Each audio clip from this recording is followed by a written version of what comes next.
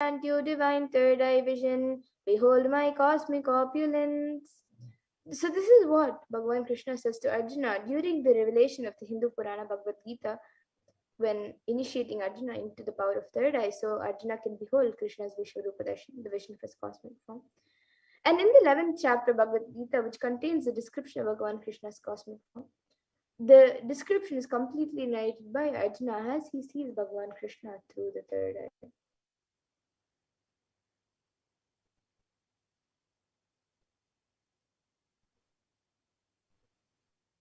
And the Atma Brahmana, the experience of Swamiji himself, inside and outside broke. The first experience is that I was able to see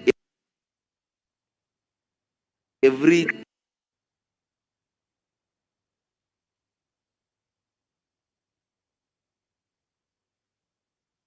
the first experience that I was able to see everything around me, above me, the whole 360 degrees, the 10 directions below me, everything.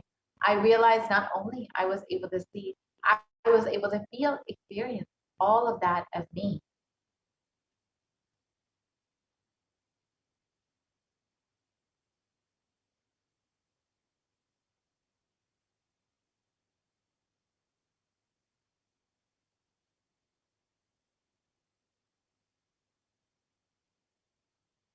Next is the Pratiksha Pramana, the observation and experimentation of this great truth.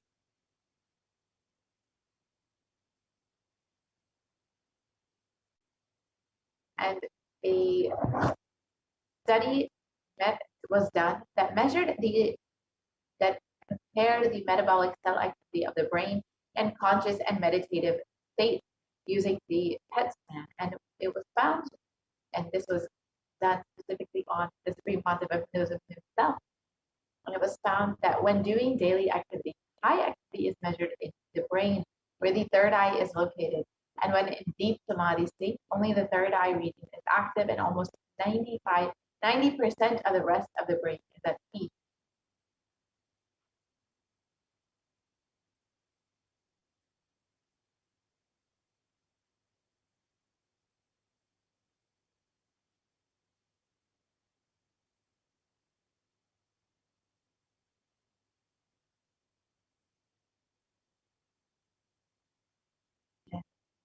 Sakshi Brahmana, the experience from the initiated disciples of the Supreme Pontiff.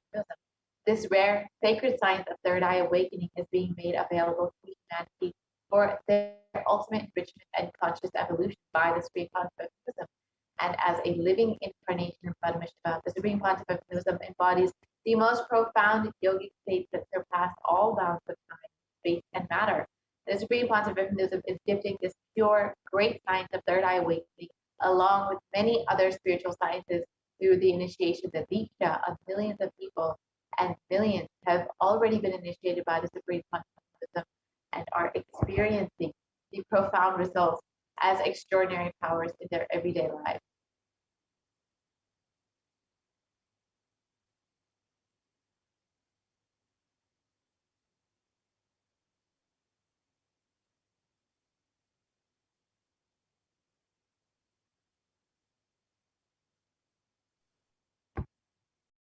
Yes, so now let us witness the live Sakshi Pramana, the live demonstration of the powers of third eye.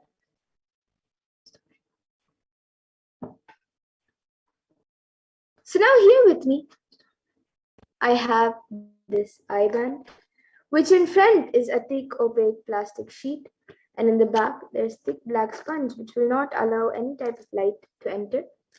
And all of you can also see the strap, so it will be tight around the eyes, and into these two sockets over here, my eyes will sit into these two sockets over here, and it will also be covering the bridge of the nose over here. So there is no way of light entering around the eyes. And this eye band is also certified by ophthalmologists, and it is usually given for people who are suffering from insomnia or who are not able to sleep properly. So this eye band will be put on my eyes by a volunteer. And once it is done, any of you watching this live on YouTube, you can put your comments live in the YouTube comment section. It can be anything that you would like me to read. So you can put your comments in the YouTube comment section and I will be reading it through the third eye. So now this eye band will be put on my eyes by a volunteer.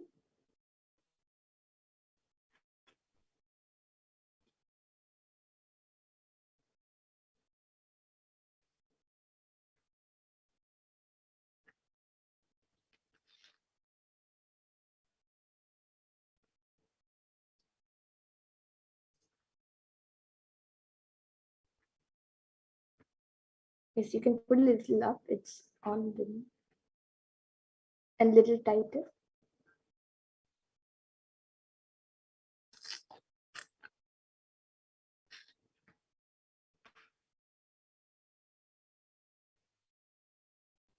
Yes, and it's yeah. Okay, so now the eye band has been put. I will be turning to my right, left, up, and down. So now the eye band has been put and there is no gaps anywhere, all of you can see. And now the YouTube comment section will be projected in front of me and we'll also be projecting it for all of you. So any of you watching us live on YouTube, you can put your live comments in the YouTube comment section. It can be anything that you would like me to read, as equals emojis, numbers, letters, words, sentences. It can be anything.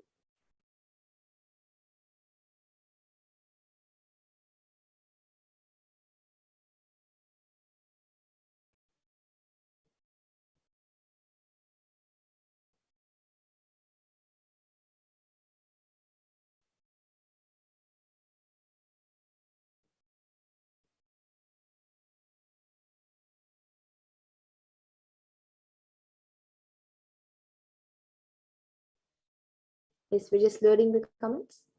We apologize for the delay.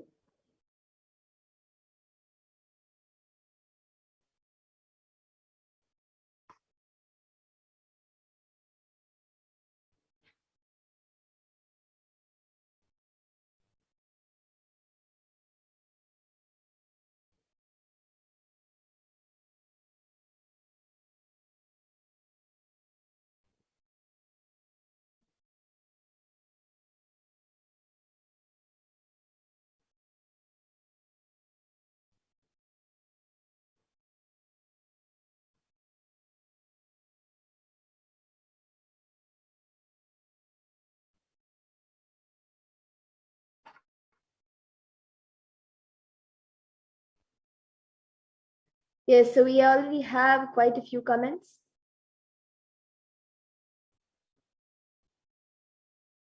And we will be projecting it for all of you in a minute. And the last comment we have is actually a contribution, Silan.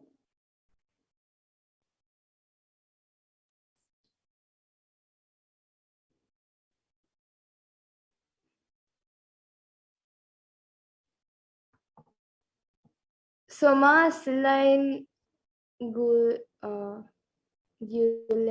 has contributed 2 CHFs. Thank you, Ma, for your contribution to Kailasa. And actually, her contribution has come in a blue box. And next to it, she has posted a sticker. She has posted a sticker with a baby and who is giving a kiss, and there is a heart coming up. And about that, the comment is from Manitya Mahajalandra Nithyananda, who has put Nithyananda Mamathura. Hope to be able to have a body scan for my husband in the next segment, please. And Namaskar emoji, blessings and gratitude, Ma. And then she has put 3 star emojis. The first is a shooting star, and then normal star, and then another shooting star, which is little smaller than the first shooting star. And then yes, Ma, we will be doing a body scan after this power of third eye. And then we have About that, a comment from Peter Vajda, who has put Paramashiva, please bless me, and then Namaskar emoji. And then Marceline, who has put a Namaskar emoji, and then a star emoji and a heart emoji. And then an upside down smiley emoji, and then an emoji which is laughing, and there's tears coming out of the eye. And then a thumbs up emoji, and then a smiley emoji with 3 hearts around the face. And then Peter Vajda has put Nityanandam and Namaskar emoji, and then above that, Paramashanta Dharma has put a Namaskar emoji, a heart emoji, then 3 Om emojis, and then a heart emoji and a Namaskar emoji. And yes, so the last comment is from Marceline, who has contributed to Kailasa. And yes, anyone else also who would like to put in your comments, you can put your comments in the YouTube comment section of anything else that you would like me to read.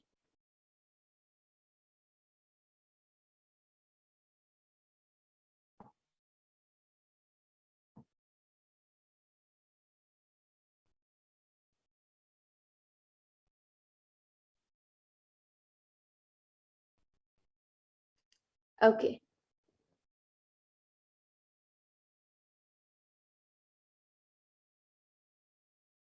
Yes, so before we move to the next power, the power of body scanning, if any of you would like to put in anything else that you would like me to read, you can put it in the comment section. It can be anything, it can even be a different language.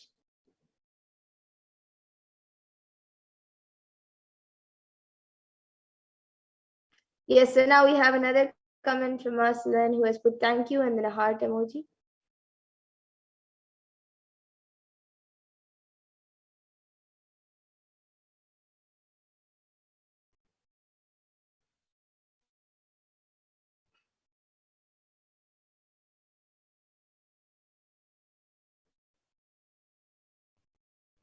Yes, okay. So now with that, we will be moving on to the next power of body scanning. Before that, I request the volunteer to now remove the eye-band. And all of you can see as the eye-band is being removed, there is nothing added or removed from the eye-band. All of you can see as the eye-band is being removed.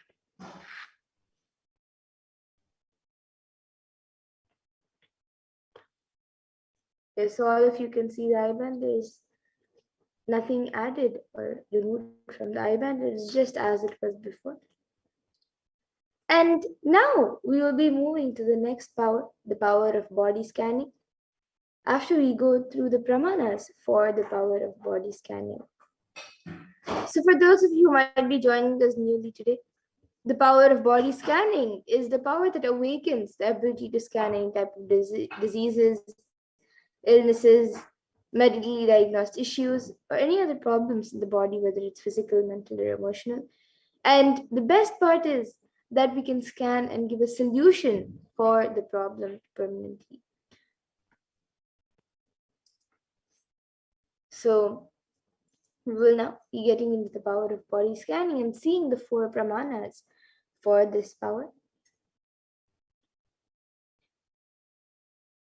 So the first is the Shastra Pramana, which comes from the Vijnana Bhairava Tantra.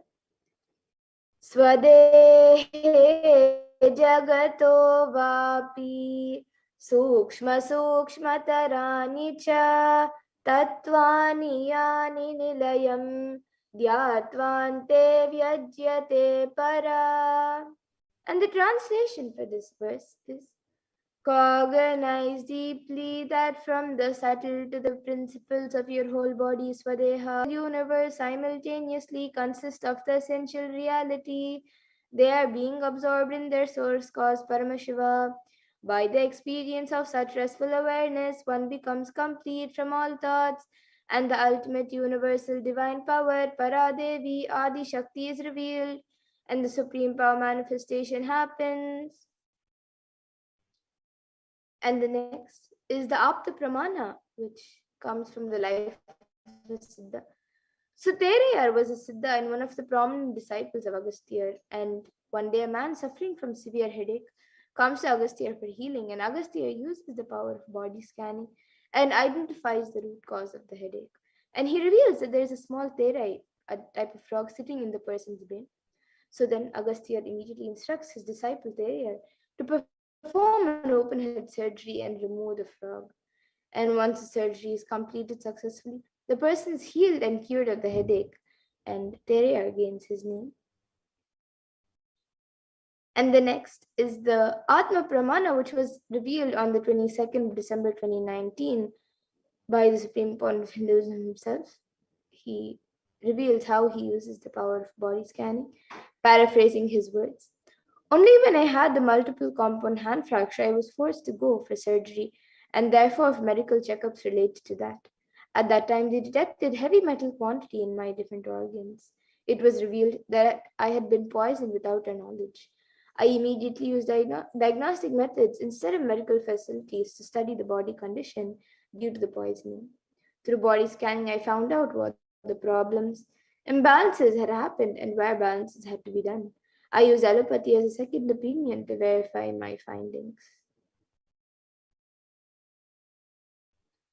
And the next is the Sakshi Pramana, which are the experiences and results of the extraordinary manifestation happening through the initiated disciples. So here you can see a few sharings of the people that have successfully manifested the power of body scanning. Here are just a few, but thousands around the world have manifested the same. Even all of you will be able to manifest this power and raise other powers as well. And now that we've seen the pramanas for this power, let us get into the live demonstration of this power, the power of body scanning. So anyone who would like a body scan can put your comments in the YouTube comment section, and we will be doing a body scan for you. We already have a comment from Ma Mahajalindra who has asked for a scan for your husband. Yes, Ma, I request if we have your husband's consent, Ma, as the consent is necessary for the power. So do we have his consent to do the body scanning for him?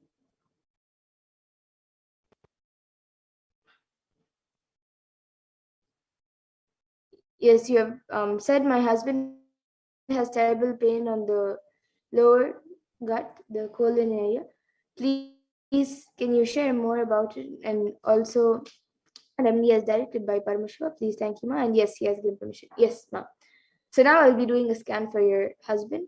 And then I also see some comments from JNN. Um, yes, I request if you can put your actual name, Ma. If you can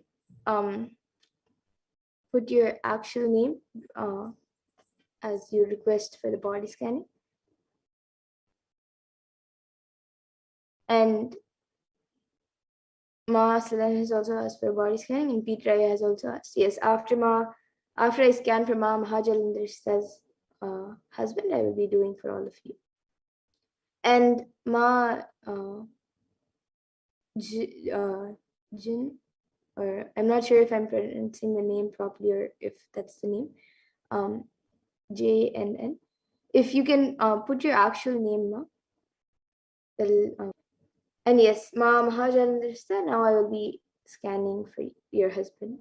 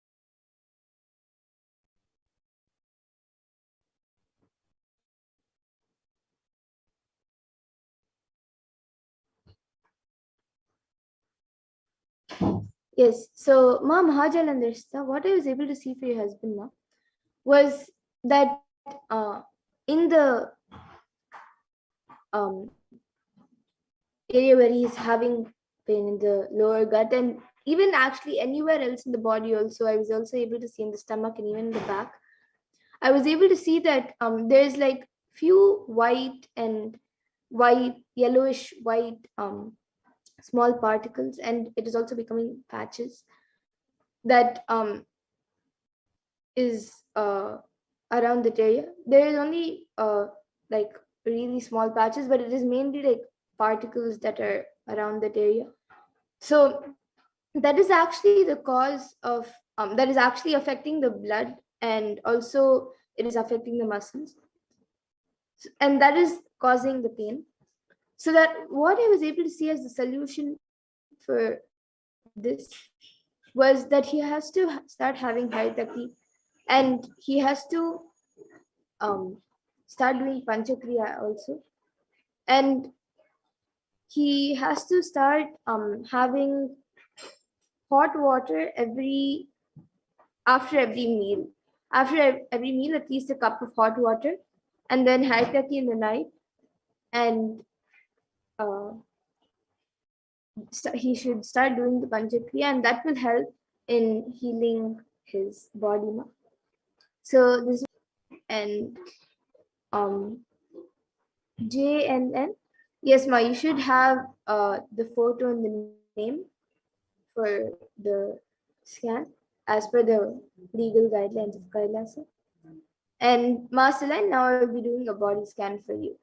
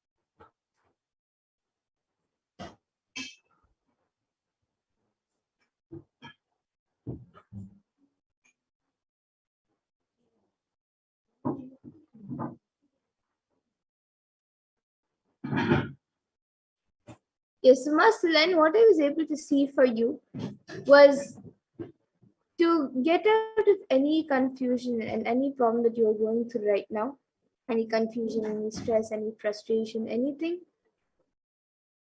Watch some satsangs and internalize those truths, and also follow those teachings as much as possible. Apply those teachings in your day-to-day life, and you will see that your day-to-day life and everything that you do becomes more and more better each day, and you will see a transformation happening in you.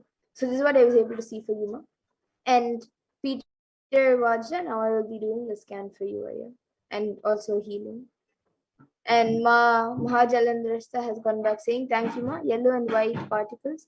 You know what they are, Ma? And do you know how long it will be before he has relief from this problem? Yes, Ma. So I was just able to see it's like small particles, Ma.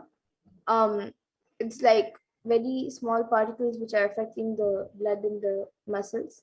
He should start doing it should actually come out of the body. That's why Paramashiva showed to do the Panchakriya, take Haritaki, and also drink lots of hot water, and that will help in uh, it getting cleansed. And then he will start getting healed. And yes, Ma Jen, uh, yeah, I will be doing a scan for you after us finishing the scan for Peter Vajraya. So Peter Vajraya, now I will be doing a scan for you.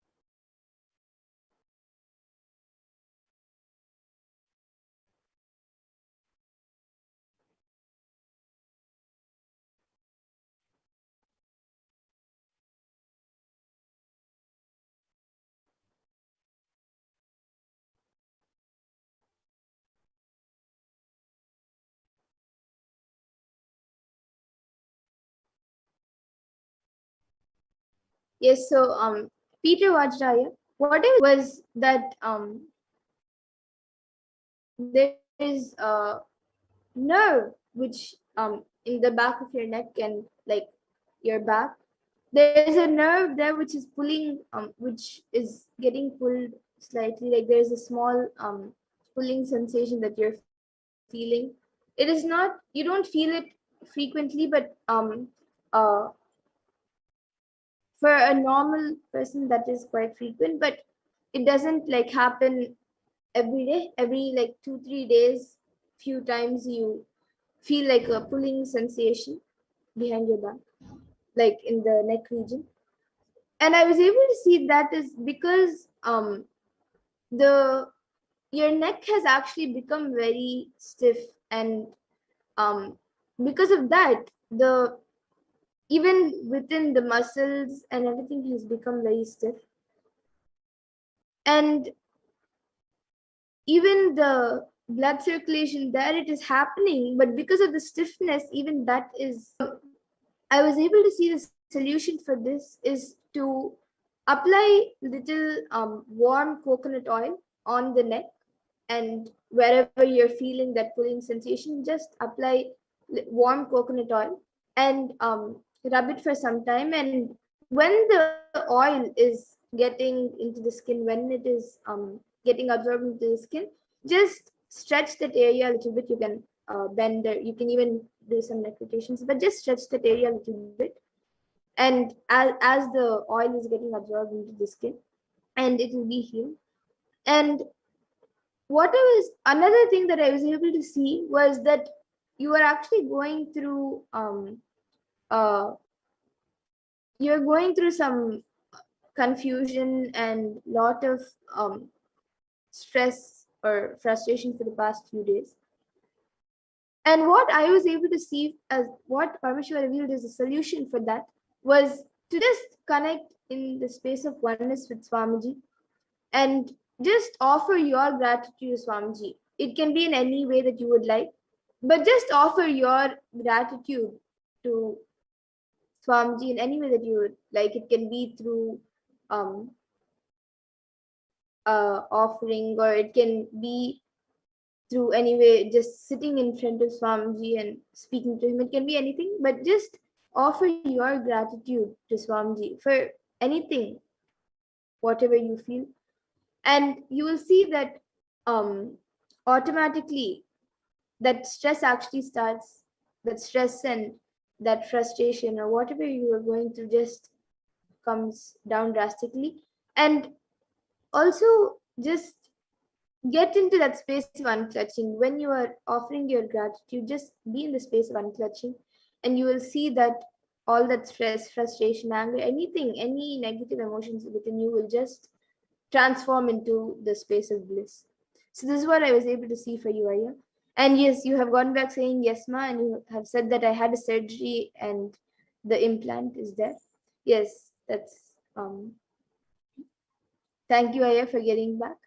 And you've also said stress, ma. Yes. Yes, thank you, Aya, for getting back. And you can do the solutions revealed by Paramashiva, and for sure you will start getting healed. And Ma Zhen Kwa, now I will be doing a scan for you.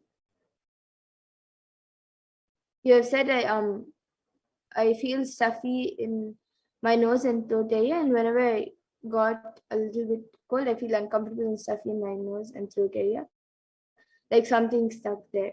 And you've also said since a child it's like that. Is there a root pattern that caused the stuffiness in my nose and throat area? Yes, now. And now I'll be scanning for you.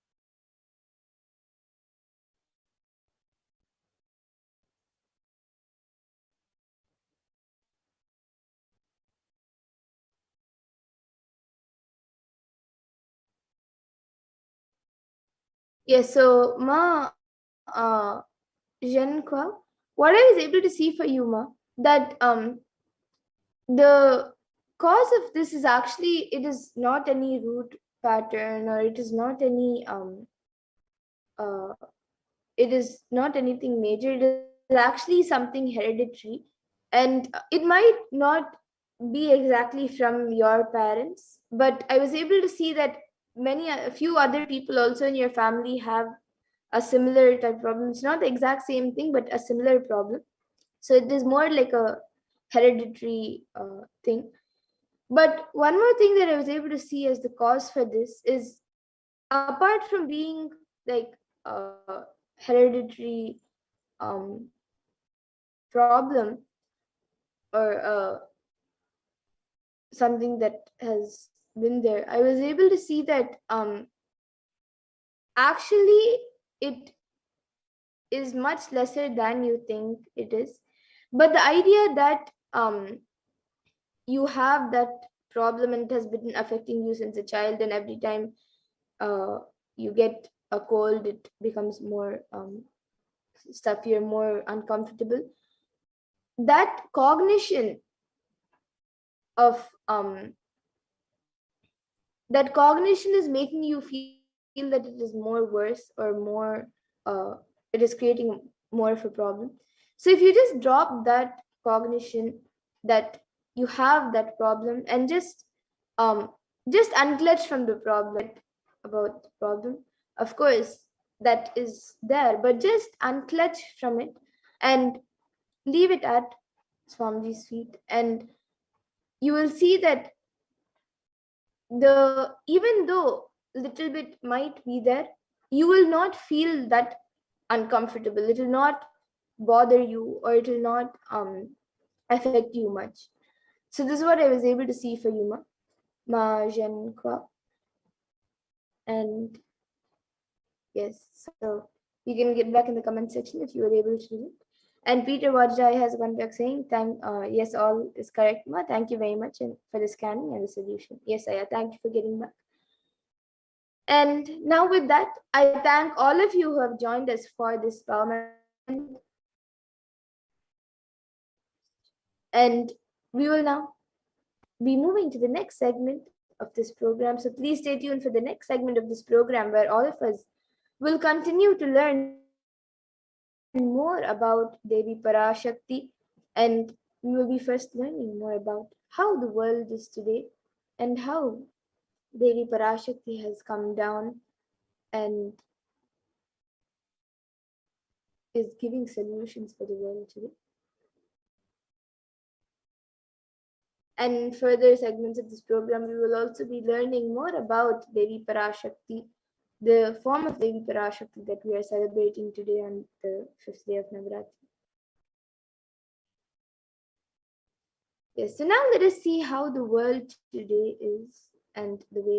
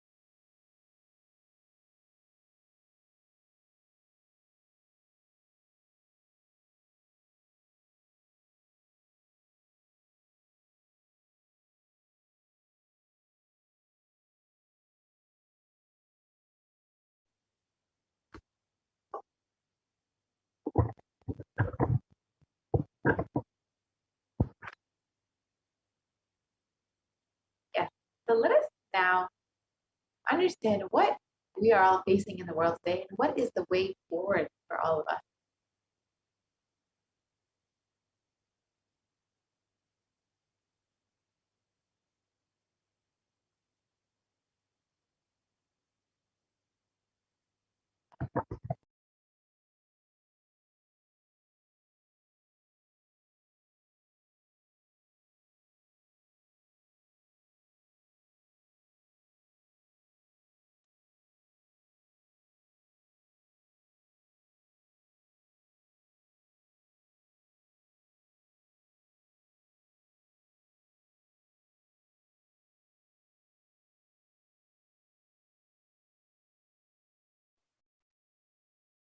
Yes. So all of us know that the world today is going through quite a lot of suffering, especially after the advent of COVID-19. So per day, additional 0.002% of population is getting infected by COVID-19. And the facts are the total confirmed cases of COVID-19 is 233 million, which is about 3% of the world as of 5 by 54 CEST on the 1st of October 2000. For 4 million confirmed deaths and almost 5 million confirmed deaths. And Healthline.com states that new COVID-19 cases have risen to more than 150,000 per day in the United States. And an average population increase per day is 174,000 per day. And so the rate of those getting infected is almost on average rate of population growth.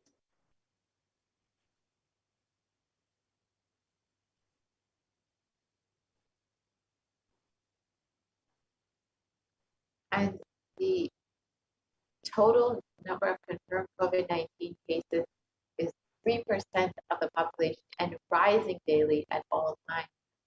And unfortunately, the quarantine, the lockdown, the vaccination have not been effective in curbing this rate of infection. Vaccinations are still not known to be the solution or even available at all times for the entire world.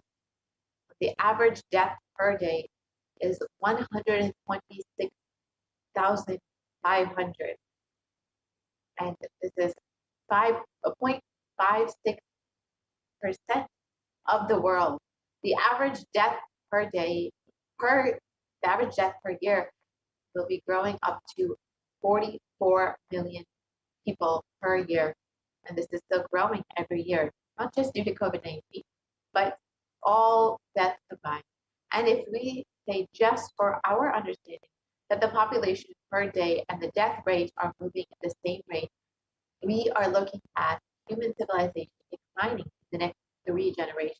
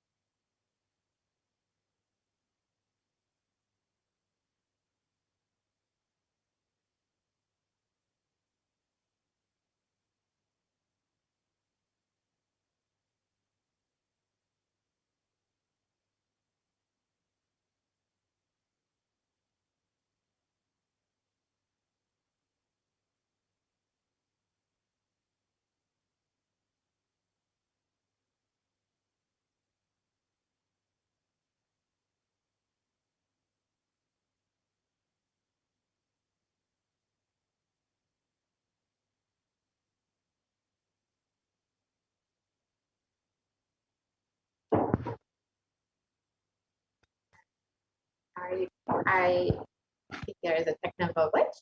And let us understand that unfortunately, the solutions that we have are not globally accessible for everyone. The sorry, go back to the previous slide, please.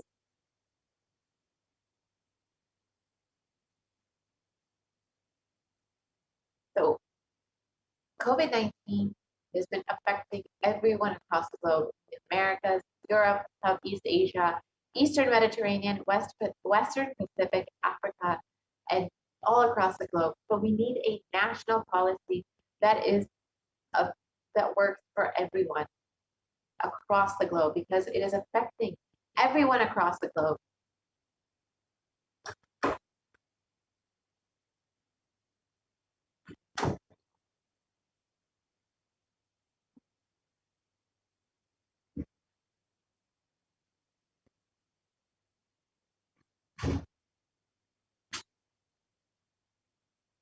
And it is not just that we are devastated by this COVID-19 pandemic, but we've been facing ongoing natural disasters and calamities across the globe.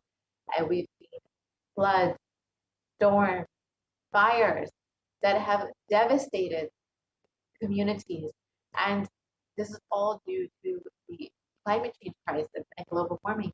And we, according to the United Nations, a new scientific report from the Intergovernmental Panel on Climate Change, the IPCC, warns that we are on a crash course towards catastrophe if global temperatures are allowed to continue rising, and the window to slow or even halt some of these worsening impacts is rapidly closing.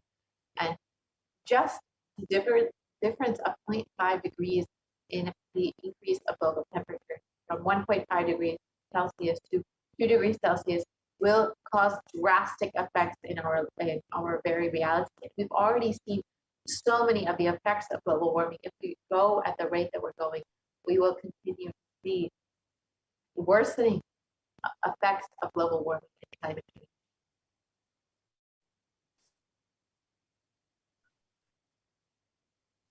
And during this time of the COVID pandemic, we have to take immediate precautionary methods and immediate precautions.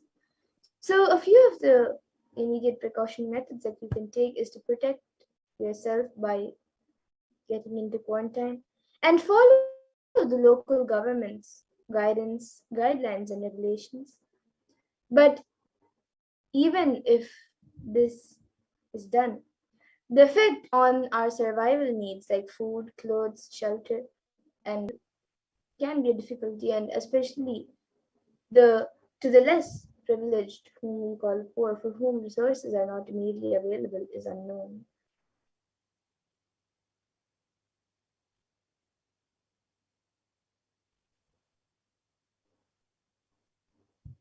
And in the Brihadaranyaka Upanishad, fourth Adhyaya, fourth Brahmanam, and fifth mantra, it defines karma in a verse, and it says, Yatakari yatachari tata tata bhavati sadhukari sadhu bhavati papakari papi bhavati punya punyena karmana bhavati papa papena. And the translation is, as it does it and acts, so it becomes by doing good. It becomes good, and by doing evil, it becomes evil. It becomes virtuous through good acts and vicious through evil acts.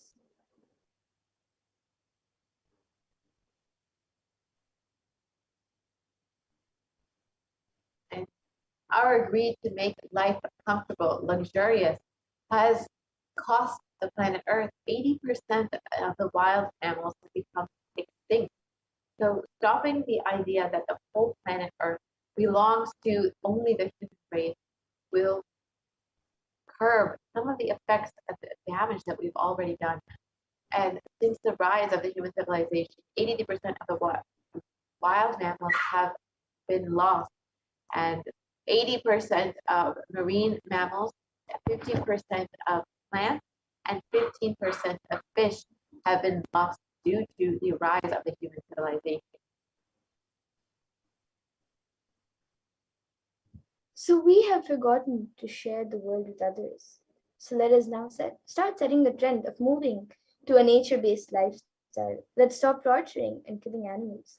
Let's drop this idea that planet Earth is exclusively for us, and let us set a trend of moving to a nature-based lifestyle.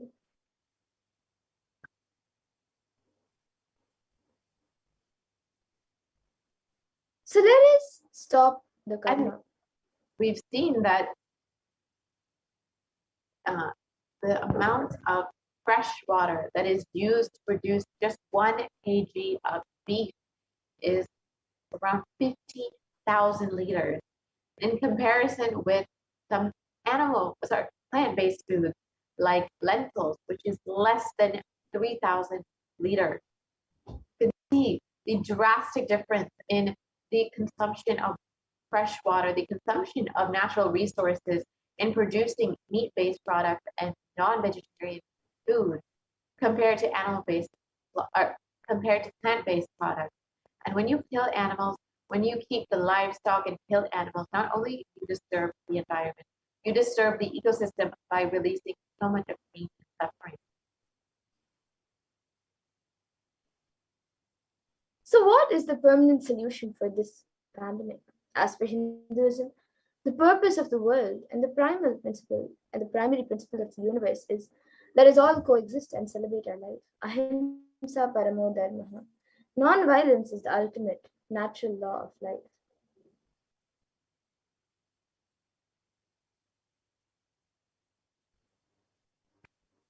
So, what is the permanent solution for this pandemic? Let us stop all of this greed, these actions from anger, lust, greed, pride, jealousy, and delusion. It is the lifestyle that Hinduism promotes, the Hindu lifestyle that will bring a permanent solution. The lifestyle of apigraha, asteya, ahimsa, the lifestyle of non-stealing, living with minimal things, and non-violence will only provide a permanent solution for humanity's ongoing problems. So, every crisis that humanity faces, Hinduism has found solutions. Hinduism is a religion which has seen at least 5 complete wipeouts of the planet Earth. And the wiping out of the civilization, and we have the knowledge, and we have recorded and documented every time when the civilization is wiped out and how we have rebuilt it.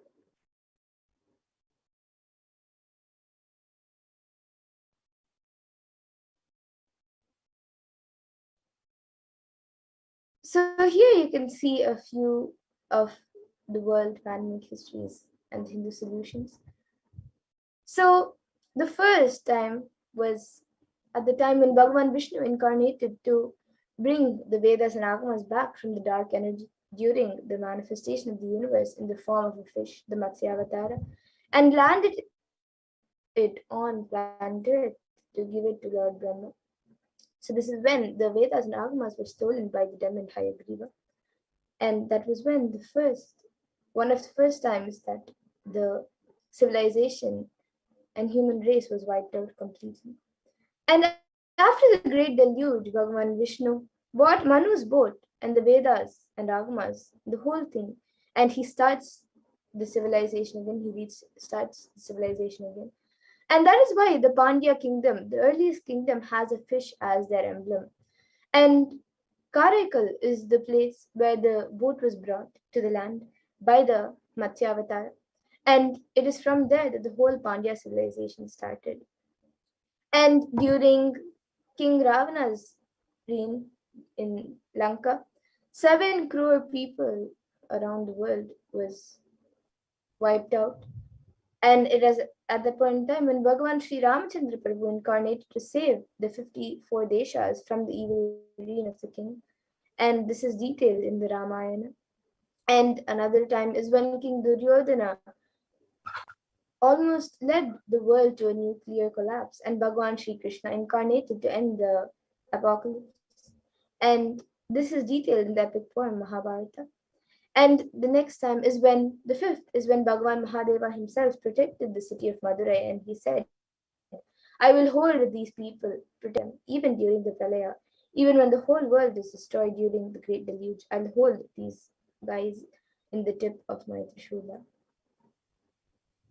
And in the Upanishads, the Rishis celebrate the happening of the incarnations who come down to liberate humans, the people from and beings from crisis.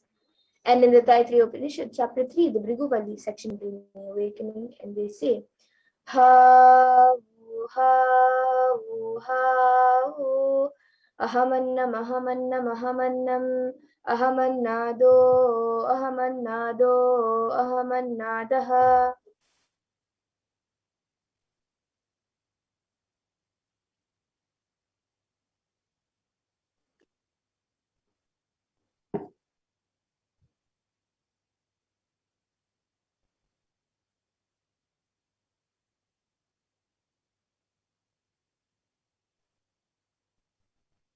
And it is the, the ultimate consciousness happens again and again as Acharya, as Guru, and as incarnation.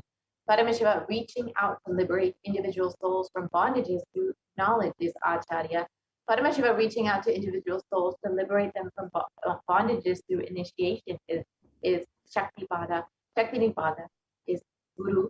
And Paramashiva reaching out to individual souls and intervening in the karmas, altering it, changing it, reducing it, and even deleting it, completing it, and changing the happenings of the past, present, and future is Leela. And the manifestations who do these Leelas are incarnation.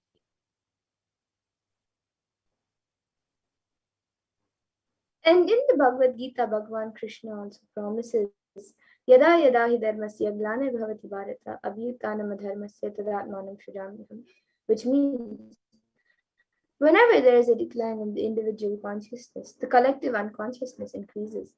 To establish the righteousness of eternal consciousness, the science of eternal bliss, Dharma Samstapanarthaya, I myself appear millennium after millennium, Sambhavami Yuge Yuge.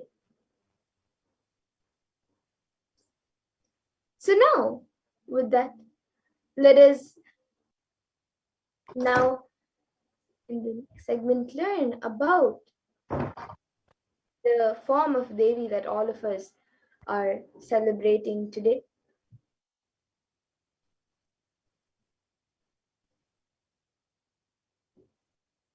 So we will be learning about the form of Brahmacharya, which bestows completion. And we will be celebrating the form of Devi in the Shayanatra column.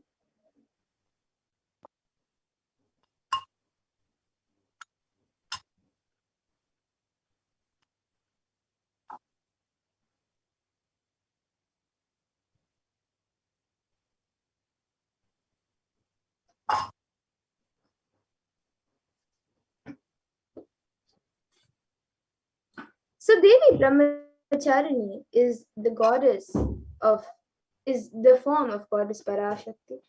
And after her self-immolation in her previous birth as Sati, she took birth again, and this time she was born to the king of mountains in the Himalayas. And in this birth, she came to be known as Parvati and she became Brahmacharya. Brahm means over here in this context means tapasya and charni means a female devotee. So an ardent female devotee is the meaning of brahmacharni. And one day Parvati was visited by Narada Muni, and Narada Muni told her that in this birth too you can get married to Lord Shiva, but for that you will need to do severe penance. At once Parvati decided that she was ready for any kind of penance.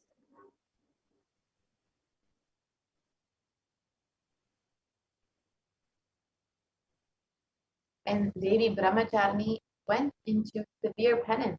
It was no ordinary tapasya. Her tapasya went on for thousands and thousands of years. For the first 1,000 years, she only ate fruits and flowers. For the next 100 years, she only ate vegetables. For the next 3,000 years, Devi Brahmacharni only ate dried leaves. This kind of tapasya or penance was different. Nobody had ever seen this kind of tapasya. And after 3,000 years, where she ate only leaves, she went on eating nothing. She gave up her purpose of life, became severe penance.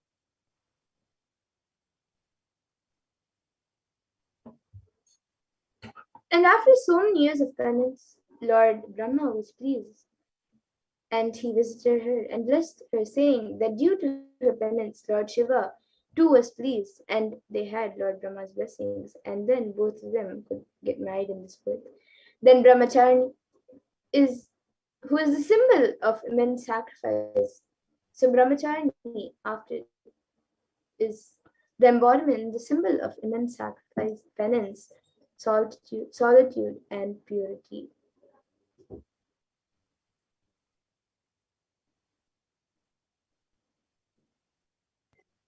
And in the there's a beautiful verse that speaks about Devi Brahmacharya, and it says, Dadanakar Padmabhyam Kshamalam Kamandalu Devi Prasidatu Mai Brahmacharini Yanuttama.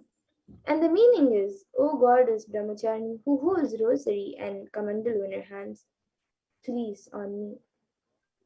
And the benefit of chanting this mantra is, by chanting this mantra, it bestows upon one the beauty and kindness of the soul and the body.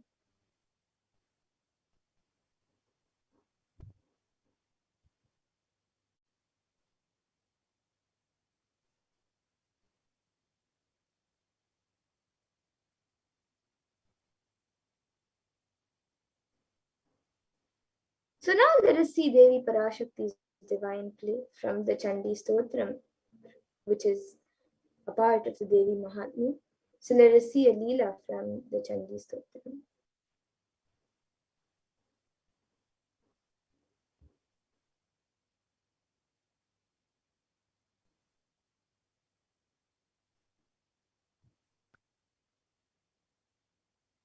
In the Devi Mahatmya, chapter 6, it details the demon king Shumba and Nishumba sending their chieftain Dhumralochna to fight Devi Parashakti. And Devi Parashakti's compassion on liberating us from delusion of intensity is explained in this chapter, this description. You are sent by the Lord of the Asuras, mighty yourself and accompanied by an army. If you thus take me by force, then what can I do to you? The Rishi said, thus told the Asura Brahmalochna, rushed towards her, and thereupon Ambika reduced him to ashes with a mere eve of the sound hum.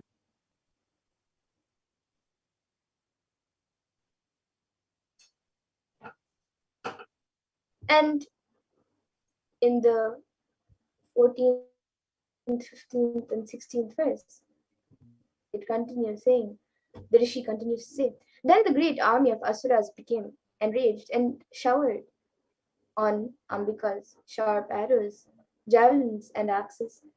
Then the lion, the vehicle of Devi, shaking its mane in anger and making the most terrific roar, fell on the army of the Asuras. Some Asuras it slaughtered with a blow of its forepaw, others with its mouth, and other great Asuras by turning over with its hind legs.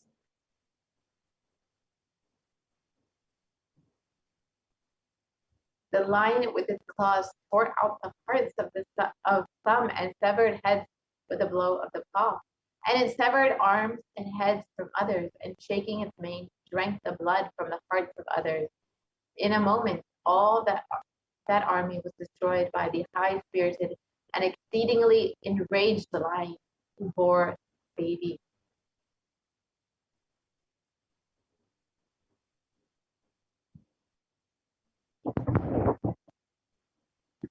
And the irony of this happening is that in the beginning, King Shumba and King Nishumba wanted to marry Devi and sent their messengers to woo her. But just as she declined, the rage of desires not getting fulfilled, the same kings tried to attack her. In our lives also, blinded by greed and desires, we fail to see we are hurting the ones we desire.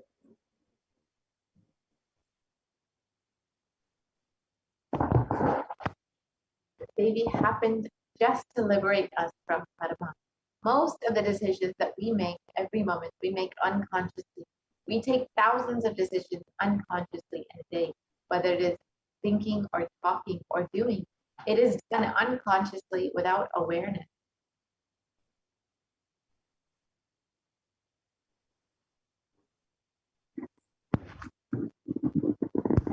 And that is the reason we are not able to connect the cause and the effect of many things that happen in our lives. We always think we have been dished out unfair results. We are blissfully unaware that it was we who caused the effects. We made it happen by way of unconscious living and ended up incurring more karma. And there is a way to again and again remind ourselves not to collect karma and to live without the influences of the earlier incurred karma. This first step is to have a clear understanding that karma is powerless in the presence of an incarnation of Swamiji himself.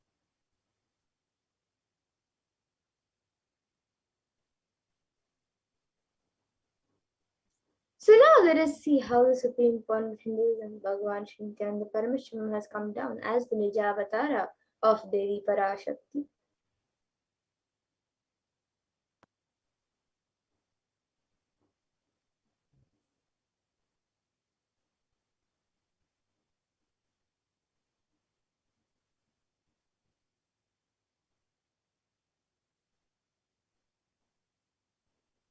The Kailasa'S Sarvapita, rare sacred lineage of constantly carried over in an unbroken progression from the ages, the chosen emissaries of Lord Paramashiva and Devi Parashakti, the Guru Mahasannidhanam, the concepts of Kailasa'S Sarvapita are the direct representatives of the cosmos.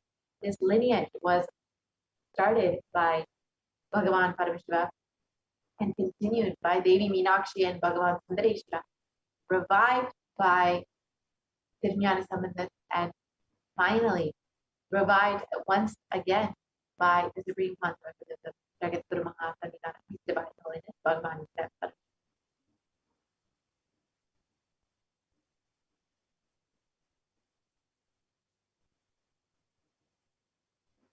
And on the 27th of April 2012, Srila Sri Nithyananda Sri Jnana Sambandeshika Paramacharya Swamika, the Supreme Point of Hinduism, was formally appointed as the 293rd Guru Mahasannidhanam of Kailasa'S Nithyananda and is the lawful successor, descendant, and inheritor, invested with all the powers, duties, obligations to perform the rituals, spiritual, religious, and customary rites vested in the Kailasa'S Nithyananda and has been reviving its spiritual, religious, and linguistic epicenters to its original glory. So let us now watch a short video on the history of Madurai Adi.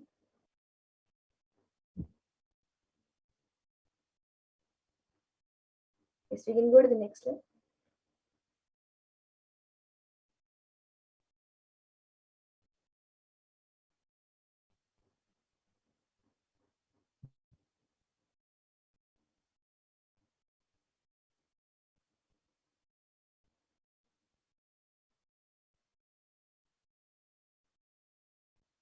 Yes, we can play the history of Madurai Adi.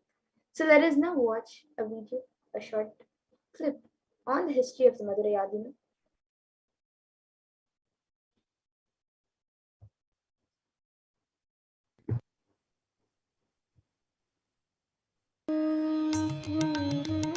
The ancient temple town of Madurai in southern India boasts of a 2,500-year-old history of spirituality. Historians trace Madurai's existence back to the 3rd century BC, making it one of the oldest continuously inhabited cities of the world. Legend says that Madurai was established by the cosmic mother herself, who incarnated as Princess Meenakshi, daughter of the pious king Malayadwaja Pandian. An able queen and a fearless warrior, Meenakshi expanded her empire right up to Kailash in current China. But when she came face to face with the Lord of Kailash, Shiva himself, she recognized him as her eternal consort and dropped her arms to become Shiva's companion for life. Along with Shiva, also known as Sundareshwara or the beautiful Lord, Meenakshi reigned over her kingdom for a glorious 166 years. In course of time, with the rise of Jainism as a religious force, Madurai too fell to its powerful influence and Shaivism all but vanished from the sacred kingdom where Shiva himself had once walked the earth. The renaissance of Shaivism in Madurai was the sacred task of a child incarnation, Tirunjana Sambandar, one of the four visionary saints of Shaiva Siddhanta tradition. The story goes that as a baby, Tirunjana Sambandar was once nourished by the milk of enlightenment from the cosmic mother herself. This child prodigy arrived in Madurai to effortlessly defeat the learned Jain monks with his wisdom, healing powers, and spiritual prowess, and restored Madurai to her beloved religion, Shaivism, by reviving the ancient Madurai Adinam and the Meenakshi temple, which had fallen to desolate ruin. Madurai Adinam is today the world's oldest living Hindu organization, with a recorded history alone spanning a glorious 1,500 years and an unbroken lineage of illustrious pontiffs to this very day. Over the centuries, Madurai Adinam has been patronized by the likes of Tipu Sultan, Robert Nobili, and the poet saint Vallalar. The pontiff of the Madurai Adinam is known by the title Guru Mahasannidhanam and inherits the responsibility of carrying forward the traditions of Tirunjana Sambandar's sacred work.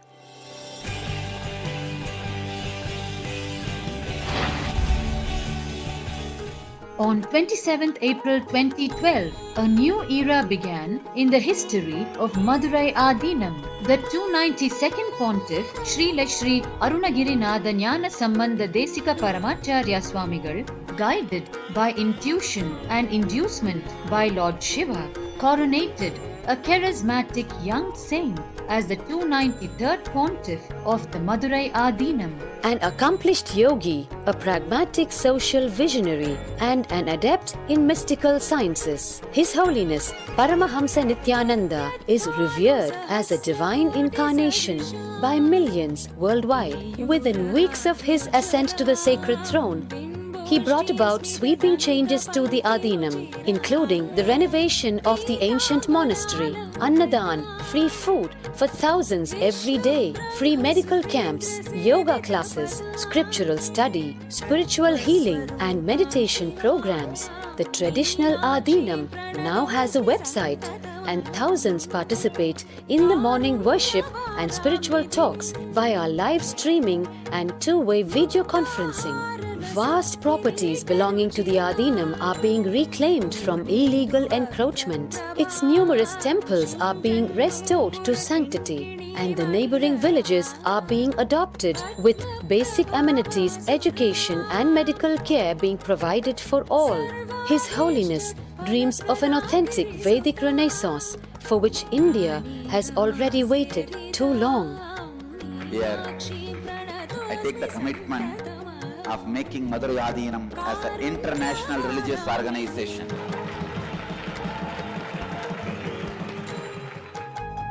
We will fulfill all the responsibilities of Madurai Adinam, make Hindu tradition, Saiva tradition alive, revived, lived, celebrated all over the world.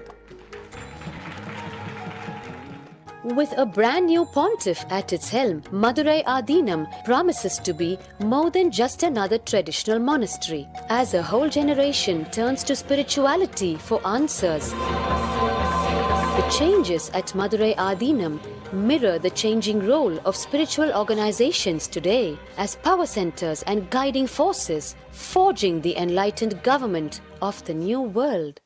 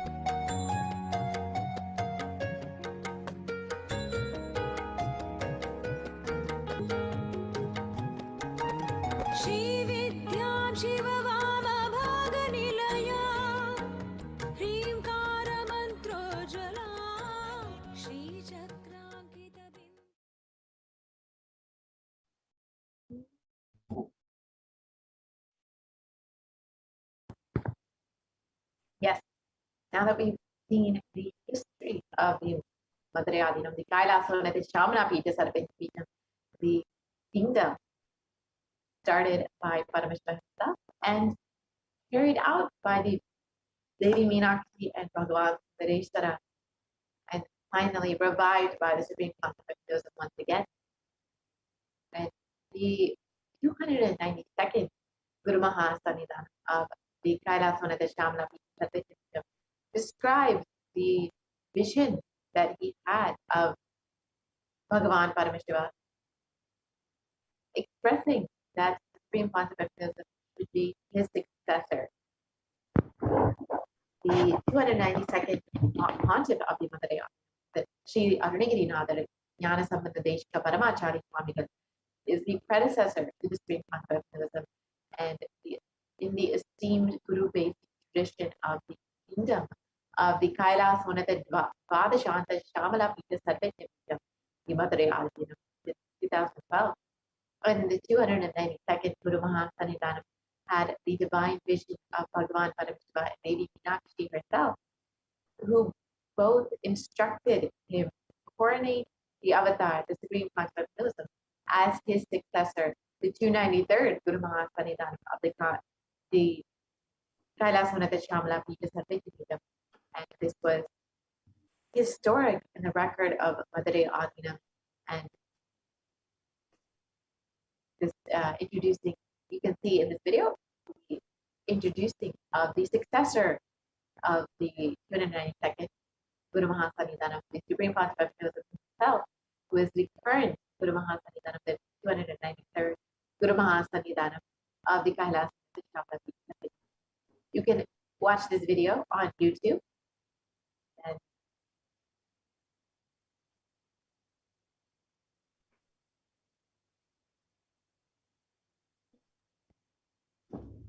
yes, we can now go. So here you can all see how you can see the Supreme Pontiff Hinduism being coordinated as the 293rd Jagat Guru Mahasanidhanam of the Kailasa'S Shamala Pita Sarvajya Pita.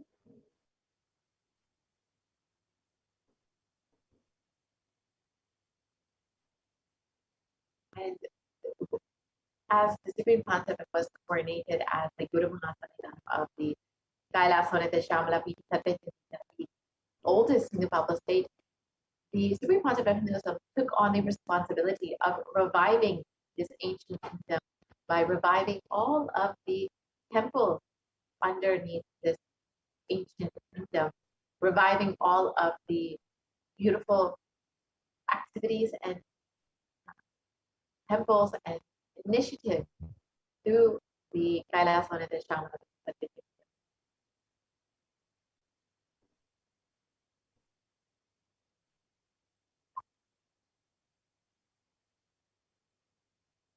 And here you can see the Supreme Pontiff Hinduism declared as the successor of the Arunachala Sarvanya Pitam in the Guru Parampara of the Arunachala Sarvanya Pitam, of the Arunachala lineage at the age of 16 on the 24th of May 1994. So you can see the Guru Parampara starting from Yogi Raj Yogananda Puri, Isaki Swamigal, then Mataji Vivekananda Puri, and then finally the Supreme Pontiff Hinduism as the next successor, the present head of the Arunachala Sarvanya Pitam.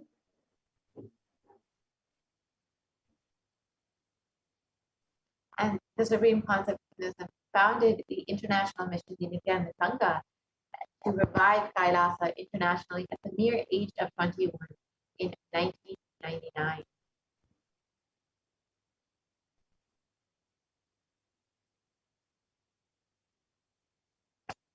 And the Supreme Pontiff Hinduism founded the Adi Kailasa Sarvanya Pitam at the age of 24 on the 4th of November 2002.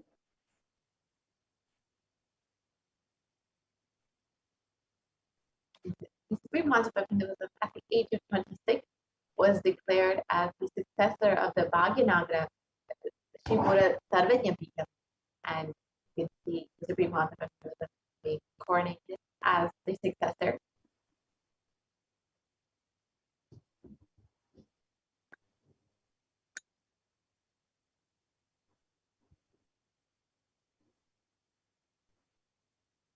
And the Supreme Pontiff of Hinduism was coronated as the incumbent emperor of the Suryavamsha Sarangi Samrajyam of the Suryavamsha lineage at the age of 26 on the 31st of December 2004.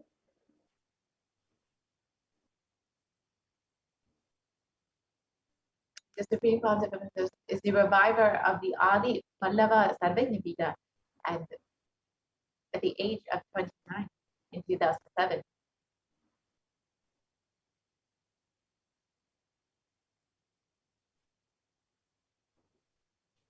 And the Supreme Pontiff of Hinduism is also coronated as the successor of the Kashi Sarvajñapītam at the age of 30 in 2008.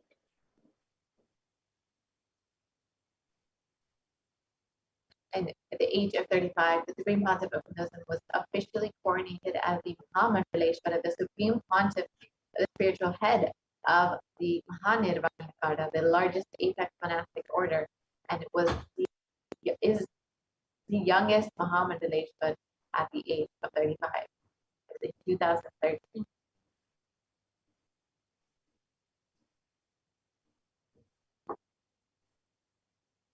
And the Supreme Pontiff of Hinduism was also declared as the Acharya Mahamandaleshwar of the Attalakala, the oldest monastic order in Hinduism established by Mahaganapati himself, by the Acharya Mahamandaleshwar Sukadevanandaji, and then incumbent spiritual head of the Attalakala at the age of 35. So at the age of 35, Swamiji was declared as Acharya Mahamandaleshwar of the Attalakala in 2013. And the Supreme Pontiff of Hinduism was coronated at the age of 36 as the Guru Mahasannidhanam of the Tanjavur Adinam in 2014.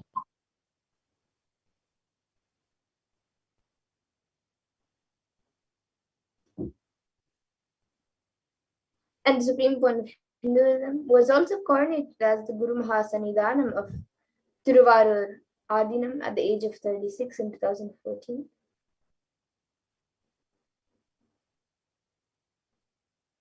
And the Supreme Pontiff of Hinduism at the age of 36 has been coronated as the Guru Mahasannidhanam of the Vedaranyam Adinam in 2014.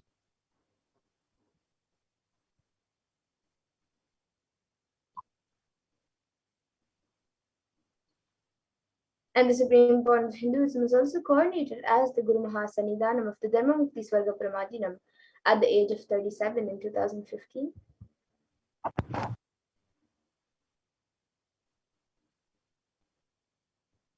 And at the age of 37, the Supreme Pontiff of Hinduism Mahasannidhanam of the Adipita Koladamata in 2016.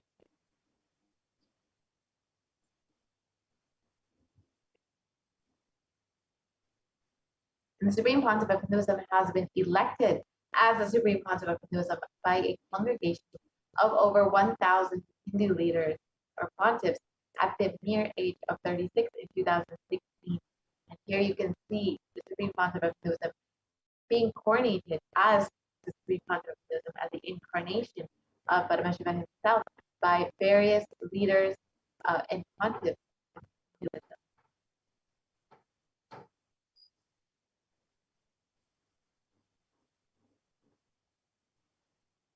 And the Supreme Pontiff of Hinduism is also revered as the most prolific, most viewed guru in the digital world. And thousands of followers of Hinduism have read and watched his have read his books and watched his videos, and he is read and watched by 1 billion plus followers of Hinduism.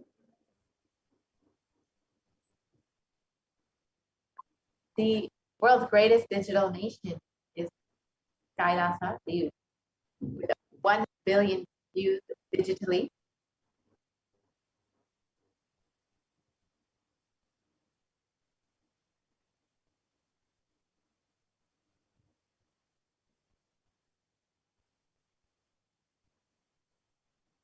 Yes, we can go to the previous slide. And this includes over 1,100 Facebook pages, 50 websites, 102 Instagram channels, 70 initiatives, 458 YouTube channels, 128 Twitter channels, and many more.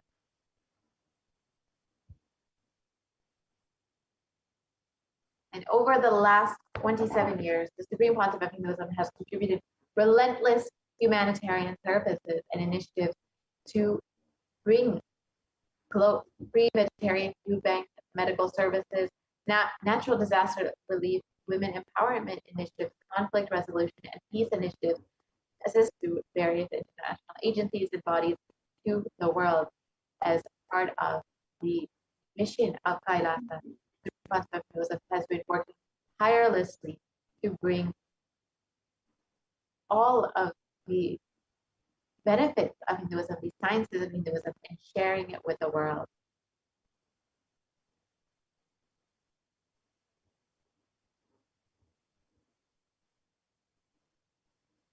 And here you can see a few of the global initiatives. So the Supreme Pontiff of Hinduism has authored 300 books and 10,000 articles in 3 different languages, which are English, Tamil, and Sanskrit. And these have been translated into 50 languages with over 1,000 titles. So you can see here the English books and the French books.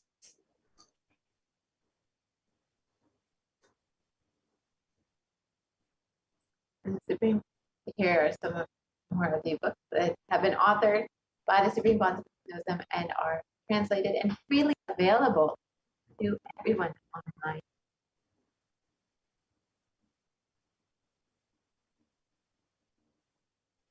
And the Supreme Pontiff of Hinduism has over 20 million copies of books and articles sold, read, and downloaded.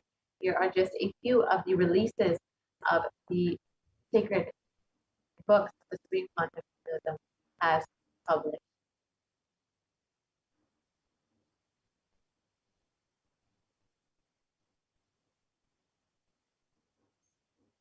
So Swamiji has also established the Supreme Pontiff of Hinduism has also established the largest Hindu library with over 1 million books, 1 million Pali scriptures, and over 20 million digital books.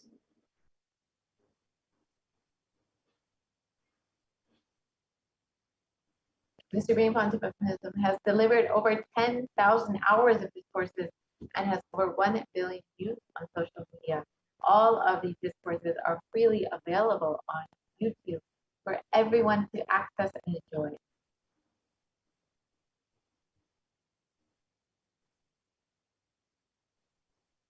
And the Supreme Pontiff of Hinduism is also respected as a commentator of all sacred scriptures such as Upanishads, Bhagavad Gita, Shiva Sutras, Brahma Sutras, Yoga Sutras, Ashtavakra Gitas, Jain Sutras, and much more.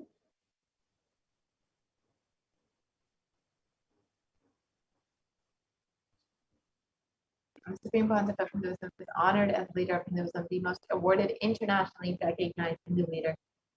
The Supreme Pontiff of Hinduism has been recognized by various delegates, Senate, government officials, mayors, business and influencers from all over the world, influential people from all over the world who have recognized the tireless hard work and contributions of the Supreme Pontiff of Hinduism.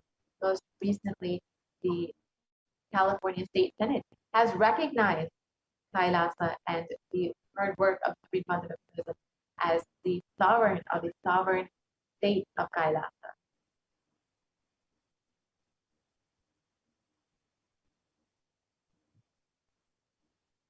And the Supreme Pontiff of Hinduism has also been acclaimed as one of the top 100 spiritually influential living personalities by Watkins Mind Body Spirit magazine.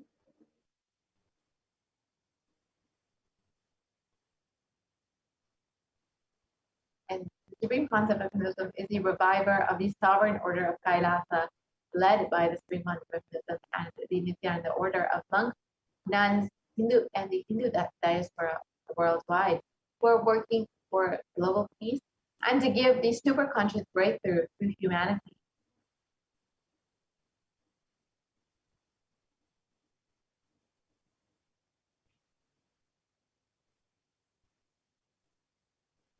And the Supreme Pontiff of Hinduism is the establisher of the largest Hindu university in the world with satellite campuses in 150 countries.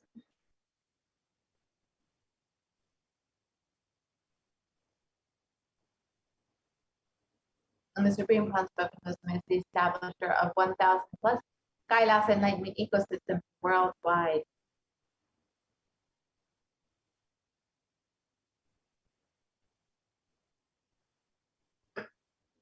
And the Supreme Pontiff of Hinduism is the founder and reviver of over 100 Sarvagnapitas around the world.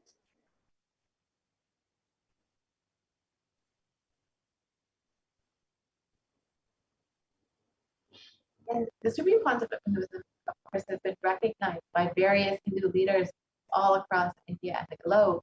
And the late Mahant Narendra Giriji Maharaj, the president of the largest apex body of Hinduism, the Akhila Bharatiya Akara Parishad, the group of 13 Akaras and over 2 crore sadhus, in India, has welcomed the Supreme Pontiff of Hinduism, Jagadguru Mahaswaminanda Bhagavan Nithyananda Paramashivam, as one day Supreme Pontiff of Hinduism, Bhagavan Nithyananda Paramashivam Swamiji, is going to be called as the Vishwa Guru, the Guru of the whole world, and he is going to be the spiritual guide for the whole world, and peace will spread in the whole world.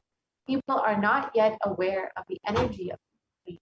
In reality, Swamiji is the Varupa, the form of Bhagavan, God himself, and we are offering our prayers not just to a Guru, but to an embodiment of Bhagavan. I am sure that Swamiji must have done intense penance, tapas in his childhood, and merged into God, as a result of which he is expressing this divine power of God.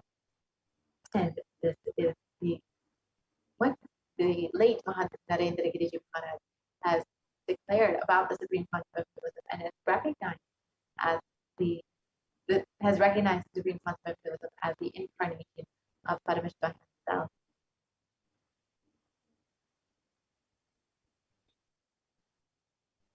And various other Mahants and heads of various Akaras have also spoken about the Supreme Pontiff of Hinduism. So Sri Shanti Mahaswamiji, who is the head of the Kolda Math, which is the oldest recorded Mata in Karnataka dating back to more than 6,500 years, declares with his authority, he says, whenever humanity falls into suffering and pain, Ishwar, the divine himself, does austerities, tapas, for the upliftment. Ishwar is the embodiment of the divine light. Nithyananda Maharaj is seated as the embodied divine light, spreading world peace and serving the whole of humanity from India. Nithyananda is a treasure house of jnana, sacred knowledge. So this is what Sri Shanti Mahaswamiji has shared about the supreme point of Hinduism.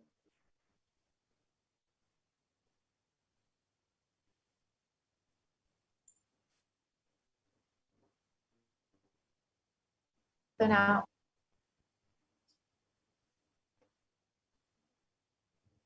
in this next segment, we will be understanding Bhagavan Nithyananda Paramashivam happening as the Guru.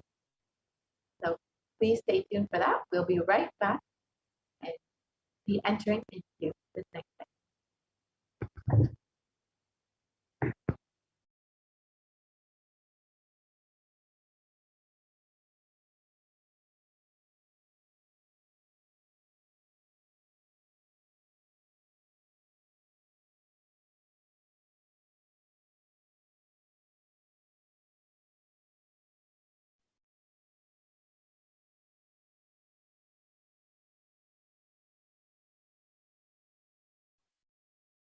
Yes. So now that we have Bhagavan Nithyananda Paramashivam happening as Guru.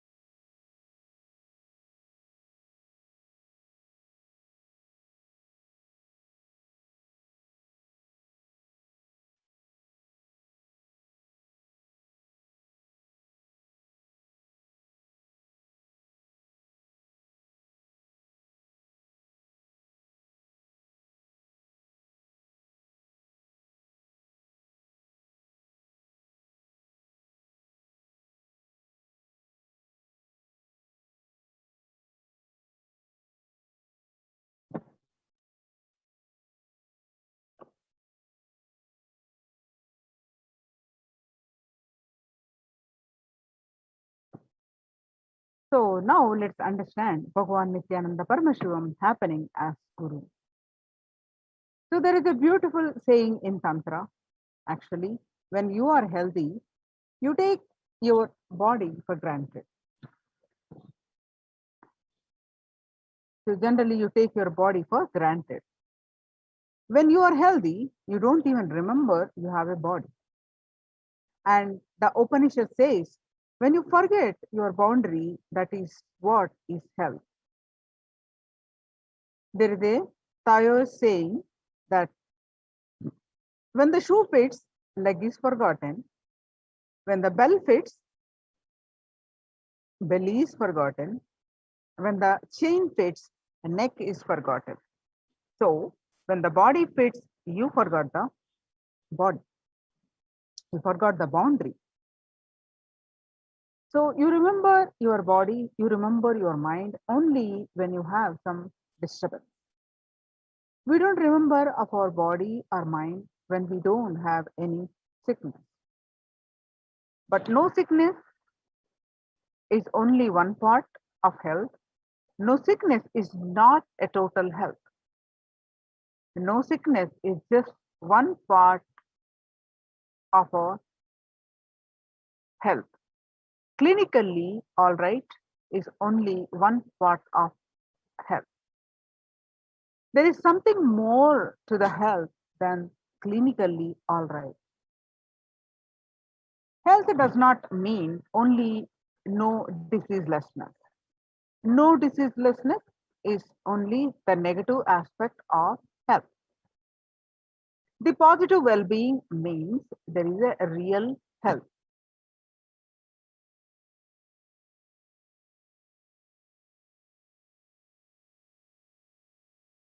The continuous positive attitude in the body and in the mind, it is not just no sickness. No sickness cannot be health.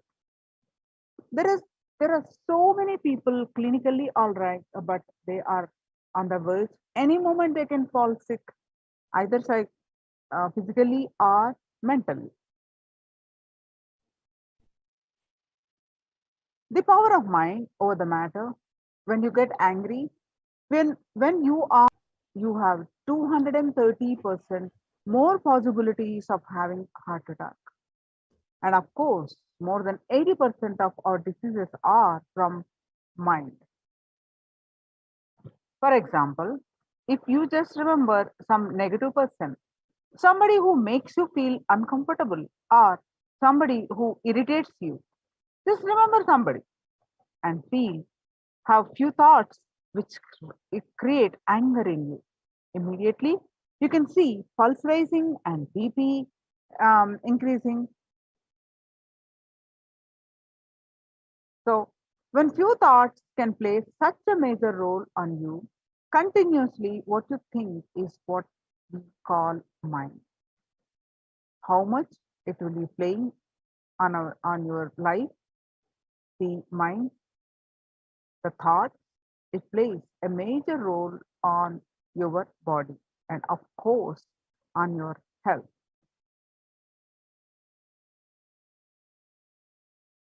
So when your body and mind is eased with each other, you are in heaven.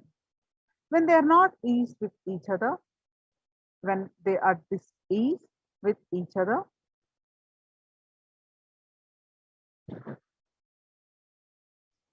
And the experience of consciousness is the ultimate cure and the ultimate technique to prevent not only the diseases, not only the illness, but the very cycle of birth and death. Of course, the very cycle of birth and death itself is a basic disease. The very cycle of birth and death that happens because you forget you're the energy, you forget you're the consciousness. The cycle of birth and death is the first disease.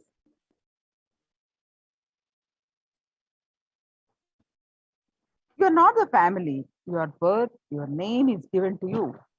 You are not the name. The form is the board where you live. It is not you. So when you understand exactly what is you, when you try to go to a little deep and experience the consciousness. When you will see the basic diseases also can be cured and prevented. The ultimate disease, the idea, I am the body, also can be cured and prevented. So let you work towards the spiritual experience, towards the glimpse of consciousness and experience the eternal bliss.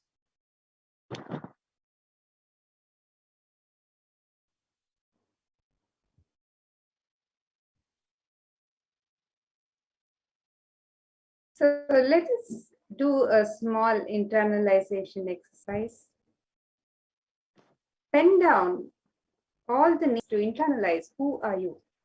So pen down all the names you associate yourself with, what you call you, what others call you, how you would rather be called anything. For example, Manu, Chotu, Sarita, David, any nicknames.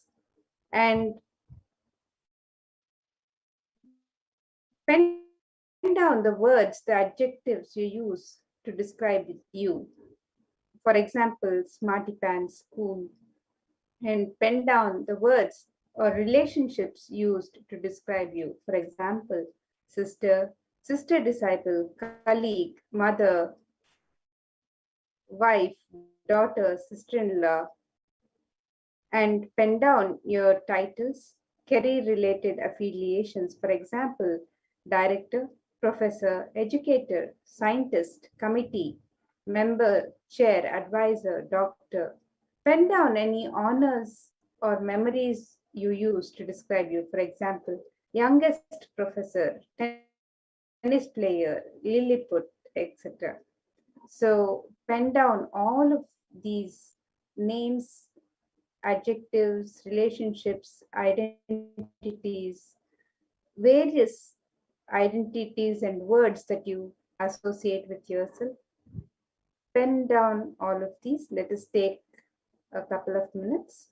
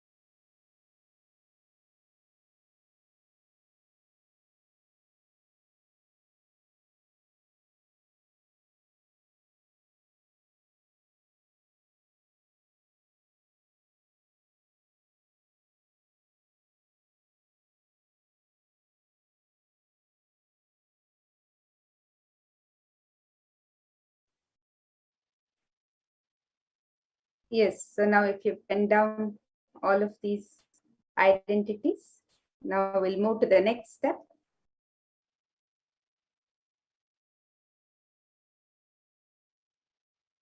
So now contemplate on who are you. So, who Go are you? Go back to read what you have written. Every association to describe yourself is in relation with your body, its description, its capabilities. Yes? But do you agree that the list is not comprehensive? Even if you have written 1 hour or 2 hours, it is not at all comprehensive. It doesn't include your ideas, your beliefs, your views on democracy, what you call your ideas. Contemplate while you think you are your ideas, but at the same time, you are describing yourself through the idea of body.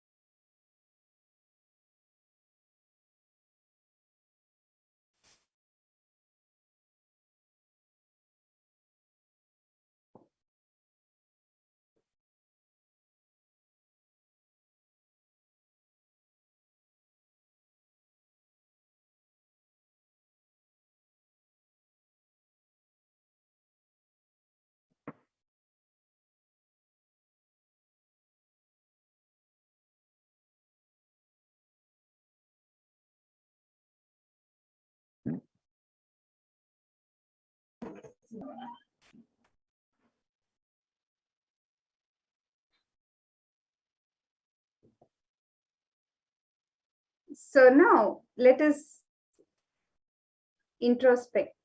Who are you? Let us go one more step further. The ideas, the beliefs, are these the same as they were 5 years ago? Let us take a few examples to answer these. Did you agree with the country policy a year ago, 5 years ago, 20 years ago? Did you agree that global warming was real?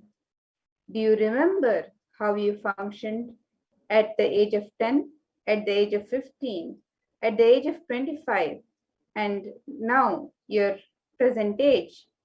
Surely you might find that your beliefs have changed over the years. And just look, had you grown up in a different country, in a different circumstances, your beliefs, your food taste, lifestyle might have been completely different.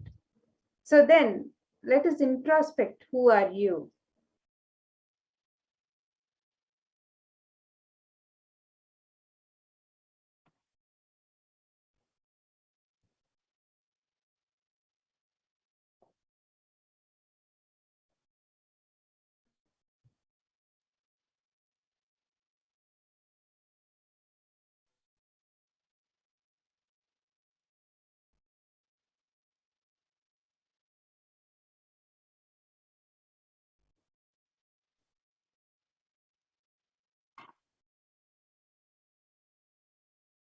So now let us do meditation, preventive and curative.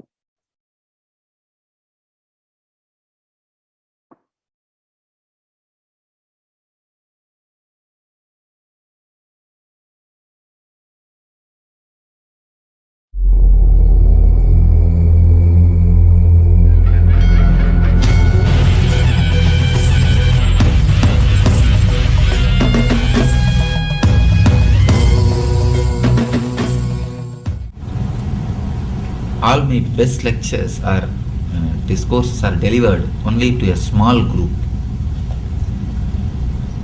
She was telling me, she was just introducing me, she was telling,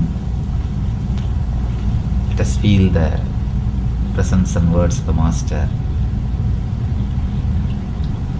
You can feel anything great only when the group is small. Only when the group is small. Every society, every religion, every country They put all their effort, all their money, all their energy in curative measures. Oh, so many hospitals, so many other ways, healthcare center, these, that, so many things for curative. But I don't know why people are not putting so much of effort to prevent. There is a beautiful saying in Tantra. Actually, when you are healthy, you take your body for granted. You take your body for granted. When you are healthy, you don't even remember. And the Upanishad says, when you forget your boundary, that is what is health. There is a Taoist saying, when the shoe fits, leg is forgotten. When the belt fits, belly is forgotten. When the chain fits, neck is forgotten. So when the body fits, you forget the body. You forget the boundary. That is the reason we never take any steps to prevent. You remember your body, you remember your mind only when you have some disturbance. We don't remember our body, our mind, when we don't have any sickness. But no sickness is only one part of health. No sickness is not a totality of health. No sickness is just one part of health. Clinically all right is only one part of health. There is something more to the health than clinically all right. The positive well-being, feeling of positive well-being is what I call health. Health does not mean only the no diseaseness. No diseaseness is only the negative aspect of health. The positive well-being means that is the real health. I can say being healthy means feeling a well-being, a continuous positive attitude in the body and in the mind. It is not just no sickness. No sickness cannot be health. There are so many people clinically all right, but they are in the verge. Any moment they can fall sick, either physically or mentally. Meditation does a wonderful job in curative field and as well as the preventive field, to cure and to prevent. In both field, meditation does miracles. One of our devotee and is a doctor. There's a lot of research on this meditation, on this mind matter, mind over the matter, and this body, mind, spirit. In his research report, he says the power of mind over the matter, when you get angry, when you are in disturbed mood, you have 230% more possibility of getting heart attack. 230%. And some of his researches are amazing. I think shocking, not even amazing, it is shocking how much the mind plays over the body. Dale Carnegie says, whether Jesus saves or not, we don't know, but prayer saves. The very attitude or very prayer that saves.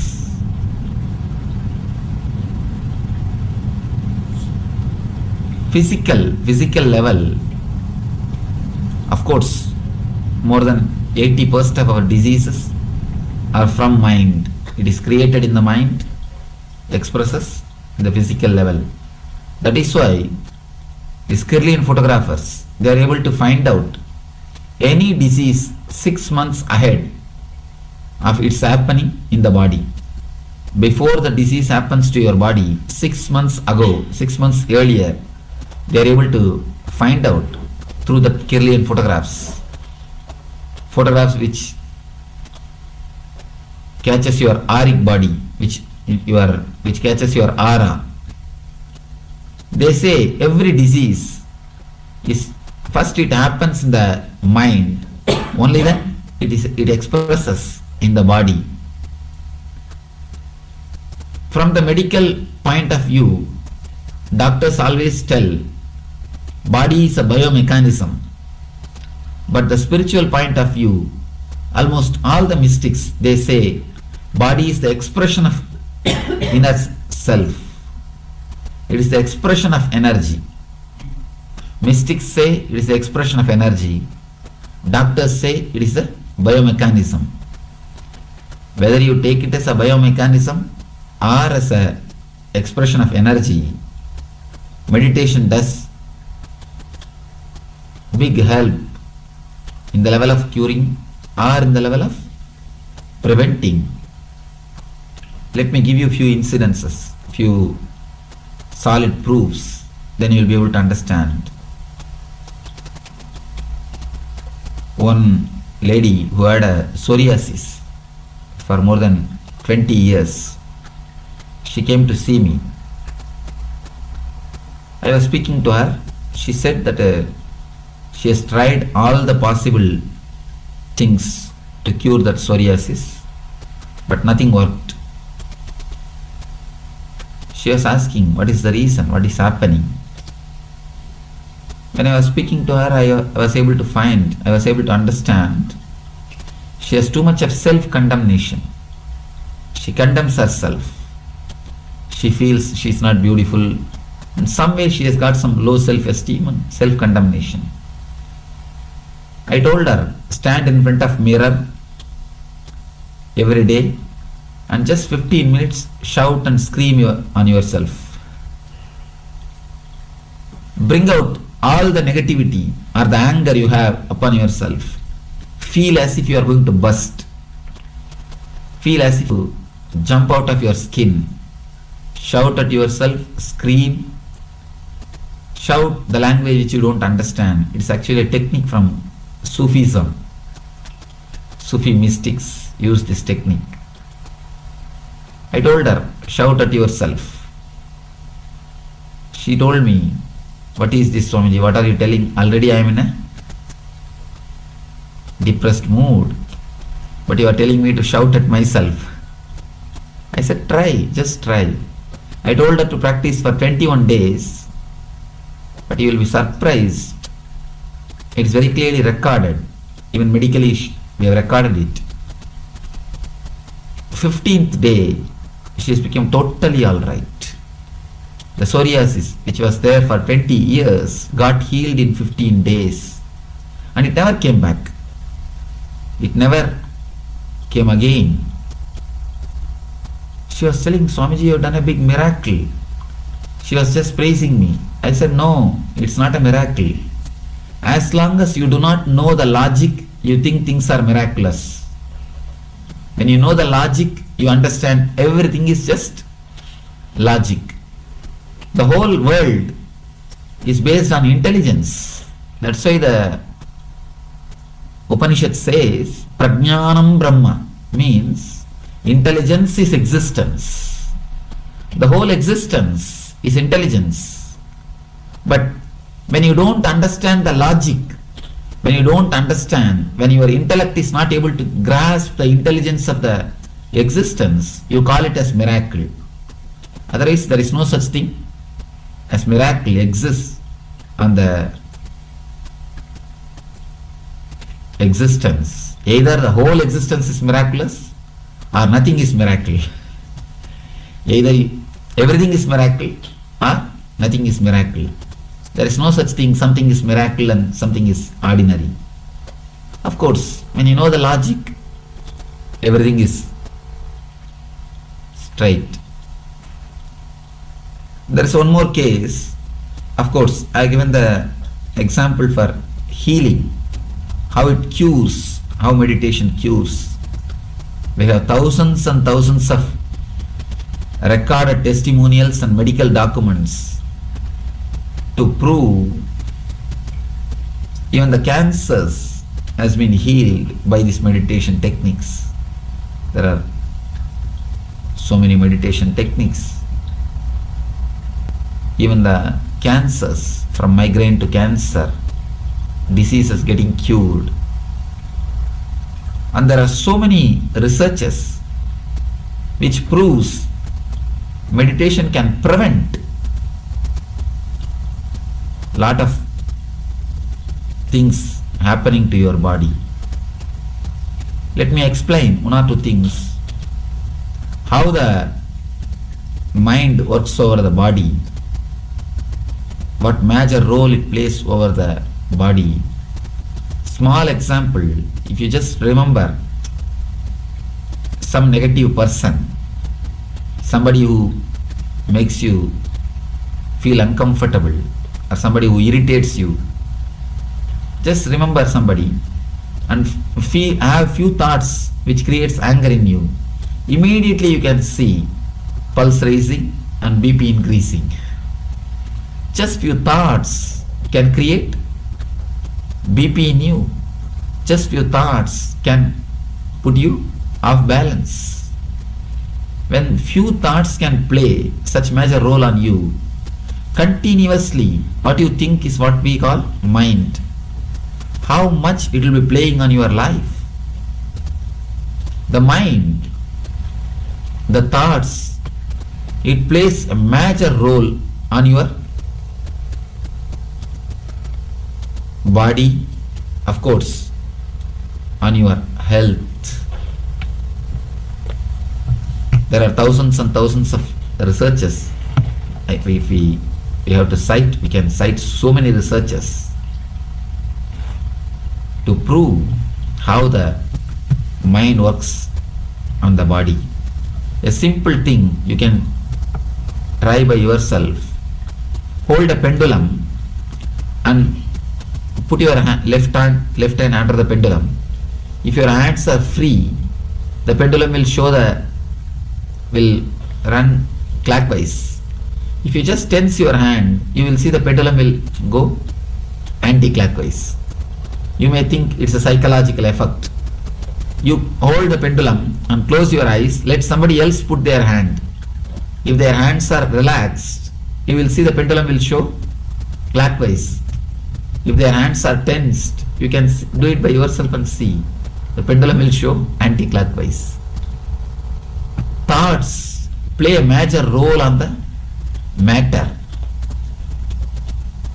Before the Einstein, matter and energy, they two are considered separate thing. But once the Einstein has declared that whatever exists is energy, the gap between the thought and the energy has disappeared. So the gap between the mind and the body has disappeared. According to me, we don't even have two things called body and mind. We have only one thing, body-mind. One end of this couch is body, the other end is mind. That's all. One end is body, the other end is mind. Expressed mind is body, an experienced body is mind. Body which is experience is mind. Mind which is expression, body.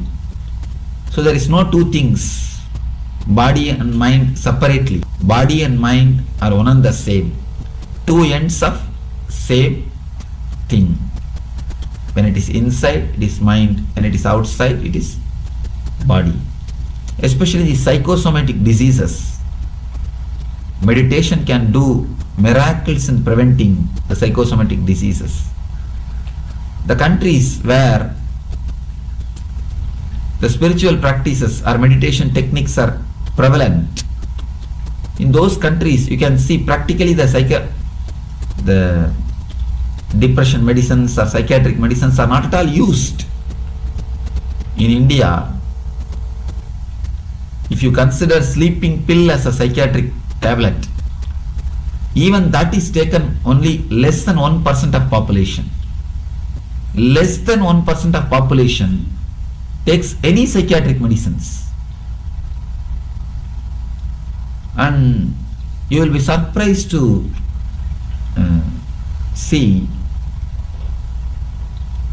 every village will have a small, what to say, you cannot even call it as a shrine, just under a tree, under a neem tree, under a banyan tree, under a some old trees, they will have a small stone which is considered as God and worship. Even those small stones healing hundreds of people. You will see hundreds of people will gather to get healed, to prevent. You will, if you explore India, you can see miraculously people getting cured sitting in front of a stone. You will be shocked. Sitting in front of a stone, how could people get healed? And how could people come out of their disease? Of course, the power is not in the stone, power is in the meditation technique which they practice, which they are asked to practice when they go to a temple or when they go to pray. That's what the Dale Carnegie says. Whether Jesus saves or not, we don't know, but prayer saves. The very prayer, the very meditation saves us. Especially the diseases related to mind and the stomach. These two are very closely related to meditation. Meditation can do miracles. Any disease related to mind, related to brain, and related to the stomach. Because the navel is the place from where we start thinking. All the inner chattering starts only from the navel according to yoga. So when the navel, if the mind is put to rest, if the mind is allowed to relax, immediately the first effect will be on the navel. For example, if you receive some shocking news or disturbing message, the first blow will be for stomach only, you can see. First you will have stomach upset or vomiting feeling. Always the negativity affects, negativity disturbs the stomach. So the meditation, first work of the meditation is it heals the stomach. It makes you feel totally relaxed. Once this area is relaxed, you will see your whole body is relaxed. This is the main center which needs to be relaxed. If you observe, continuously we are holding it, especially the navel center. Continuously you will see there is a tension. There will be a tension. There will be a sort of holding feeling. When your mind relaxes, you will see the tremendous relaxation happening inside the navel center. Of course, even 10 minutes of meditation is equal to at least 4-5 hours of deep sleep. What can happen to you?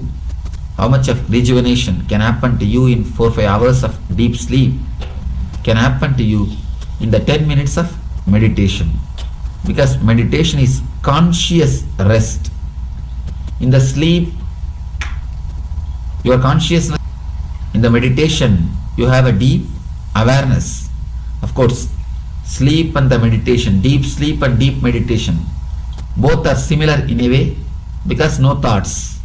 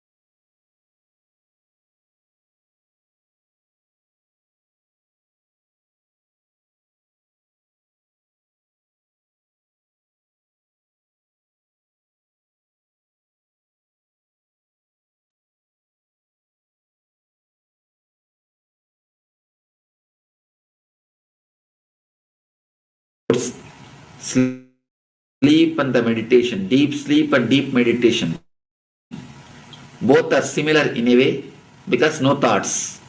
They are dissimilar because in meditation you have consciousness.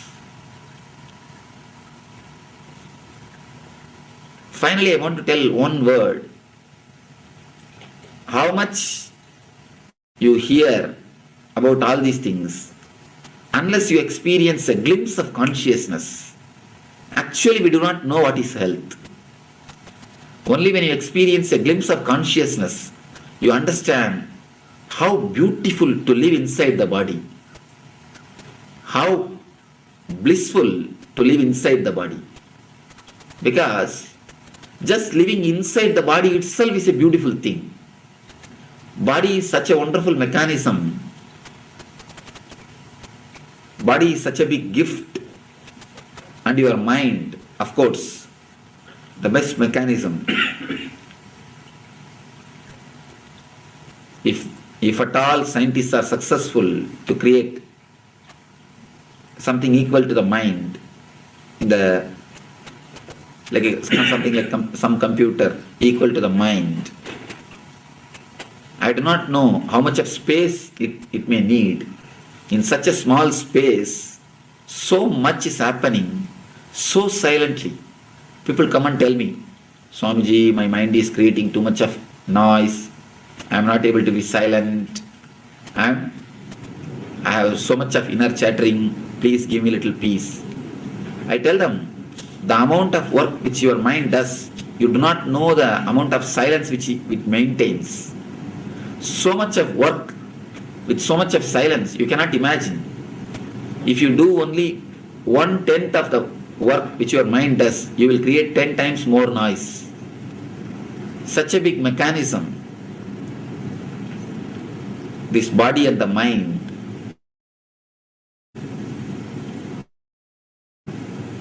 Living inside this body, living inside this mind, itself is a miracle, itself is a joy.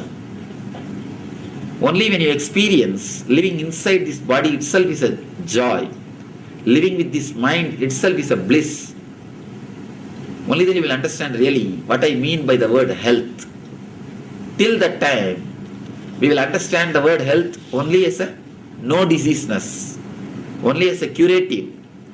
But when you understand, when you have the glimpse of consciousness, then you will be able to realize what I mean by the word. Living in this body itself is bliss. When your body and mind is ease with each other, you are in heaven. When they are not ease with each other, when they are diseased with each other, you are in hell. Hell or heaven is not geographical, it is psychological. When both are at ease with each other, you will see, you are feeling like heaven. The very body is Buddha. The very body is divine. The very body is heaven. When they don't feel ease with each other, body is hell. And when you feel, when you decide the body is hell, you create more and more disorders. You create more and more disturbances. So it becomes a vicious circle. Experience of consciousness, experience of meditation is the ultimate cure and ultimate technique to prevent not only the diseases, not only the ill health, the very cycle of birth and death. Of course, the very cycle of birth and death itself is a basic disease. The very cycle of birth and death happens because you forget you are the energy, you are the consciousness. The cycle of birth and death is the first disease. So experience of consciousness can cure the physical illness and the major ultimate illness, the idea, I am the body. It can cure the body and it can cure the idea, I am the body. Both has to be cured. Not only the body can be cured temporarily. But how long? The body will be maintained. Maximum 100 years. But once the idea, I am the body, if it is cured, then you are liberated once for all from all the diseases. All the diseases are cured and prevented. Of course, ultimate, again I have to come to the ultimate point, experiencing the consciousness. Let you all work intensely towards experiencing consciousness, because your family is happened to you. You are not the family. Your name is given to you. You are not the name. The form is the abode where you live. It is not you. So when you understand exactly what is you, when you try to go a little deep and experience the consciousness, then you will see the basic diseases also can be cured and prevented. The ultimate disease, the idea I am the body, also can be cured and prevented. So let you work towards the spiritual experience, towards the glimpse of consciousness, and experience the eternal bliss, Nithyananda. Thank you.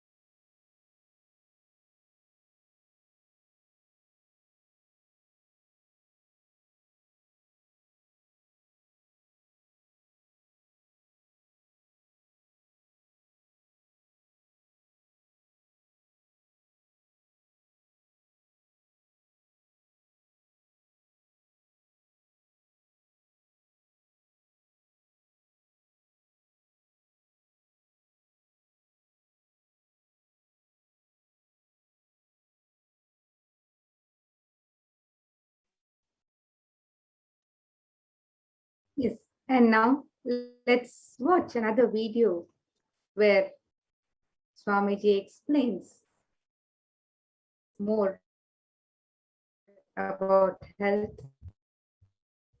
and how to heal. The spiritual healing from the divine consciousness is blessing and gracing us and bestowing the best of health on the devotees.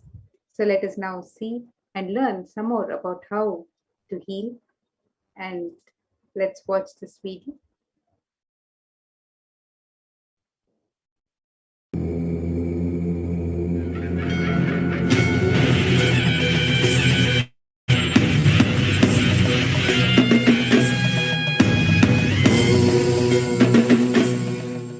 Almost all the masters, they agree on one point.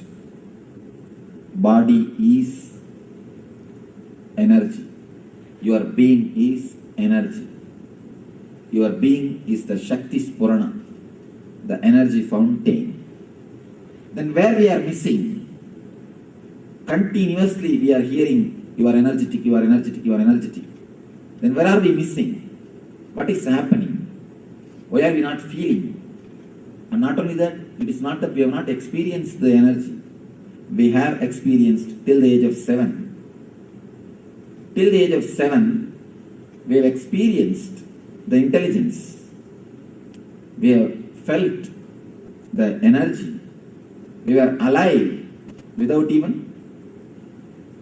thinking, without even bothering, without even worrying about anything. Full of energy, bubbling with energy. So much of life has radiated even in our being. There was a time when we were so alive, so active, so expressive, so energetic. Then how we are missing that energy? Why are we feeling so low when we are trained by the modern day society, when we are conditioned by this modern day society? Let us look little deep into it, where something has gone wrong. We have 3 layers of body.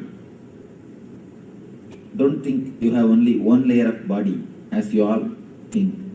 You have 3 layers of body. First thing, the physical body which you have now, which you are handling. The second thing, mental body or subtle body, which you are using at the time of dreaming. When you dream, every night you create a new body. That is why you feel associated with that body. For example, you are sleeping in India. You dream as if you have gone to some other country. You are dreaming yourself as if you are walking in some other country. How can you travel without having body? In the dream, you create a body which is made of the same stuff in which dreams are made. Now you create a body which is made of the same which the world is made, matter.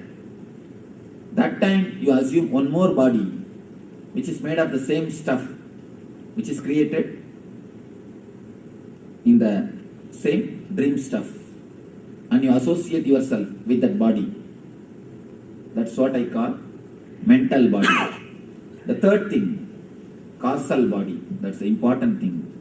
The experience which you undergo at the time of deep sleep, the energy which rejuvenates you, the body which rejuvenates you, which again energizes you. Sleep is one of the automatic mechanisms to rejuvenate your body. Your body's own intelligence. It just takes you inside, comforts you, rejuvenates you, and sends you back again to go on work, to express. Now understand these 3 things: physical body, mental body, and causal body. Physical body, subtle body, causal body. These 3 words. The problem is, we have only physical body under our control. For example, if you are 100%, all these 3 body put together, you are 100%. But by nature,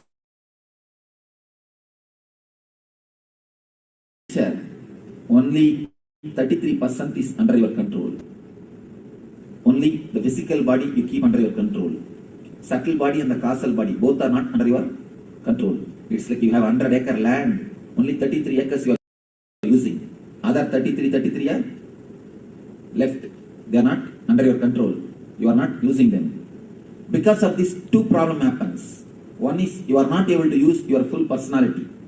You are not able to use all the 100-acre.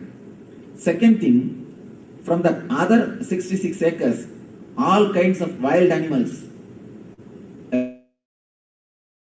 all kinds of disturbances, all kinds of snakes, scorpion, everything sneaks into this 33 acre also to disturb you. Same thing, understand? You have 3 layers of body. Only the physical layer is under your control. Because of that, not only you are missing 66% of your being, your energy, and the wrong things, unnecessary interference of the 66% into the 33% creates a deep uncomfort, a deep discomfort feeling to your being.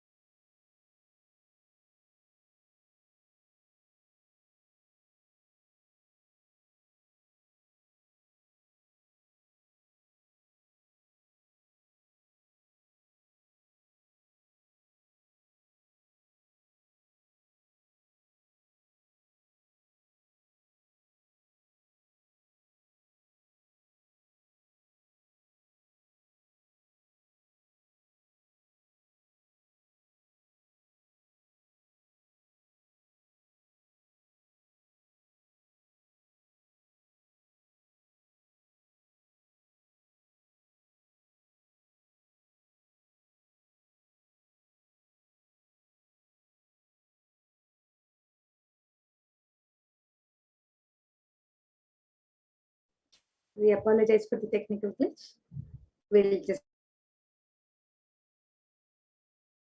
be resuming the video.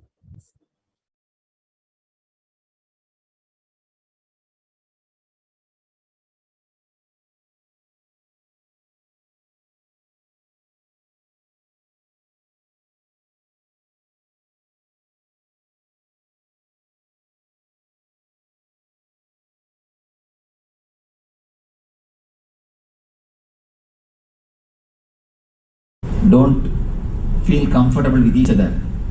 The diseaseness creates disease. Diseaseness between these three body only creates disease.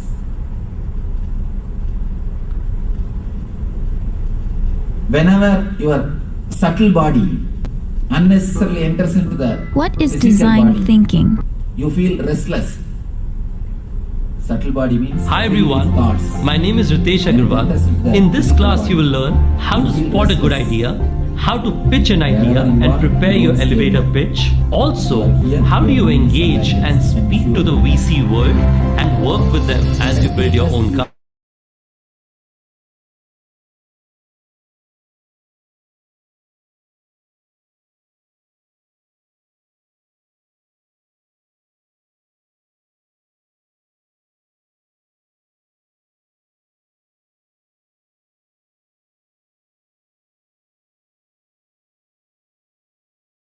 That you do not learn in universities, in classes, or even frankly on YouTube.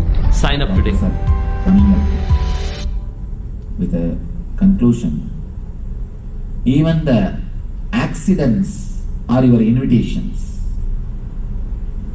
We are thinking accidents are accidents, but there is so much of research done by the people.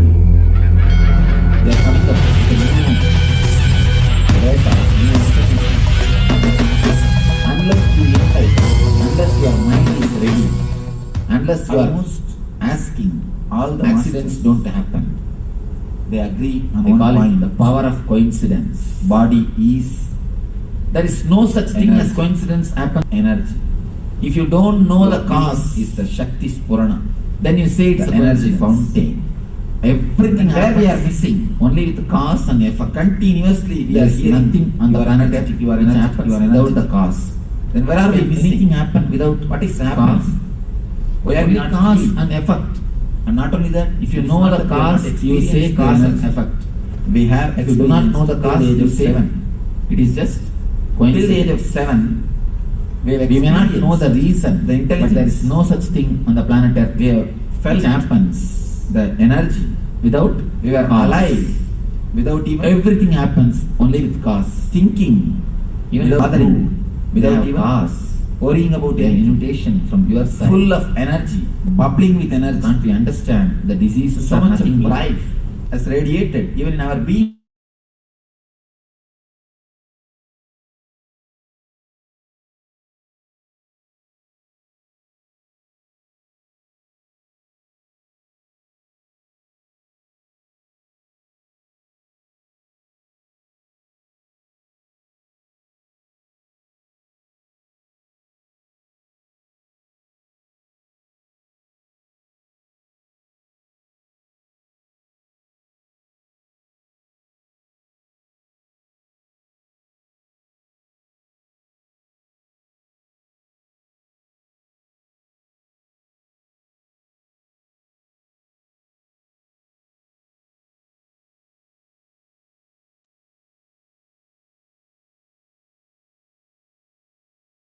Our own creation. And one more thing, important fact, every part of your body has got its own life. For example, liver is replaced once in 12 months. Every 12 months your liver is replaced totally. Not even one cell, one atom is left. Total liver is replaced in every 1 year by your body.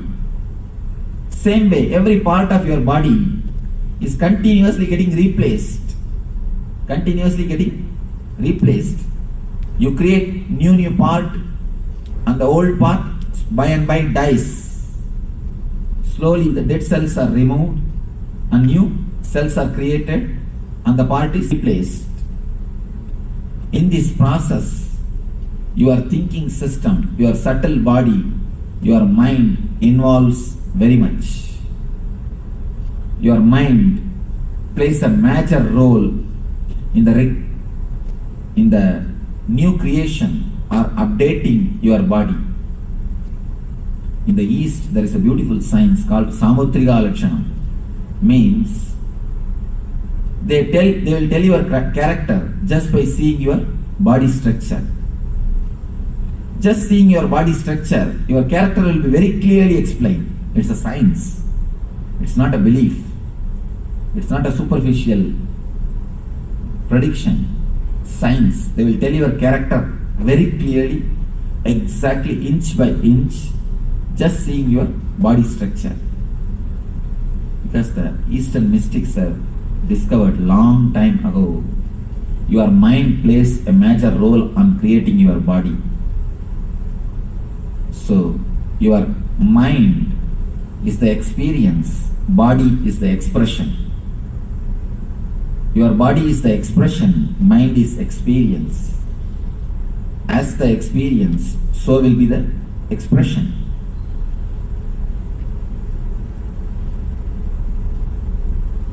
Your mind is the master which creates your body. Your mind plays a major role in creating your body. It is your body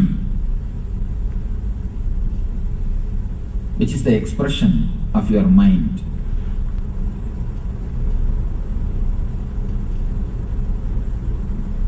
These three bodies, when they interfere in the other's space without invitation, they create trouble. As I was explaining to you, if the subtle body enters into the physical body, it creates deep restlessness in you and it creates psychosomatic diseases, wheezing, stomach problem, and all the problems related to heart, the Anahata chakra and Manipuraka, as just because of the subtle body entering into physical body. Next thing, subtle body entering into causal body. That is what causes insomnia. Subtle body means filled with restlessness, thoughts. If it enters into the causal body, the deep sleep layer, that's what causes insomnia, chronic fatigue. Chronic fatigue, insomnia, sleep, not only sleeplessness, all the disorders in the sleep, they are caused by the subtle body entering into the causal body. And the next thing, causal body entering into the physical body and subtle body. When causal body unnecessarily enters into the physical body, you feel a deep inertness. Inertness means you don't want to do anything. You just want to be totally silent. And you just want to be totally in the inertness. Sort of a deep physical depression. Deep physical depression. And whenever the causal body enters into the subtle body without invitation, again you feel a deep mental depression. Deep physical depression and deep mental depression. These two are caused by causal body entering into physical and subtle bodies. One important thing you need to understand. Human being is the only animal who feels tired after taking rest. We are the only animal who feel tired after taking rest. If you ask the people, why are you tired? So tired of taking rest. Whole night would have slept, but we feel tired. No other animal on the planet Earth, no other animal feels tired early in the morning. You can see birds chirping and flying. Calf, even if it has no work, just it will go around. And dog, it will go around the house and see its boundaries. And there is no other animal which does not have, which gets disturbed so much, or which is away from the nature. We are the one and only animal who get tiredness, who get tired after taking rest, because the causal body is not total when you rest. Important thing doctors are now declaring. In America, nobody sleeps more than 14 minutes maximum. Any average human being, he sleeps only 14 minutes maximum. After every 14 minutes, he comes out, he is thrown out. He comes to the dream state and wanders in the dream state, then he falls into the deep sleep. Deep sleep, just for 14 minutes, he is thrown out, he wanders in the dream state, the mental restlessness again goes back to deep sleep and comes out. Not more than 14 minutes. You have any question? Something you are telling? So do you mean the fifth stage of sleep, the deepest sleep? Yes. I mean, when I say sleep, I mean the total deep sleep. Dream state is not sleep. Please be very clear. Dream state is one of the disease. Let me explain. When it comes to the second layer, I'll explain how the dream state is disease.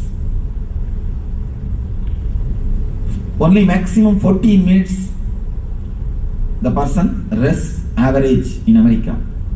And in the eastern countries, the much poor countries, especially India, they did the test. It's a 36 minutes. Look, where is 14 and where is 36? The maximum time have in the deep sleep state, they can be in the causal body, is 36 minutes. Only here 14 minutes. Then understand how much our inner layers are disturbed. How much the inner layers are unease with each other.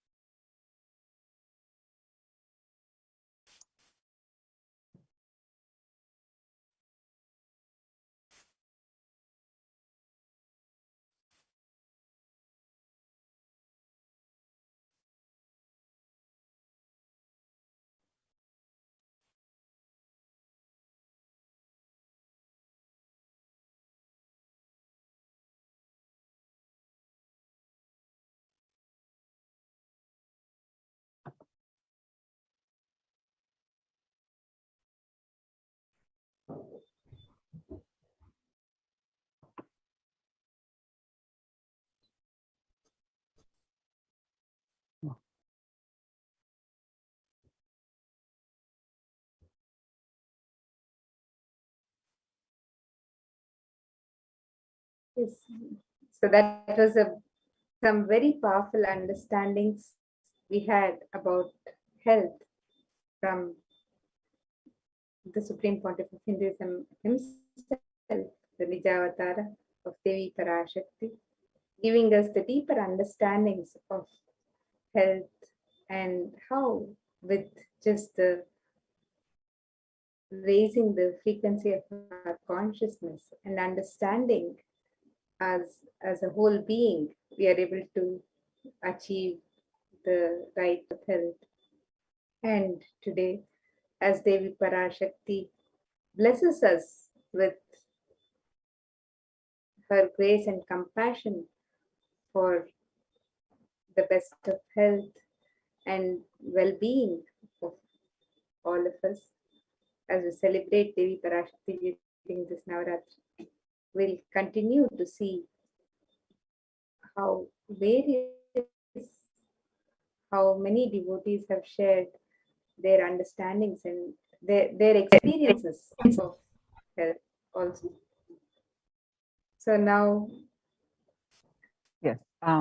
it is, yes. Before we, so to conclude this beautiful segment on health, so let us introspect on who are you? So what is our understanding so far? So neither we are body, because you're not just the name someone gives you, neither are you the beliefs. All the time they are changing. Neither you, your profession, or your country's citizen, or your family, your friends. So all these just describe one aspect of you. So you are intelligent. The Upanishad says Prajnanam Brahma. So with this powerful cognition, that Upanishadic cognition, that Prajnanam Brahma, so let us participate in the today's Navaratri celebrations. There are various ways you can participate Navaratri celebrations.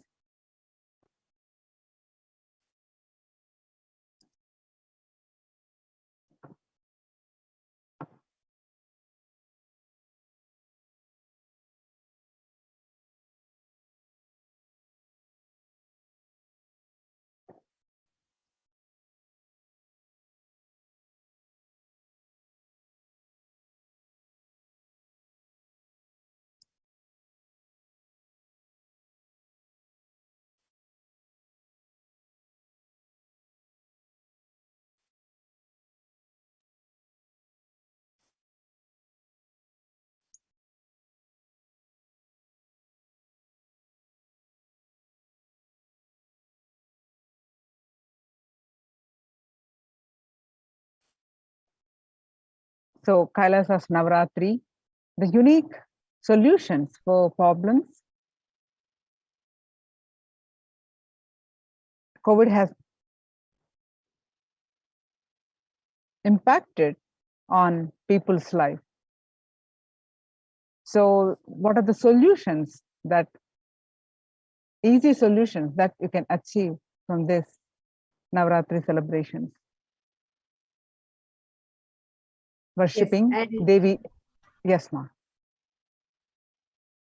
Yes, and during this Navaratri, every day of Navaratri, the 9 nights of celebrating Devi, Devi is decorated in her various manifestations and celebrated and worshipped as her various manifestations in the Nithyananda Paramashiva Devalaya.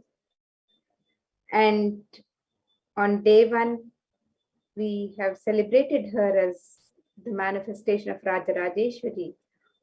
On day 3 as Kamakshi, day 4 as Annapurneshwari, and day 5 as Vishalakshi. Now we'll also be celebrating her manifestation in the form of Shayana Tirukolam. And today, in this manifestation, she bestows upon us the grace for relief from psychosomatic disorders, healing from mental disorders like stress, suicidal thoughts, and depressions. And we'll continue to celebrate her manifestations as Devi Mahalakshmi, Devi Durga, and Devi Saraswati. And you can continue to participate in this celebrations as we celebrate Devi Parashakti, her happenings in her various the glorious manifestations of Devi Parashakti through the various sacred rituals and sevas at the Nithyananda Paramashiva Devalayam in Adi Kailasha Nithyananda Sarvagnya Pita. So let us now see some of the various sevas and rituals that you can participate. So the Mahaganapati Homa, you can participate in Ussava Ambal Alankara Seva. Swamiji's, the Supreme Pontiff of Hinduism, the Vishesha Ambal Alankara Seva. Ussava Ambal Vishesha Sodashopachara Puja. Chandi Homa, Vishesha Dravya Homa and Purnahuti. Dasha Bhairava Puja, Kumari Puja, Suhasini Puja, Durga Pratima Prana Pratishta, Durga Saptami Puja, Durga Saptami, Ashtami, Navami Puja Arati, Devi Mahatyam Parayanam, Durga Ashtami Puja, Durga Kumari Puja, Durga Navami Puja, Ayudha Puja, and Maha Naivedya Seva on Vijayadashami, Pada Puja on Vijayadashami. And also Tulabharam on Vijayadashami, Ussava Venkateshwara Alankara Seva, and Ussava Venkateshwara Navakalasha Abhishekam.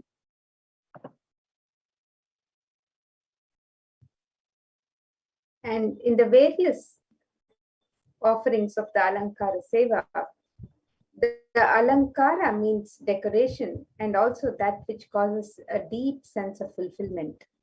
Alamkara, Alankaroti iti Alankara. So all of the Alankara Sevas that can be offered during this Navaratri, it is the offering of the decoration to the deities that causes in us a deep sense of fulfillment as we behold the divinity of the deities beautifully decorated in their grandeur. So you can offer the various Alankara Sevas during Navaratri. So Ussava Ambal Alankara Seva. Ambal is Devi. The Ussava is the Devi who goes on procession. So the Ussava Ambal Alankara Seva. Every day, the Utsav Murti of Parashakti is decorated in her various different manifestations. Offering of the Alankara Seva to the deity of Parashakti bestows the deep fulfillment in life, thereby taking us closer to the Guru who liberates us from the cycle of birth and death. The scriptural reference is from the Devi Mahatyam, chapter 11, verse 55. Nitam yatha yatha bhada dhanavottam bhavishyati itada tadavati yaham karisyama hari sankshayam. Chapter 11, Devi Mahatyam, chapter 11, verse 55. So the meaning of that is, whenever trouble arises due to the advent of the demons, I shall incarnate to destroy the foes. And The next. Every day, the Sachana Murti of the Supreme Pontiff of Hinduism in the Garbha Mandir of the Nithyananda Paramashiva Devalayam is also decorated in the various manifestations of Devi Parashakti. And this offering is offering of the Swamiji Vishesha Ambal Alankara Seva. And this offering of the Alankara Seva to the deity of the Supreme Pontiff of Hinduism bestows the deep fulfillment in life, thereby taking us closer to the Guru who liberates us from the cycle of birth and death. And you can also offer this Seva, Swamiji Vishesha Ambala Alankara Seva, and you can sign up for this offering on the website www.kailasa'S.com/sevas. Then next is the Utsava Ambal Vishesha Sodasopachara Puja. The Utsava Murti of Parashakti is decorated in her various manifestations and worshipped with 16 offerings that are favorite to Parashakti. As part of it, a special Samputika Archana will be offered with the 108 names of her manifestations describing her divine qualities. Samputika Karana is a unique Shakta Sampradaya where two mantras are merged together to offer worship. A select verse from the Devi Mahatyam will be merged with the 108 names and the Archana is done. The Utsava Ambal Vishesha Sodasopachara Puja is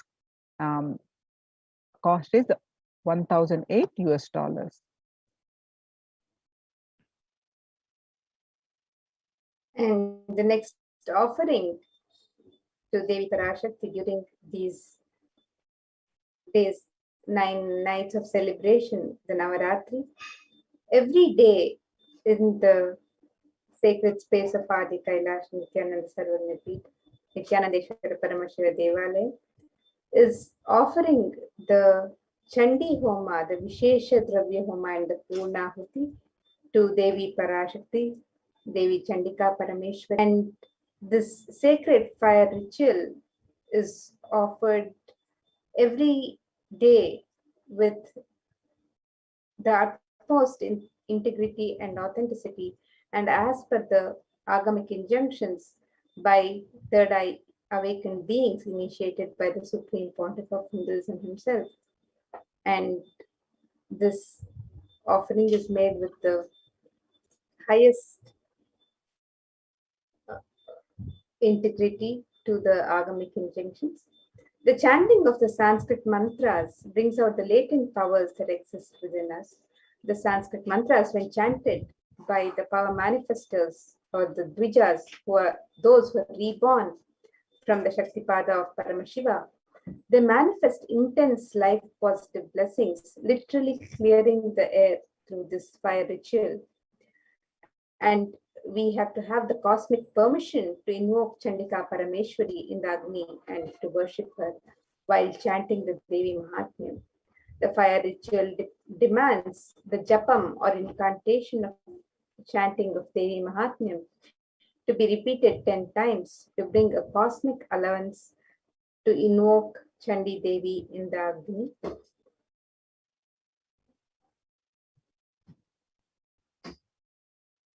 In order to do oblations into Chandi Agni, the 700 verses of Devi Mahatyam, the repetition of chanting the 700 verses should happen 10 times.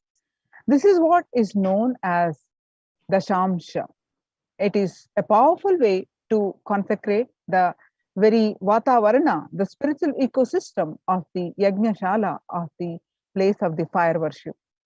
The group will be chanting 10 times repetition of Devi Mahatyam in the Yajnashala before the sacred water pot within which the Chandika Parameshwari is evoked. The veneration can bring life positive effects to anyone who hears these sacred slokas.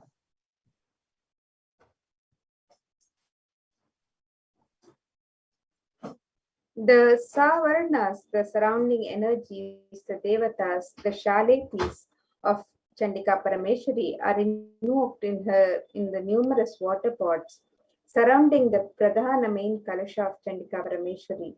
The Yagashala is described in the scriptures to be in a 9 by 9 grid format, which has the Pradhana Kalasha as the central square of the mandala grid. The Toranam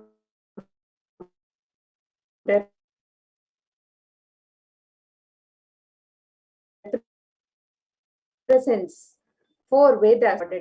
The 4 Vedas are a protective environment, and each Veda is involved in a firewall. Toranam is a garland of leaves from select trees prescribed by the Agamas. The occurrence of banyan, people, atti, and purisu in the scriptures is always associated with auspiciousness. Trees grow in a particular environment. That ecosystem is not just including physical features of soil type and animal habitation, but also the very spiritual energies that exist in that particular environment. These 4 trees create an extremely spiritual and peaceful canopy to the beings who live under them. The leaves from these spiritual charge spaces can hold positive thought currents that powerfully repel negative energies.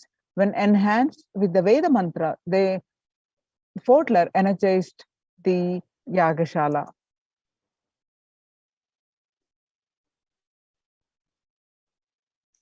And the Vishesha Dravya Homa is the offering of all the Sattvika Guna foods into the Agni Kunda. The gods of Brahma, Vishnu, Rudra, and Ananta are invoked within the Agni Kunda. The Agni Kunda's top is said to be the very mouth of the gods, while the pit below is the stomach of the gods. In the Vishesha Dravya Homa, various fruits, cooked rice, the coconut is offered as it represents the head of the Devata. Finally, the Annam is adorned with clothing and flower garlands and is worshipped as the embodiment of the Devata.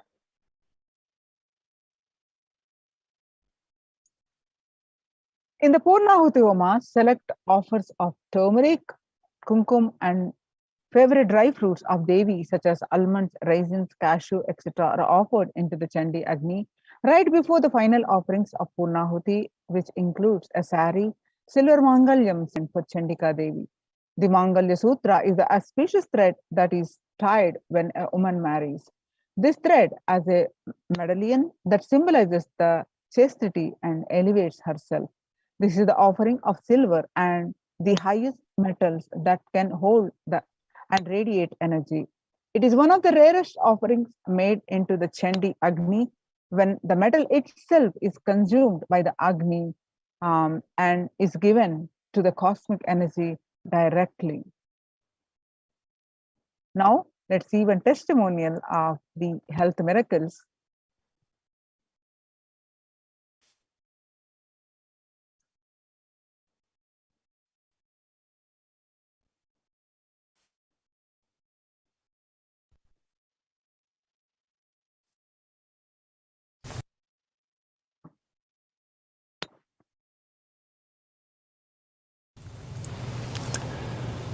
Nithyanandam.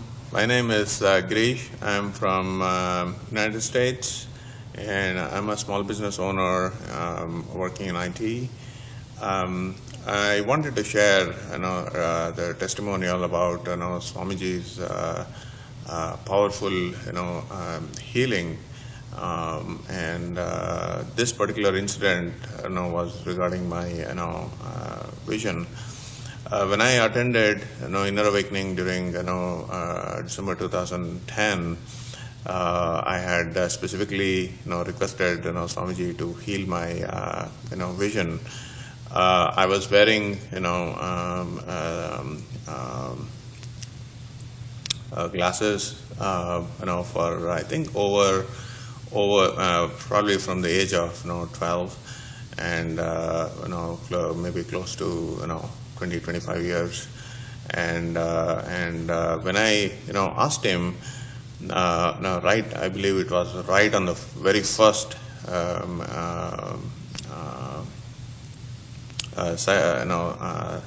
energy darshan.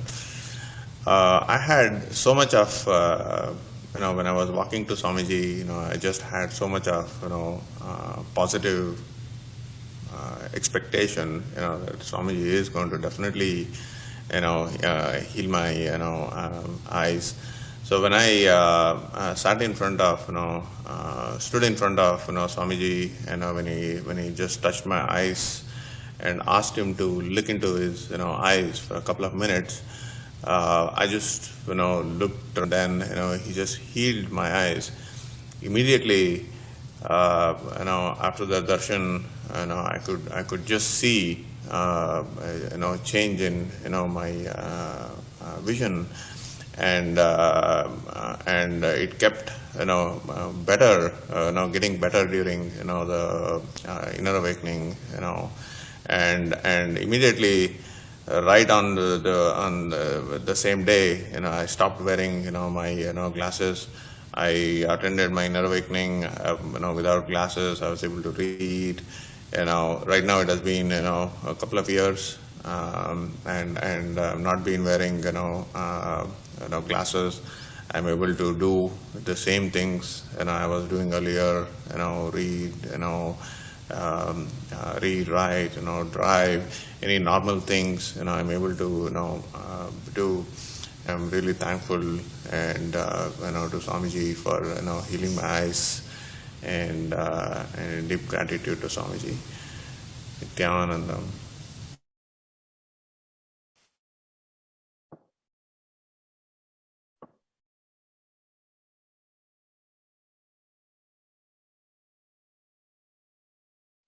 Yes.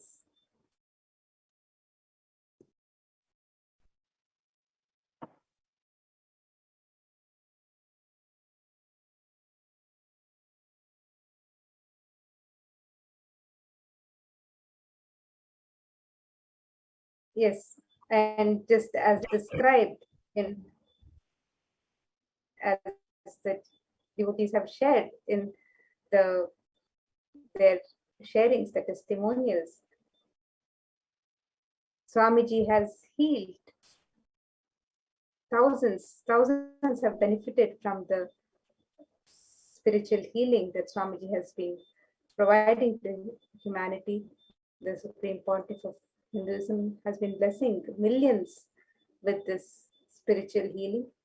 And today, as we celebrate Navaratri with Devi Parashakti herself is here to bless all of us to the best of health and bestow us with the best of health and the offering of the sacred fire ritual, the Chandi Homa. The Devi Mahatmyam, it extols the benefits of offering this Chandi Homa, where Devi Parashakti herself blesses all of her devotees with various benefits in their life. The Devi Mahatmyam verses describe that the offering of the Chandi Homa bestows one with the removal of all problems in life, avoiding all untoward happenings in life, avoiding bad poverty situations and separation from loved ones, removal of fear from enemies, robbers, kings, weapons, fire, and flood, saving from epidemic calamities and natural calamities, and removal of all troubles that will be removed by Devi, especially when this Homa is offered during Navaratri. The participant will be blessed with riches, grains, and children. One becomes fearless, as described in chapter 12, verse 14. Enemies perish, welfare accrues, and the family rejoices, as described in the verse 15 of the 12th chapter of Devi Mahatmya.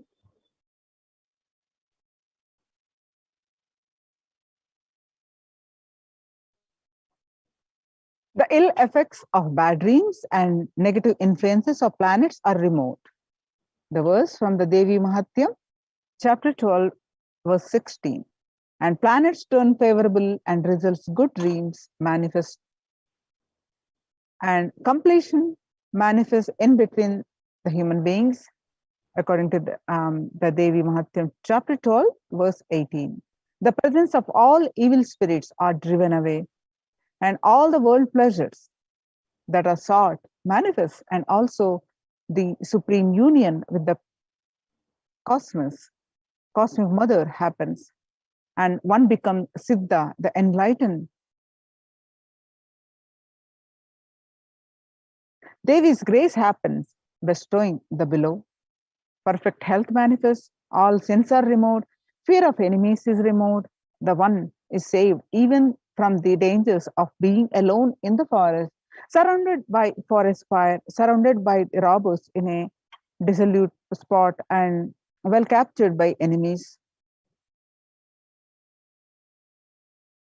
And one is even saved from the dangers and protected by Devi during dangers such as being chased by a lion or tiger, being chased by wild elephants in the forest, when one is the target of the order of a wrathful king, when one is sentenced to death, when one is imprisoned, when one is tossed about in the boat by a tempest in the ocean, when one is in the most terrible battle under the shower of weapons, and during all dreadful troubles, Devi Parashakti bestows her grace and protection on the devotees, as extolled in these verses of Devi Mahatmya.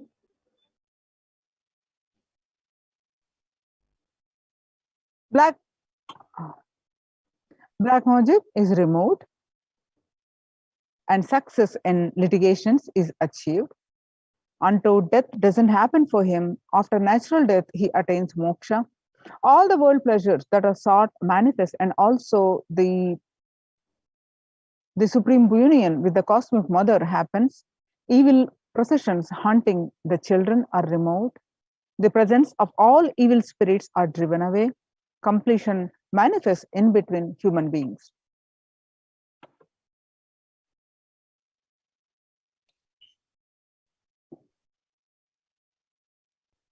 So you can make the offering of the Chandi Homa, the Vishesha Dravya Homa, and the Purnahuti on every night of these 9 nights of celebration of Devi Navaratri. This is offered with the highest adherence to the agamic injunctions in the sacred land of Adi Kailash Nithyananda Sarvagnyapita, Nithyanandeshwara Paramashiva Devalaya to Devi Chandika Parameshwari. So you can sign up for this most sacred ritual during this time of Navaratri on the website www.kailasamailer.com/sevas. And then we have more sacred rituals that are being offered on during these celebrations of Navaratri. So we have the Eka, I think the previous slide.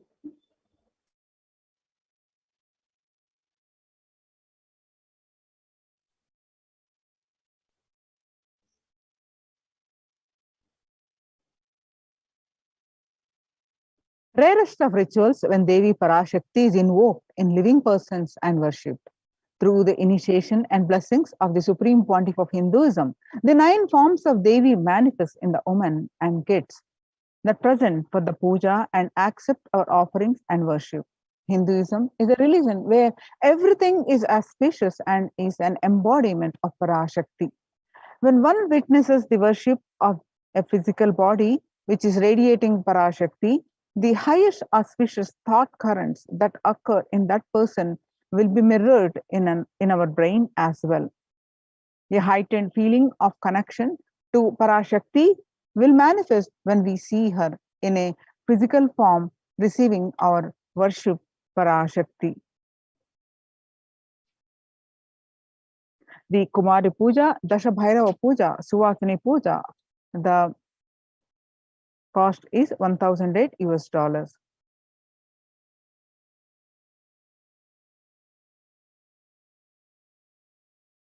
This is Kumari. The next is the Rajarajeshwari Ekadasha Dravya Abhishekam and Snapana Abhishekam.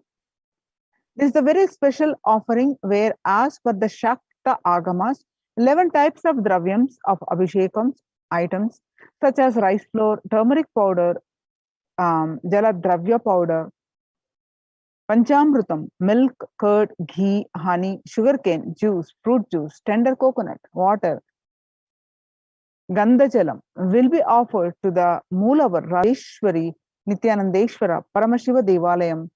Finally, the energized waters of the Chandi Homa Kalashas and the Shanka, the conch, which have been consecrated during the entire day by various powerful mantras and rituals, are offered into the deity of Sri Rajarajeshwari. Now let's watch a beautiful testimonial of the health recovery.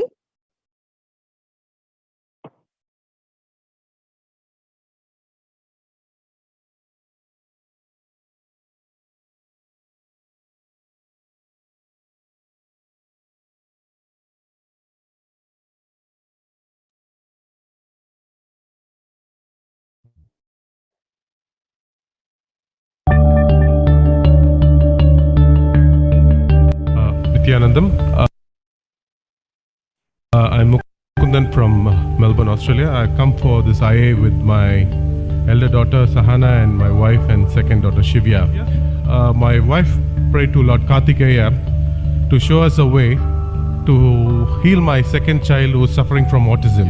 During the first darshan, Swamiji looked at my face and he told, I will heal your daughter completely. It's my commitment to you. And I was after 21 days, how is my daughter doing?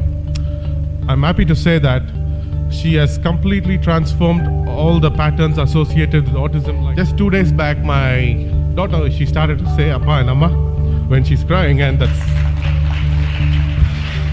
that's something unbelievable. So she can't talk, or she can't understand commands, or She doesn't like crowd and she doesn't like loud noises. But she has broken all of these with Swamiji's blessings. Now she's able to do what all I've mentioned, and all due to Swamiji's blessing. And also she's starting to do a bit of third eye as well. So she's able to play games on the iPad with the eye mask. And so I would like to thank Swamiji for his blessings and his great gift for us. Thank you. Even artistic kids, the special attention needed kids, the special kids. Nothing, just if they breathe my space, that's all. If they breathe my prana, that's all. Simply healing happens. You bring an abnormal child, I will not give you the normal child back. I will give you super normal child back.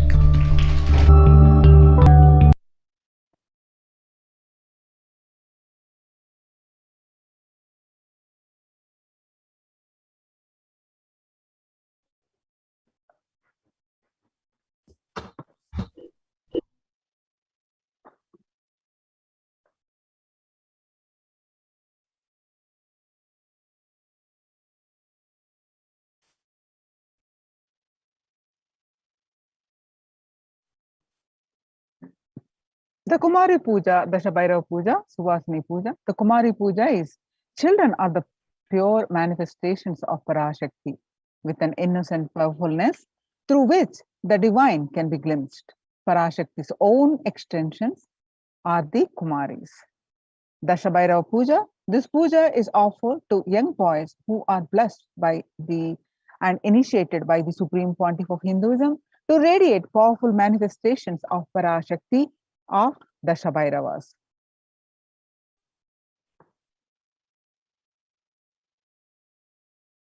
And the Swasini Puja are the married women who are initiates of Supreme Pontiff of Hinduism, Swamiji himself, who sit as the form of Parashakti and are worshipped as Devi Parashakti herself.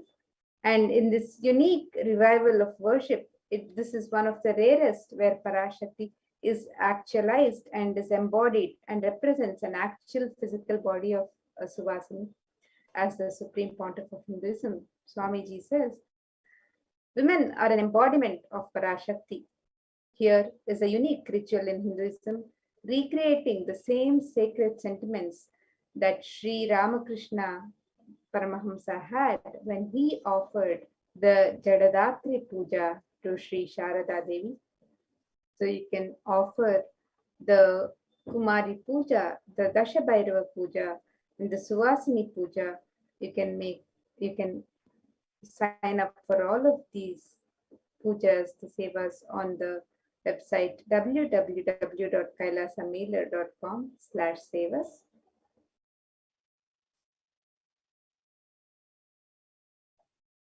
The next offering is Durga Pratima Prana Pratishta. The Kularnava Tantra describes in detail the worship of a Durga Devi, which is made out of clay. The Agamic injunctions prescribe details on the way the clay should be procured. They describe exactly from which land the mud should be procured. These grand deities are made with exact proportion as per the Shastras and are colored and decorated in the exact depiction of Durga Devi slaying the demon Mahishasura. This deity is an icon of Hindu feminism, where the cosmic mother, cosmic feminine, vanquishes the mass negativity. Tremendous amount of energy lands when the Durga Devi receives Prana Pratishta by the Supreme Pontiff of Hinduism. The Durga Pratima Prana Pratishta cost is $250 US dollars. Sorry, 2,508 US dollars.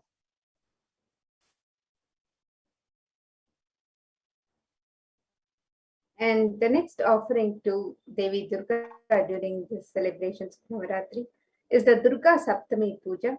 The tradition of the Durga Puja, ancient way for anyone to receive the grace and blessings of Paramashakti when she manifests powerfully in the cosmos during the nights of Navaratri. The Durga Puja is described in the Kularnava Tantra and it is done with great pride and devotion in the traditions of Bengal. The Durga Puja is an elaborate and intimate ritual where Bhagavati Durga graces and is worshipped with all the best offerings described in the Agamas. The family of Bhagavati Durga, Ganesha, Subramanya, Saraswati, along with their respective Vahanas, all are worshipped and celebrated in this puja. This puja comprises of the Mahasnana, the Shodashopachara puja, and the Arati. These are the sacred bath, the elaborate and grand offerings of the 16 different sacred offerings, and the grand waving of the lit lamps. This puja is described in such detail, and the preparations are made all year for this sacred ritual. So you can offer this sacred Durga Saptami Puja, and you can sign up for it on the website www.kailasamailer.com/sevas, and the cost for this seva is $1,008. And the Shastra Pramana for Devi Durga, describing Devi Durga, is from the Devi Mahatmyam. It says, Sarva Swarupe Sarveshe Sarva Shakti Samanvite. The translation for this verse, it says, O Queen of all, you who exist in the form of all and possess every night, save us from terror, O Devi. Salutation be to you, Devi Durga. So this is from the 24th verse in the 11th chapter of the Devi Mahatmya.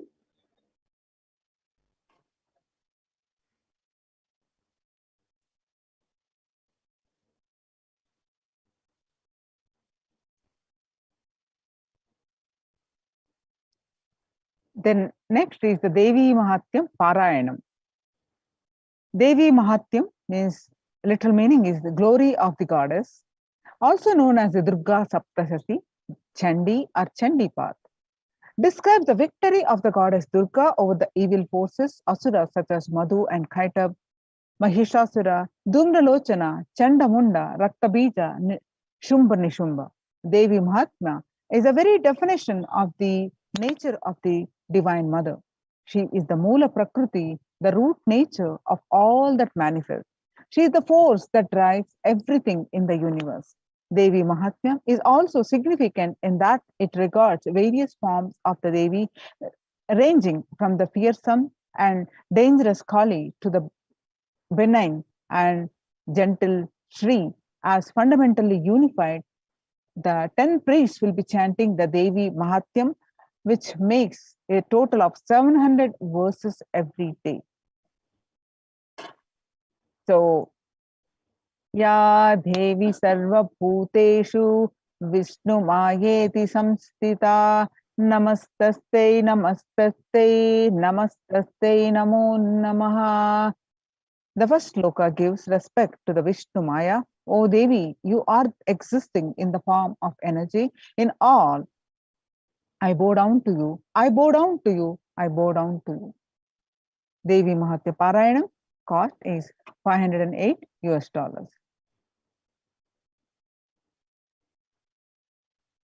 The next offering during these Navaratri celebrations to Devi Durga is the Durga Ashtami Puja. This ritual is the recreation of the cosmological event when Devi Durga slayed the demon Mahishasura. The event when mass negativity was removed by Devi on the time transition between Saptami and Ashtami. This is the Sandhi when this puja is offered. And at this time, a grand puja is offered to Durga Devi along with Lakshmi, Saraswati, Ganesha, and Subramanya. And when these cosmological events are recreated at the same time in history, the stars and the celestial bodies are in the same position as they were years ago, and the same possibilities of events happen. The same mass negativity will be attended to by the Cosmic Mother herself. These rituals are the times when the same energies of the cosmos manifest as a divine clairvoyance and clear the mass negativity from the planet. So you can make this offering of the Durga Ashtami Puja on the day of Durga Ashtami. And you can register for this seva on the website www.kailasa'S, and the cost for this seva is $1,008. Next is Ashtami Kumari Puja. Kumari Puja is the ritual done before Devi Durga when a young girl is decorated and worshipped as the embodiment of representation of Durga Devi. This is one of the rarest pujas when cosmic mother comes in the form of young girl child to accept our worship and devotion. This is one of the sweetest and most beautiful rituals to witness, especially after the powerful Sandhi Puja. The ferocious energy of Devi Durga is pacified as she appears as the young child accepting our prayers and worship. The same gratitude and reverence all of the gods had for Devi for removing Mahishasura is remembered as the puja is offered to Devi as Kumari. Ashta Kumari Puja, Ashtami Kumara Puja, the cost is $508.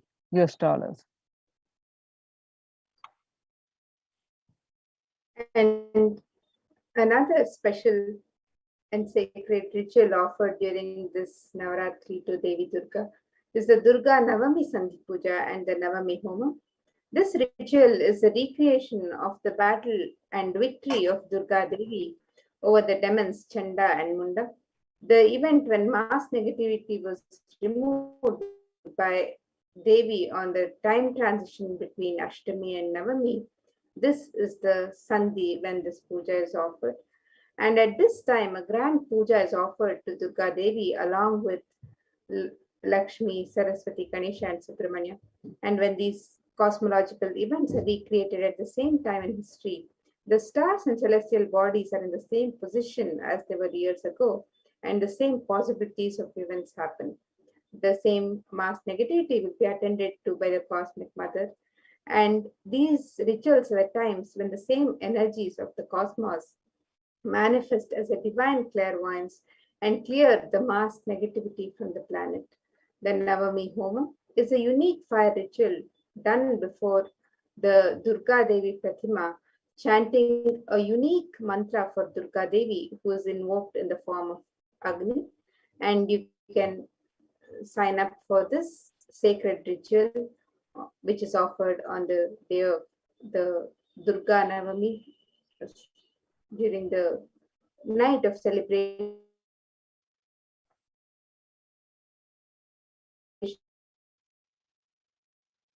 The next is the Ayudha Puja.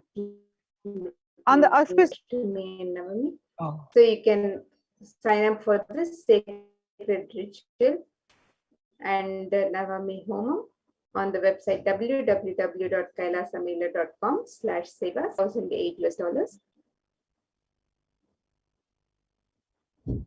The next is the Ayudha Puja on the auspicious day of Navaratri or the 9th day of Navaratri. A special puja is done for all the tools, vehicles, and books. This is known as Ayudha Puja and is done in every Hindu home. All the tools are washed and kept in an altar.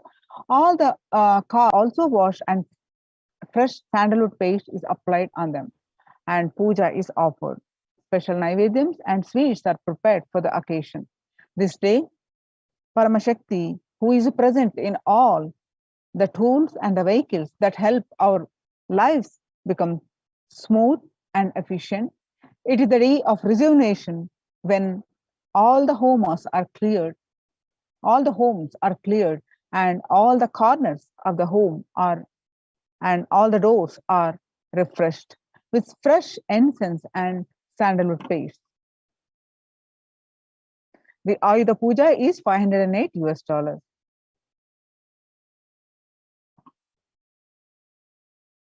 The next is the Ustava Raja Rajeshwari Swarnangi Alankara Seva. Swarnangi Seva is the offering of the golden armor to the deity of Radharajeshwari. It is a magnificent armor that covers the deity and allows one to have a darshan of the deity in her grand glory. The golden kavacham is an offering of our love and gratitude to the deity of Radharajeshwari. Here is the Kailasa'S Nithyananda Paramashiva Devalayam.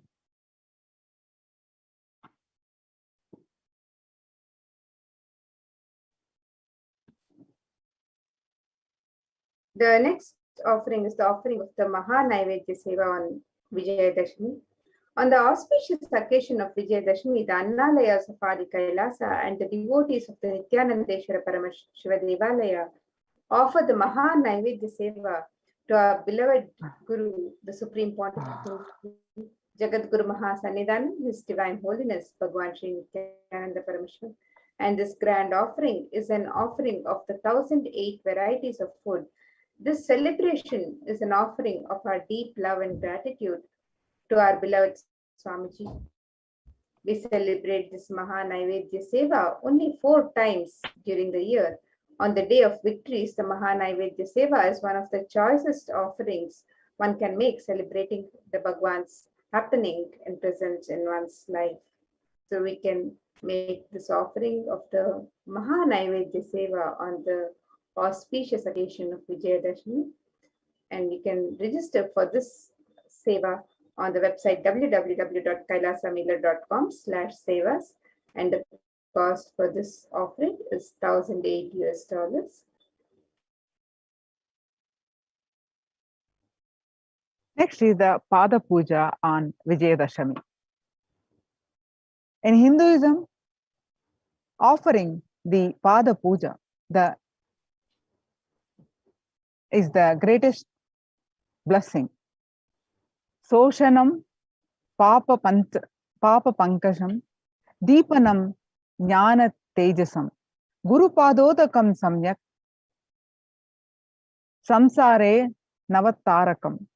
The water of the Guru's feet dries up the mud of the sins, lights the fire of knowledge, and causes one to cross the ocean of worldly material life of Maya in the right way. The offering of the Pada Puja on Vijayadashami, the cost is $1,008. Now let us watch a small testimonial of offering the Pada Puja.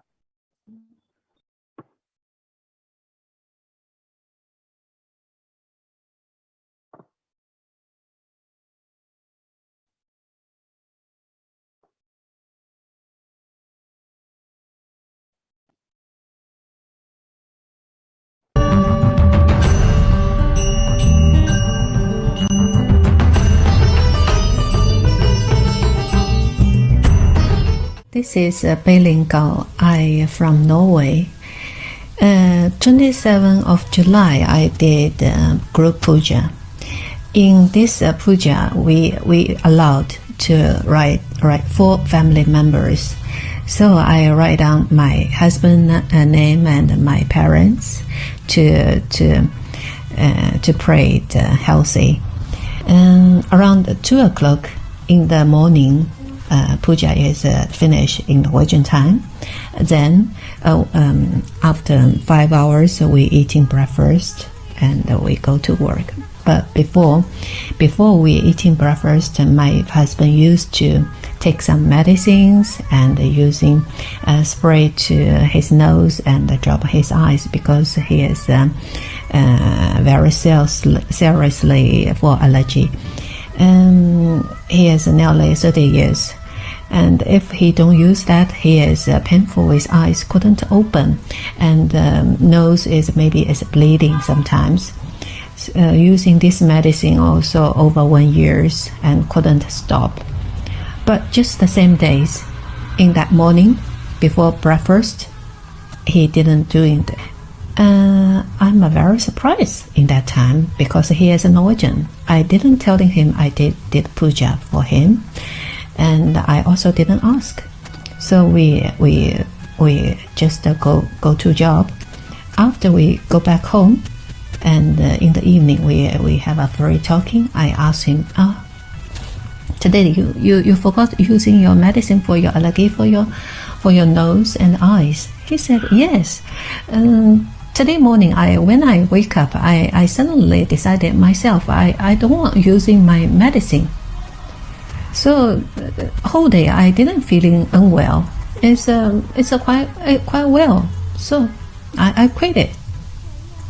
In my mind, I think, wow, must be Swamiji did. And strongly recommend everybody to participate in the ritual in the Swamiji of us to get blessing. Nithyananda.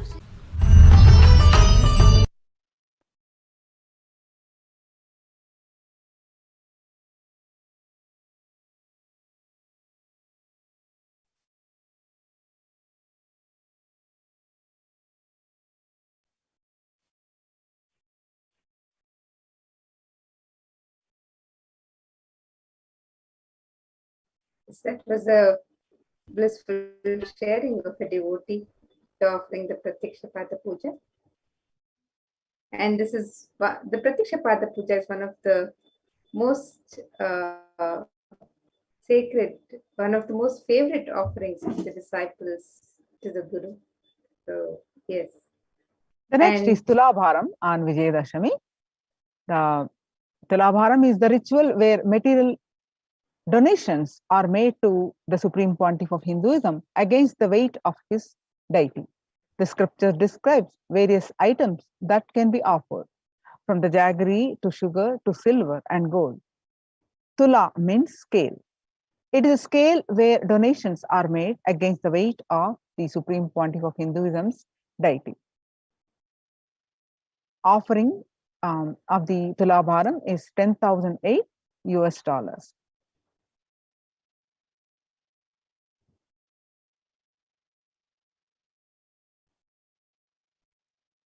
And we also have the Venkateshwara Brahmotsavam happening every day. On these days, of Navaratri, we also celebrate the Venkateshwara Brahmotsavam.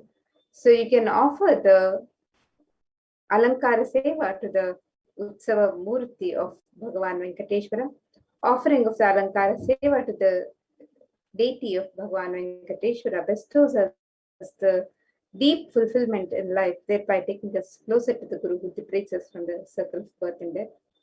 And every day, the Utsava Murti of Bhagavan Venkateshwara is dressed and decked in his various manifestations, gracing on various vahanas or vehicles. Bhagavan Venkateshwara is the Alankara Priya, the one who loves to be decorated with the finest clothing and jewelry, offering the most favorite treasures in the form of clothing, jewelry, and flower garlands pleases Bhagavan Venkateshwara. And this verse from Narayana Suktam, the first verse, describes the glory of Bhagavan Venkateshwara. It says, Sahasra Shirsham Devam Vishwaksham Vishwashambhuvam Vishwam Narayanam Devam Aksharam Paramam Padam. The translation for this verse: this universe is the eternal being, Narayana, the imperishable, the supreme, the goal, the multi-headed and multi-eyed, the omnipresent and omniscient, the resplendent, the source of delight for the whole universe. And you can offer the Alankara Seva to Bhagavan Venkateshwara, the Utsava Murti of Bhagavan Venkateshwara throughout the Venkateshwara Brahmotsava on any of these days of celebration. And you can sign up for this on the website www.kailasamela.com/sevas.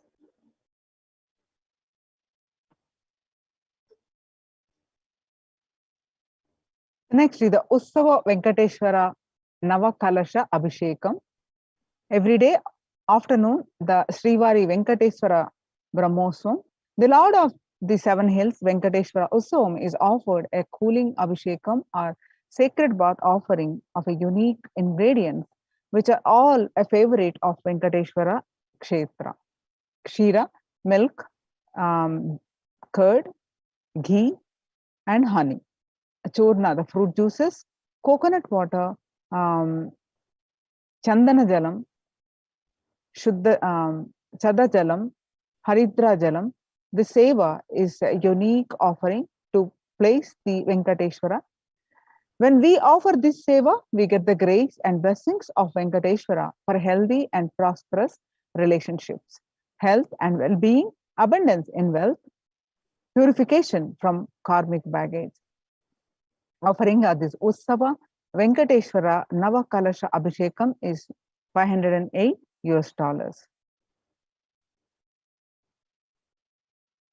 And you can sign up for these various offerings on the website www.kailasa'mailer.com/sevas.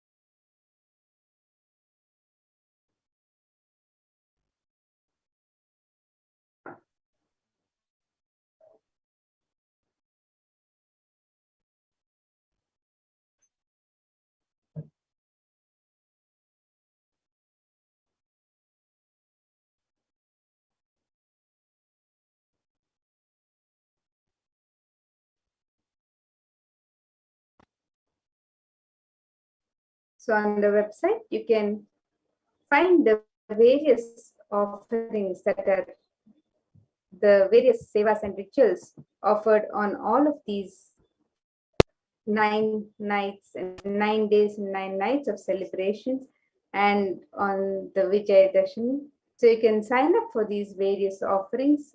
You can find out more about all of the sevas and rituals being offered on these special days as we celebrate the Devi Parashakti in her various manifestations, and also we celebrate the Venkateshwara Brahmotsam, Bhagavan Venkateshwara and his happening. So you can make the various offerings, the sevas and rituals on the website www.kailasa'mailer.com/sevas. And with this, now we'll be moving to the further segments as we get ready to receive the darshan of Devi Parashakti, and we'll learn more about the various manifestations of Devi Parashakti. So let's now move into the darshan as we receive the grace and blessings of Devi Parashakti herself.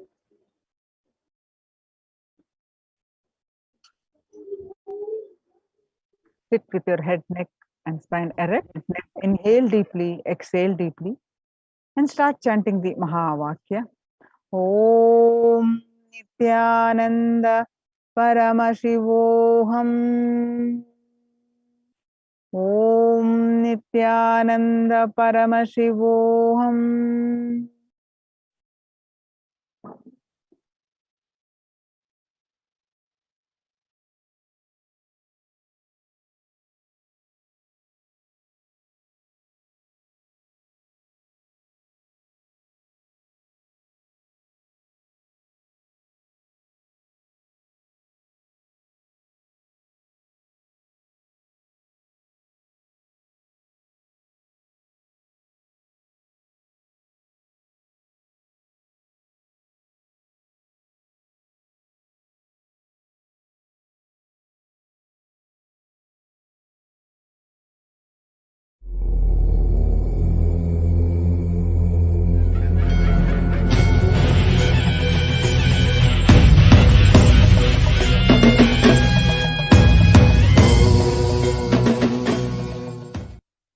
Connecting with the divine with your eyes closed is meditation. Connecting with the divine with your eyes open is darshan.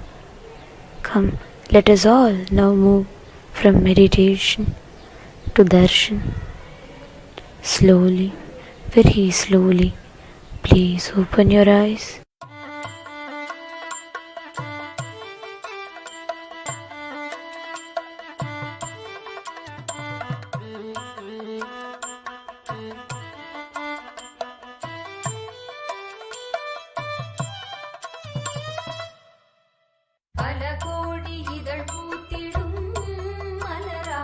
ஒளிரும் நித்தியன் திருமுகம்.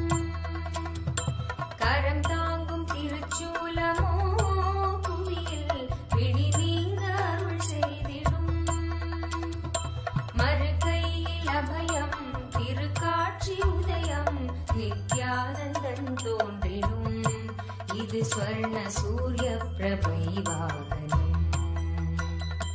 மறுகையில் அபயம் திருக்காட்சி உதயம் நித்யானந்தன் தோன்றிடும். இது ஸ்வர்ண சூரிய பிரபை வாகனம். பல கோடி இதழ் பூத்திடும் மலராய் ஒளிரும் நித்தியன் திருமுகம். கரம் தாங்கும் திருச்சூலமோ புவியில் பிடி நீங்க அருள் செய்திடும்.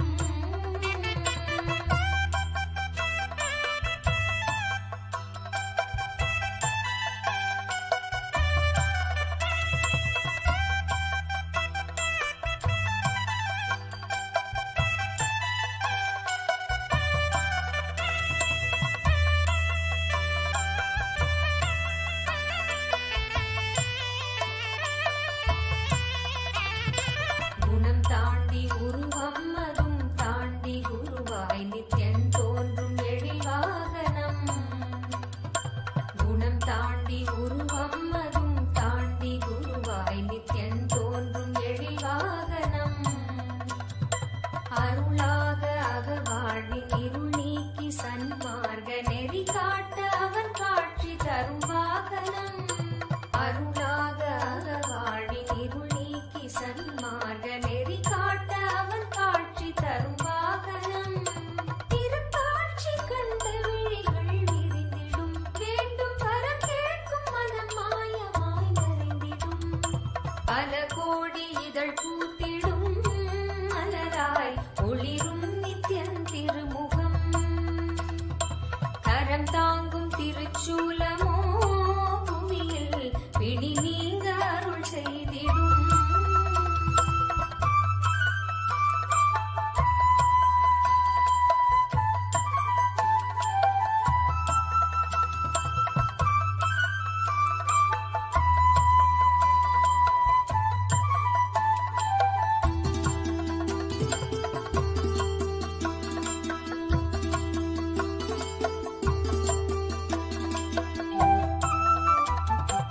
அபயக்கரம் தாங்கி நித்யனும் அமர்ந்ததோ சூரிய பிரபை வாகனம். அபயக்கரம் தாங்கி நித்யனும் அமர்ந்ததோ சூரிய பிரபை வாகனம்.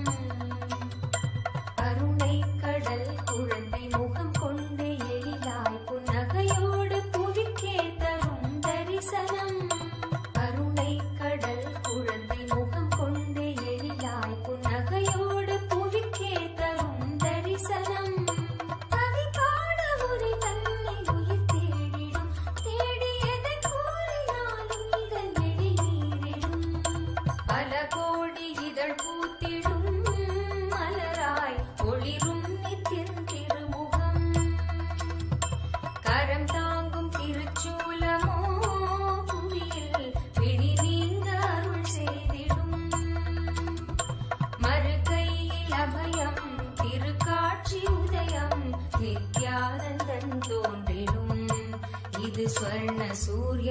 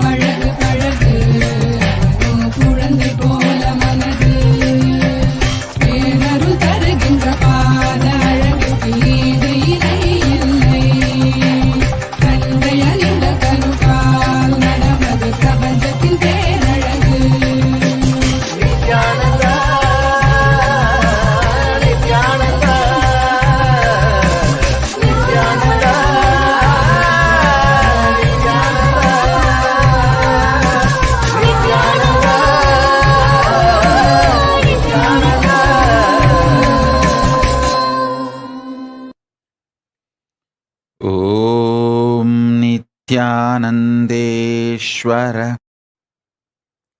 परमशिवसमारम्भाम् नित्यानन्देश्वरि परमशक्तिमध्यमाम् अस्मदाचार्यपर्यन्ताम् वन्दे गुरुपरम्पराम्.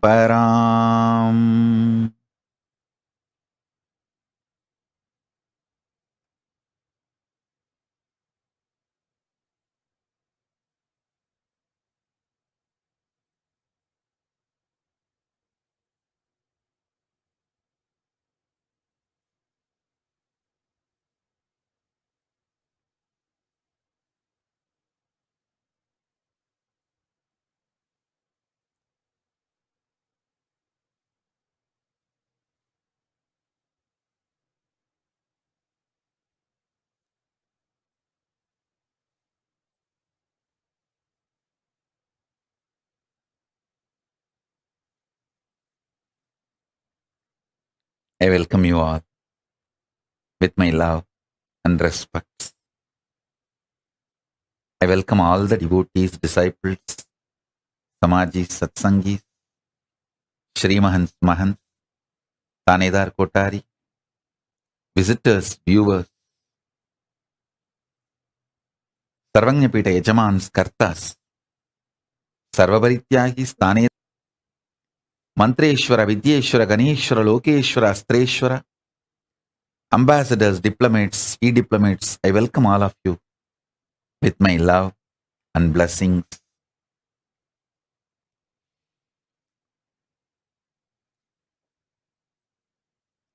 Paramashiva's message directly from Kailasa. Listen.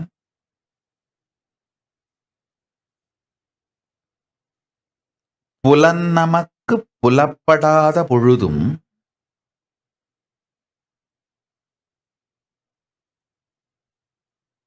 உயிர் உயிர்த்திருக்கும் உத்தமத்தன்மைக்கு நம்மை புலப்படுத்திக் கொள்ளலே சத்திய பிரத்யாகாரம்.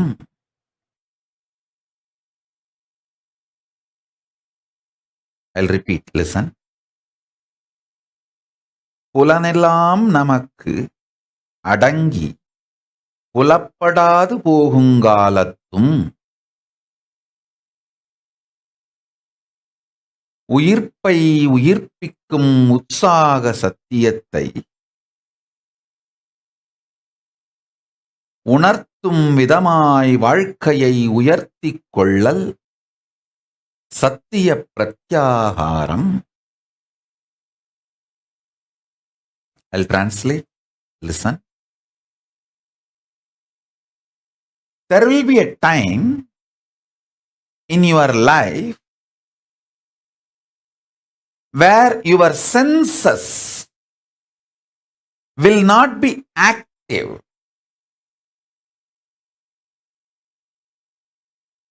Now itself, declaring your conscious sovereignty over your senses, and even when they are not active, when they are not alive, when they are not excited, when they are not functioning, you remaining alive, active, powerful is pratyahara.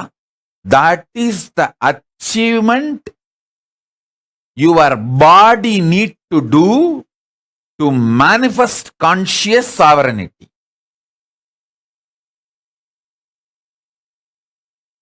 This teaching I directly received from Arunagiri Yogeshwara, Paramashiva himself.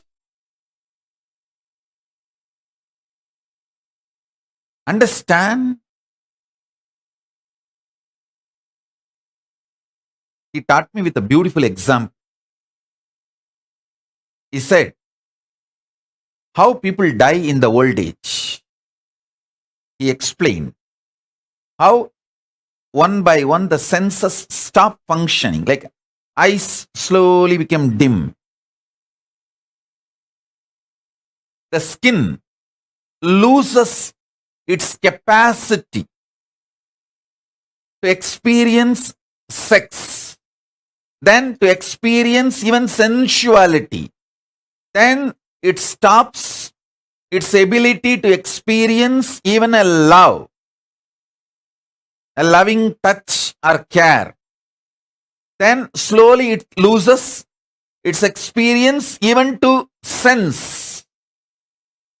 Then tongue, how it loses its ability to taste, ability to verbalize what goes on inside you.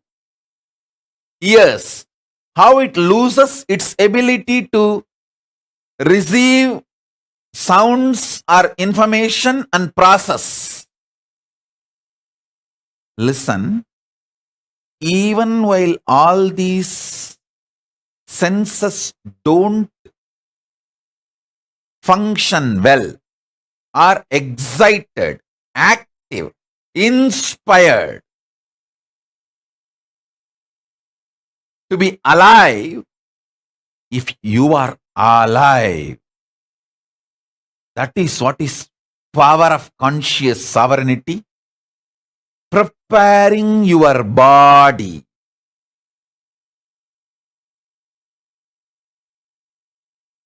to live conscious sovereignty.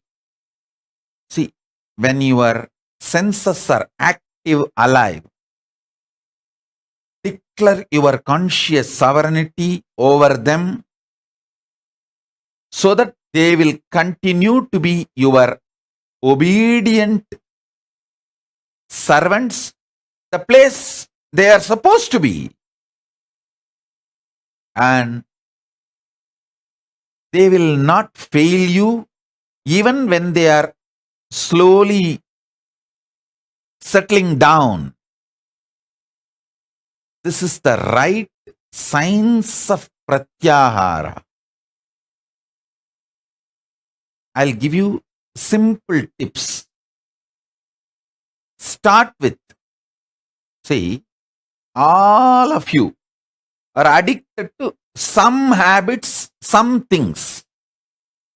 Some people will be addicted to coffee. At particular time, they have to take coffee, only then they will be active in the office.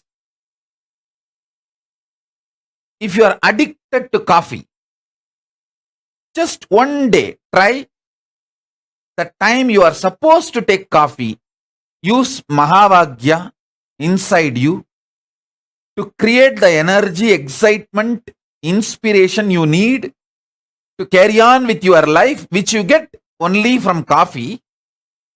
One day, without coffee, just through Mahavagya, try to have. If you are choosing to be my disciple, it means if you are choosing to connect with the introduction I am giving about me, then the best Mahavagya for you is Om Nithyananda Paramashivoham, because it directly connects you with a living manifestation, like live spiritual umbilical cord. If you are not that connected to me, and you are like a visitor or a viewer, suddenly my satsang appeared in the Facebook, and you feel like, okay, let's see what is he doing, what is he trying to tell. He's wearing so much gold. Come on, let me see what he's trying to convey. If you are watching the satsang, but not disciple, then use Om, Araham Brahmasmi, Tattvamasi, Shivoham, any one Mahavagya which you feel connected. Try to replace Mahavagya instead of coffee. Same way, if you are addicted to your gadget,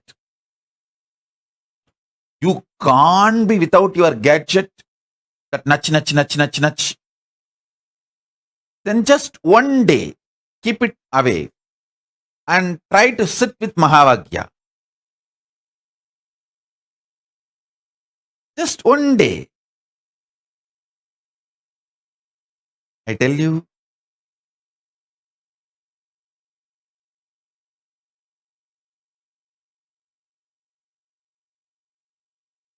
this simple way, start the pratyahara.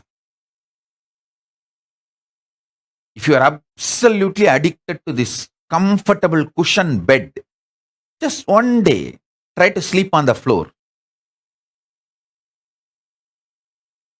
Wherever you feel uncomfortable, try to use Mahavagya to make you feel comfortable. If you are addicted to some music, keep that music aside. One day, try to listen to Mahavagya continuously. I tell you,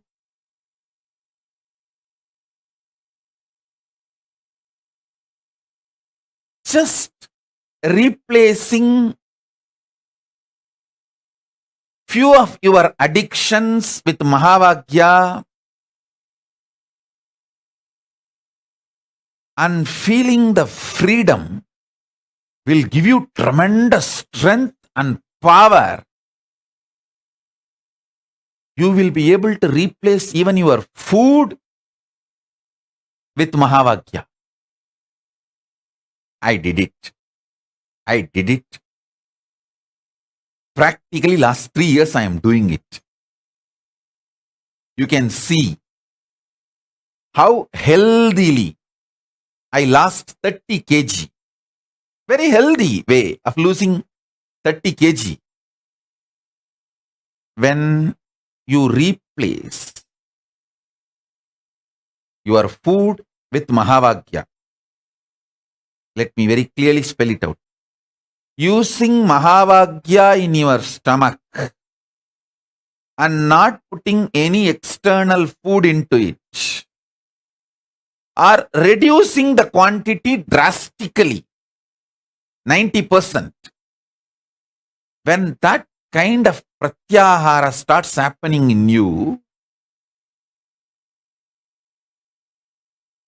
dry fasting, just water fasting, all this becomes too easy. Not only that, listen, it is not just for weight loss. Please understand, I am not teaching you weight loss technique. No.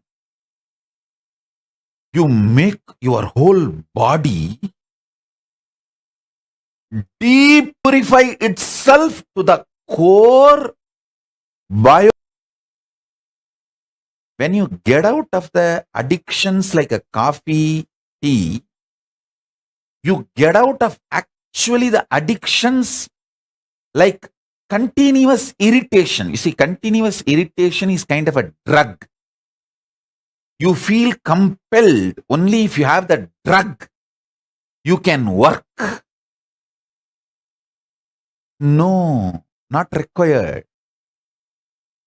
Not at all required.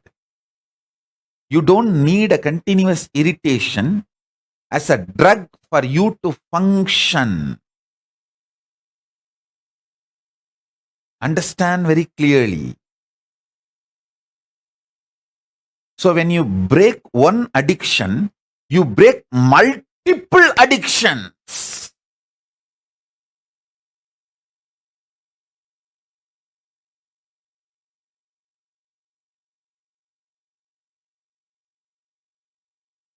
Liberate yourself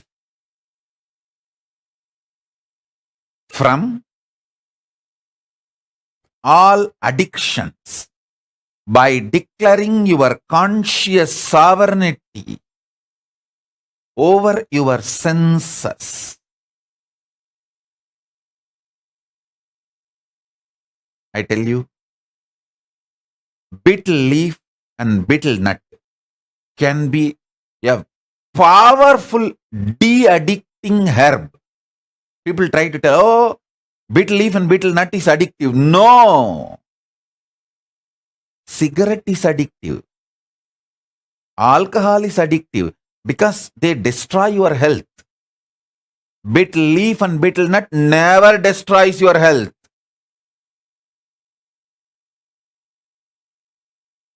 Don't add any items like lahiri or the other drug type of items. No. Simple betel leaf, betel nut is highly healthy. It is actually de-addicting substance.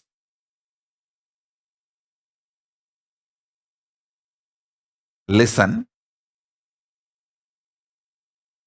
Food should be nourishing, tasty,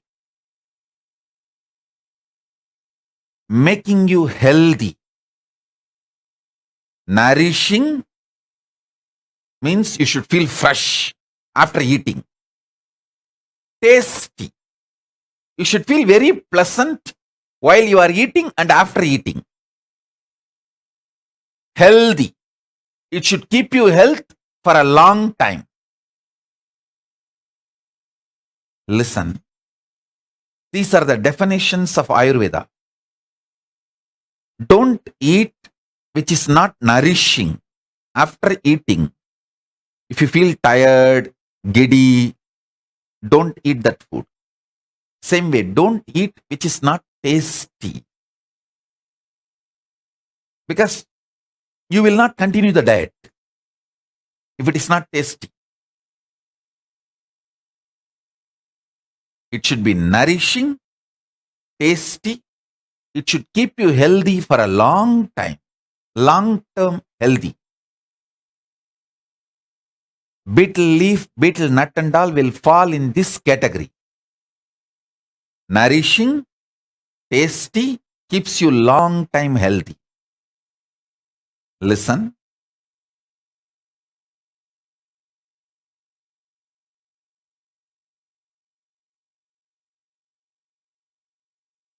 De-addict yourself.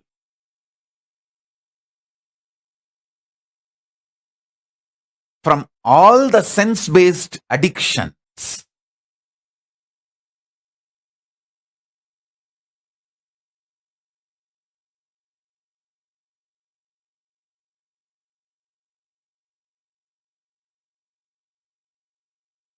I'll give you a very simple tip. Drumstick juice and Tooduvalai juice. These two will make men, women both very strong physically. You will get out of porn addiction. Understand? Men, women, both. Whoever has pornography addiction, take these two juices. Drumstick leaves, Moringa leaf juice and Tooduvalai juice. These two makes you highly potent and highly strong. Understand? Don't try to understand. Don't try to be brainwashed by the modern introduction ideas about sex. Listen. Almost all of you in the modern world, you got the introduction about sex from pornography industry, pornography and soft pornography industry. They introduce about sex to you only to make you as their customer, not for you to have a healthy sex life. Hinduism is interested in your healthy sex life. Neither it addicts you using sex, nor it gives you wrong introduction about sex. It gives you enlightening ideas about sex. A person with high potency and stamina will not be addicted to pornography. Listen. These two, Moringa leaf juice, Tooduvalai juice, can absolutely de-addict you from all porn addictions.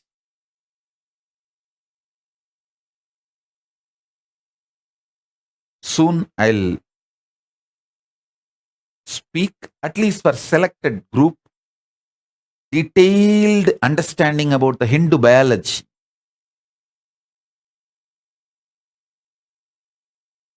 Those revelations need to be told to the world because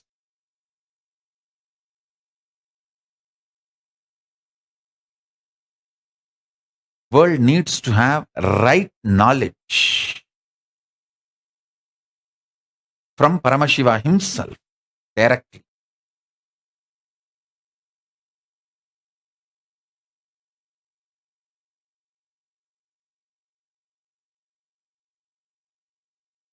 In every level, de-addict yourself. I tell you, de-addicting you in biomemory level will simply make your whole energy focused and make you genius. To become genius, you don't need to do anything special. Just if you de-addict yourself from all the addictions, your whole energy will be so focused, alive, awakened. You will simply become genius.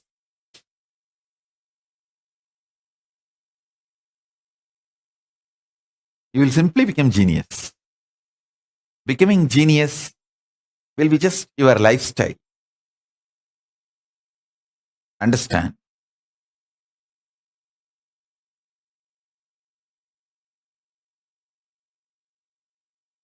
I'll give you now one simple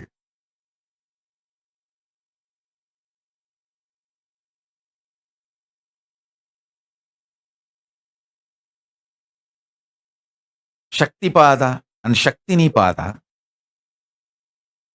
Sit with the truth, Paramashiva, with his Purna manifestation, with his Purnatva, with all his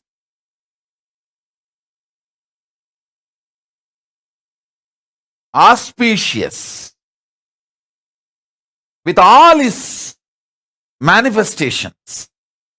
He is sitting inside you and celebrating himself, enjoying himself. Listen. Listen carefully. Listen.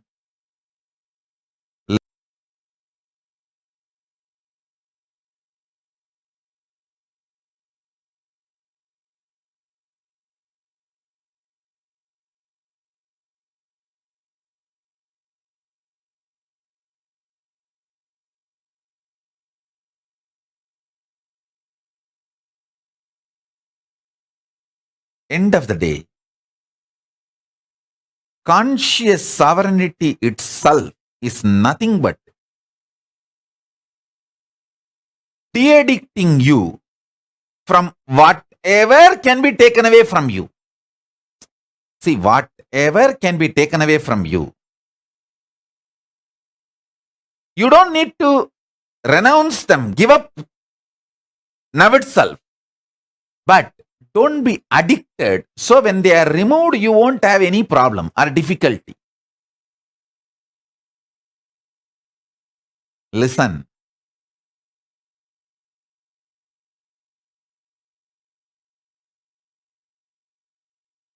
Whatever can be taken away from you,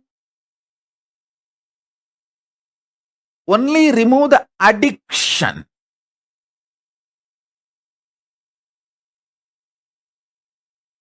Best Shaktipada for this. I should say one of the ultimate Shaktipada I can give you is sit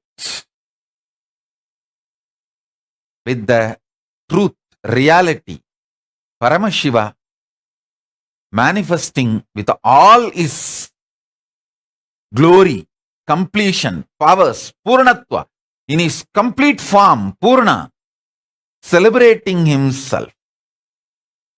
Sit with this. Let this continue to be the source of energy, excitement, bliss, your very identity.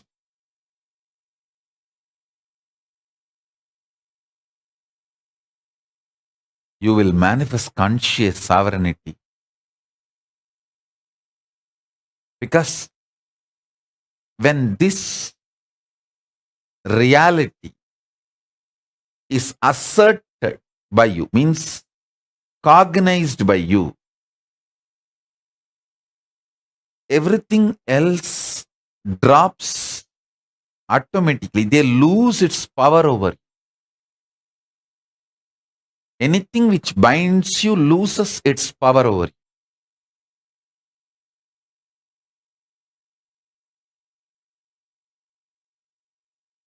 And I have seen how people get addicted. how people lose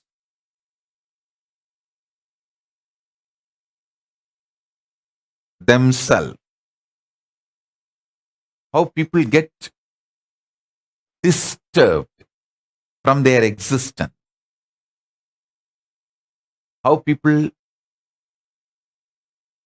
rise or fall.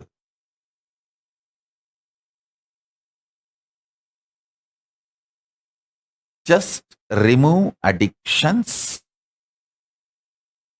you will become genius. That is why our Gurukul education insists on not getting addicted to actually the real education, being addicted to anything, keeping your consciousness alive, vibrant. You just need only completion signs when you grow up, not any information or facts.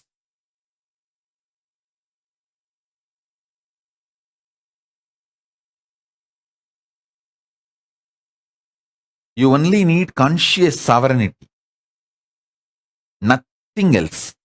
Especially after the advent of the internet, Google. People who are studying, reading, trying to master some subject are fools, stupid. By the time you become a doctor, MBBS, MS, all these, that, bus, and ready to do open heart surgery, that science is outdated. You don't even need to open the heart. Just through laser, you can finish any surgery without opening the heart. So the whole 15-20 years you spent, you mastered the whole science is in every field. This is the way the future is going to be. 20 years you study. Somebody was asking, I saw which engineering college I need to go and join. Fool. To become a fool, any engineering college is okay. In India, everyone becomes engineer first, only then they think what they should become. And India has more number of engineering colleges and engineers than the rats and cats. Go and join anyone, which is all now empty after all. And many colleges are paying you to come and study engineering. You study for 20 years and learn, master the science of making roads. Suddenly the cars which can fly 20-30 feet high is invented. Over. The whole idea of the roads will become useless in next few years. And you will put your 20 years to learn how to make roads. I'll actually prove to you guys how I will make my Balasans as best doctors and powerful surgeons.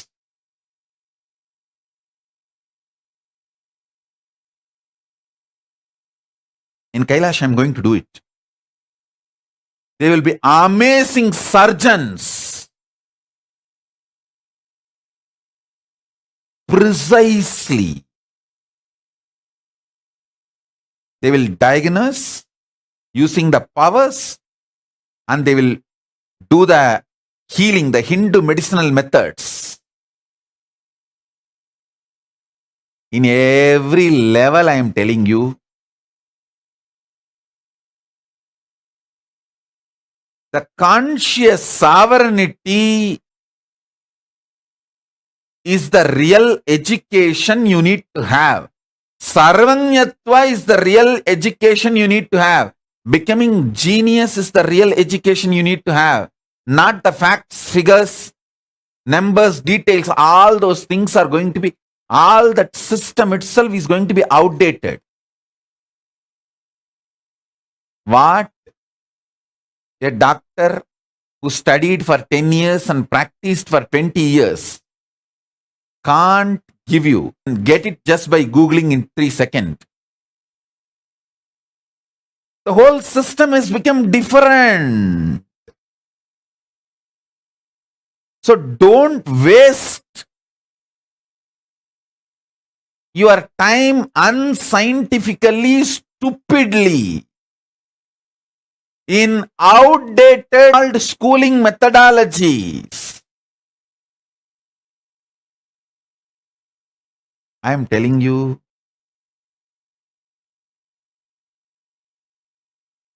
I'll give you one example.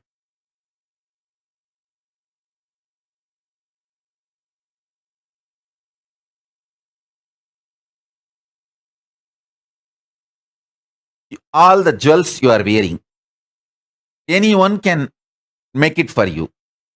All the clothes you are wearing, anyone can do it for you and give you. All the makeup you are wearing, anyone can do it and give for you. But the internal organs you are having, keeping them healthy, only you can do it for you.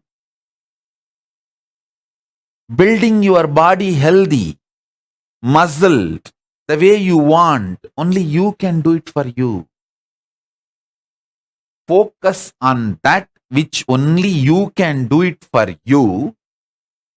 Everything else will be easily, freely available to you. This is the core value of life.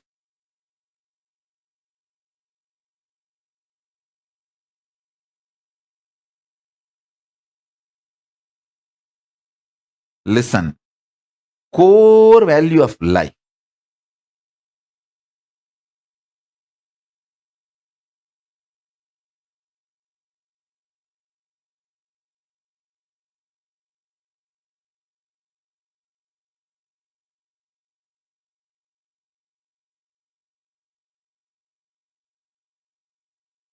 Sharpen your consciousness, your ability to stay in higher states of awareness, your ability to run the life without the drug called fear, confusion. Understand, greed is not a drug actually. I'm not saying greed is right, but at least greed is not a damaging life negative drug. Fear and confusion is the life negative drug. Stop taking the fear and confusion, which is life negative drugs, to run your day-to-day life. Understand? Don't come and tell me, no, Swamiji, I want to get out of the fear, but I am not able to get out of the fear. That is an absolute cunning lie. That's absolute cunning lie. Listen. Inside you, you are convinced your fears have a utility value for you. Because of your fears, many times you saved yourself from many problems, and only with your fears you can run your life and you can be alive, active. All these wrong convictions have gone into your system. You convinced yourself wrongly that fear is needed or a part of life for you to run your day-to-day life. No, it's a lie. It's a lie. It's a lie.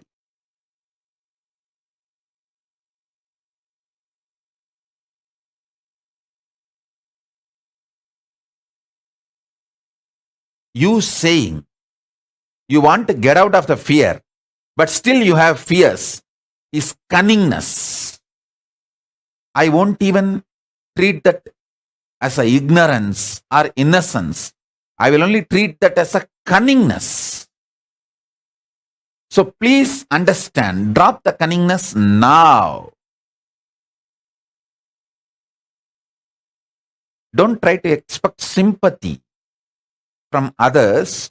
Oh, you want to drop the fear. You want to drop the fear. You want to drop the fear. But you are not able to drop the fear. That is extreme cunningness, trying to get sympathy. No. Stop this cunning game. Drop all the conviction you carry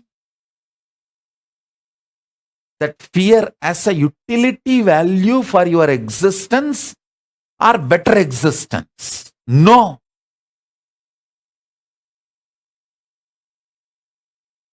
At least greed, I will approach with a little tolerating, okay. May not be accepting, I won't accept greed, but tolerate. But the fear and confusion has no right to exist in you. Both of them are life negative drugs. That is worst addiction.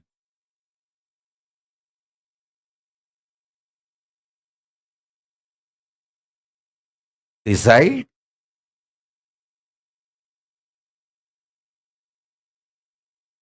to declare your conscious sovereignty. Allow the Guru to work on your mechanism. I don't work on your mind. I work on your mechanism. I don't work on your mind because I don't work on shit. I am not scavenger. I work on which I need to work to bring permanent transformation and conscious sovereignty in you.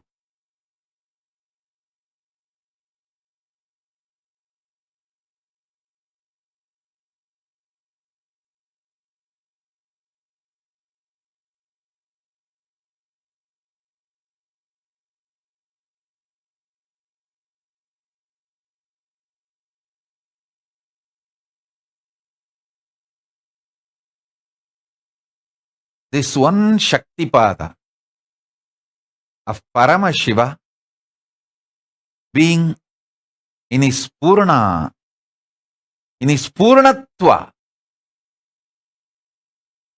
in his complete manifestation, Purna, ultimate, and celebrating his own existence.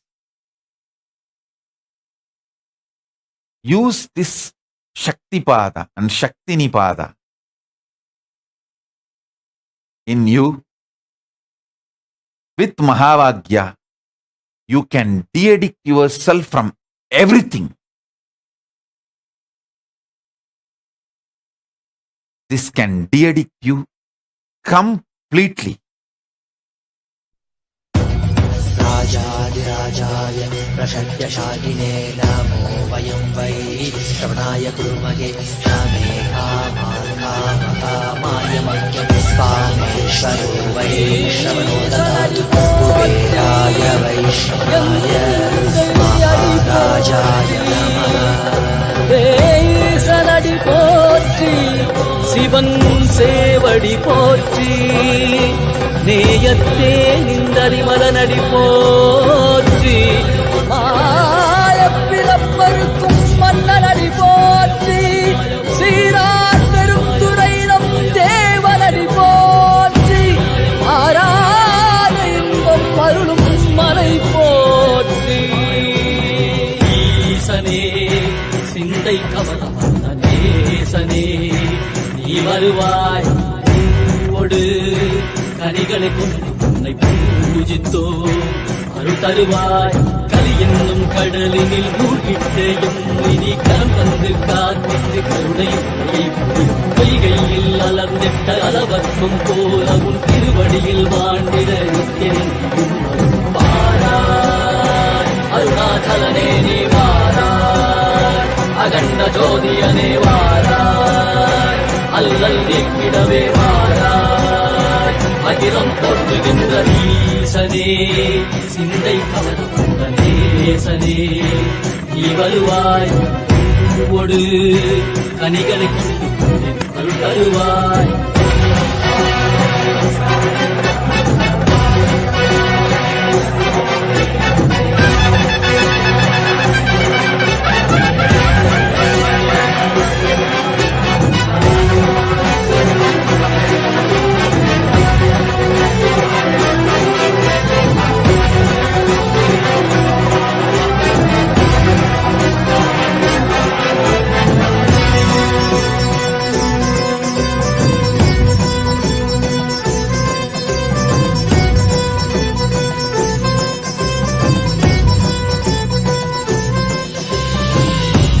சூலமும் வெயிலில் வில்வமும் நிறையா கடல் நீர் குடியோடு தரிசனம் அருளவா Symbian மாட சிற்றவை தனிலே சிந்தை கவர்ந்த உன்னை சிக்கன பிடித்தேனே வந்தும் புகழ் பெறும் நான் மலை நாயகா மதியில் நிறைந்திடுவாய் மதி உணராதவர்க்கு மதி உணர் செய்திட வந்துடு நீ ஏந்திவாய் அறவாடிட சூழ்ந்திட நீ வருவாய் அகம் உணர்ந்திட புறம் மகிழ்ந்திட புலித்தோலோடு நீ வருவாய்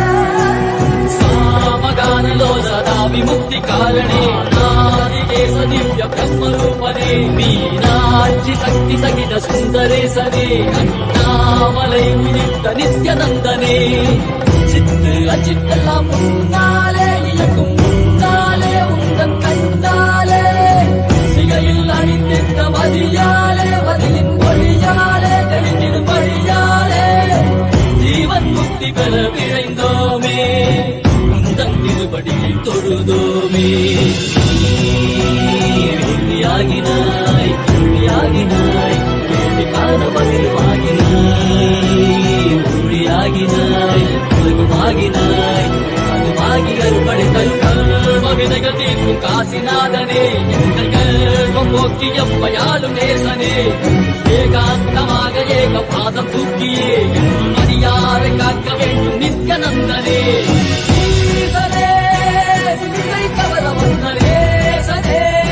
நீ வருவாய் கதிகன சரணத்தை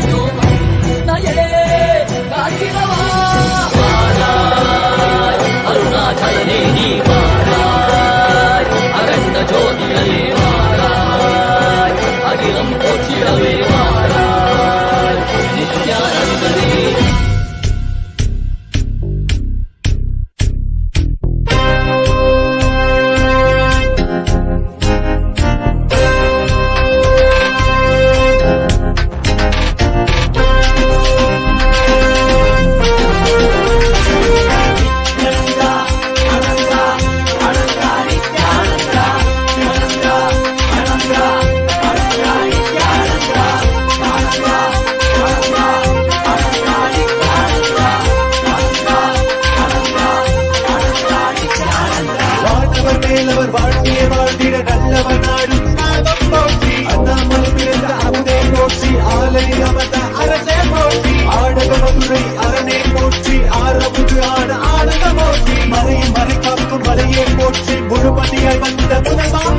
அருணையில் உதித்த நித்தியனை போற்றி மாமதுரை நீத்த சுந்தரா போற்றி அருணையில் உதித்த நித்தியனை போற்றி மாமதுரை நீத்த சுந்தரா போற்றி நித்யானந்தா அனந்தா அனந்தா நித்யானந்தா நித்யானந்தா அனந்தா அனந்தா நித்யானந்தா நித்யானந்தா அனந்தா அனந்தா நித்யானந்தா அனந்தா அனந்தா அனந்தா நித்யானந்தா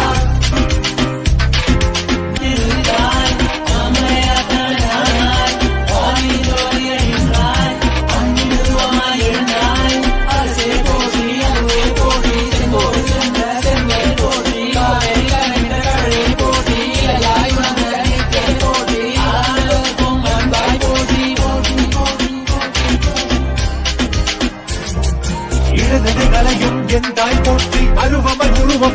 நின்றாய் போற்றி முழுவதும் இருந்த முதல்வா போற்றி முத்தமிழ் மொழி கண்ட முகிழே போற்றி அஞ்சல் என்கிங்கு அருள்வாய் போற்றி அத்தான் போற்றி ஐயா போற்றி நாதமனாவிலே நின்றாய் போற்றி கீதமவானிலே ஆனாய் போற்றி நித்யானந்தா நினைத்தால் நெஞ்சில் நிறைவாய் நித்யானந்தா நினைத்தால் நெஞ்சில் நிறைவாய் நஞ்சிய முதாய் நயந்தாய் போற்றி கனவிலும் அன்பற்கு ஆனாய் போற்றி கலியுகம் காத்த காலமே போற்றி உணர்வில் ஒன்றான உயிரே போற்றி உயிர் தாண்டி வந்த துணையே போற்றி அருமையில் எளிய அழகே போற்றி கோடியில் என கொண்ட நித்தியனை போற்றி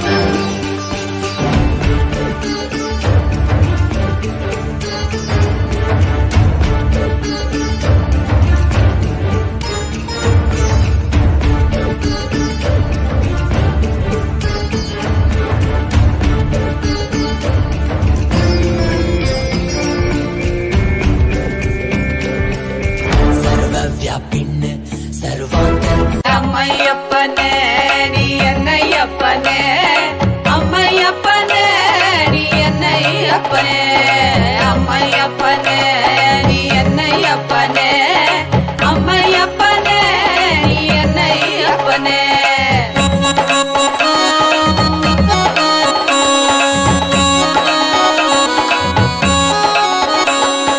மக்களுக்காக மறுபடியும் நீ அவதரித்தனே மக்களுக்காக மறுபடியும் நீ அவதரித்தனே அம்மையப்பனே நீ என்னையப்பனே அம்மையப்பனே நீ என்னையப்பனே அம்மையப்பனே நீ என்னையப்பனே அம்மையப்பனே நீ என்னையப்பனே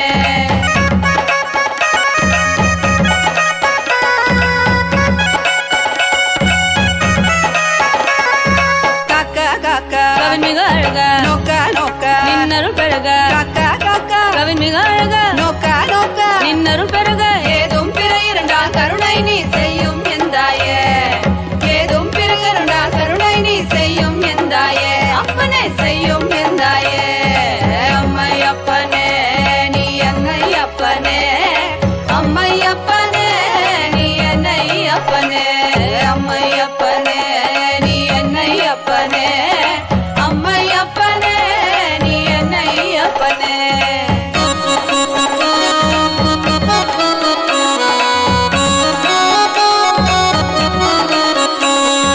மக்களுக்காக மறுபடியும் நீ அவதரித்தானே மக்களுக்காக மறுபடியும் நீ அவதரித்தானே என்னை அம்மையப்பனே அம்மையப்பனே நீ என்னையப்பனே அம்மையப்பனே நீ என்னையப்பனே அம்மையப்பனே நீ என்னையப்பனே அம்மையப்பனே நீ என்னையப்பனே அம்மையப்பனே நீ என்னையப்பனே அம்மையப்பனே நீ என்னையப்பனே நீ என்னையப்பனே அம்மையப்பனே நீ என்னையப்பனே மாமலகே மணிகே மாணிக்கமே மரகதமே வைரமே பொன்னே புகழ் சேர் பொன்மலகே சோதி வடிவான ரூபனே என் குருநாதா என் குருநாதா என் குருநாதா அஞ்ஞான கடல் நீங்கி கணக்கு ஆத்ம ஞானம் அளிப்பாய் குருநாதா நித்யானந்தா ஆத்ம ஞானம் அளிப்பாய் நித்யா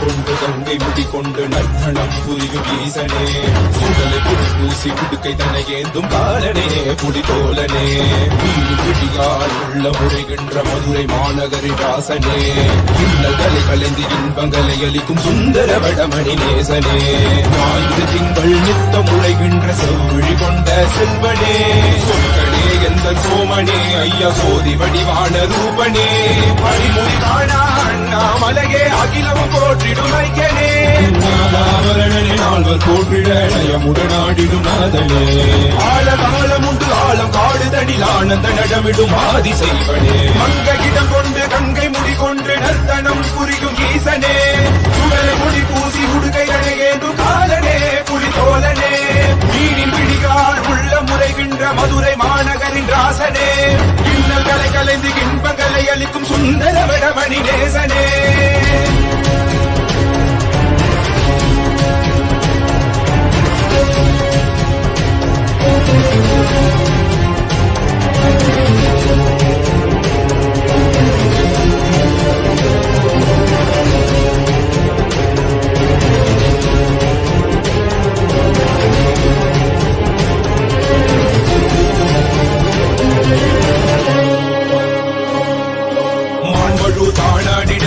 மங்கையவளிடம்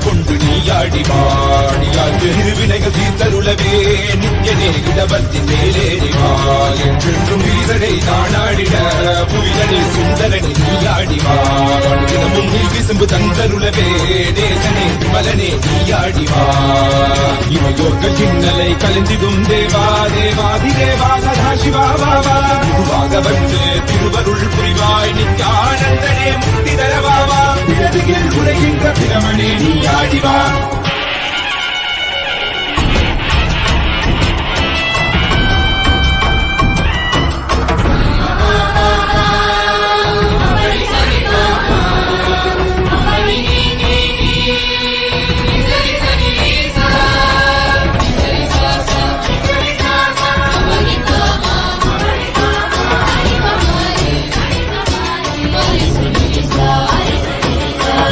வணங்கிடவே காஞ்சியில் மண்ணாய் உரைபவனே அப்பாய் காட்சி தரும் எங்கள் ஆணை காவரசே ஆதிகந்தமிழாத ஜோதியாய் அருணகிரி உரைநாதனே உலகை இயக்கிடும் வாயு வடிவே காலசக்தி ஈசனே பிள்ளை நகர்தனி வானில் ஆடும் கூத்தனே பஞ்சபூதமும் நித்தம் பணியும் பரமனே பரமேசனே நித்யரசித நித்ய வைபவ குப்த கைலை வாசனே ஈசனே சர்வேஷனே பரமேசனே ஜெகதீசனே நித்யனே ஆனந்தனே எல் ஜீவனே குரு சேவனே நித்யனே ஆனந்தனே எல் ஜீவனே குரு சேவனே நித்யனே ஆனந்தனே எல் ஜீவனே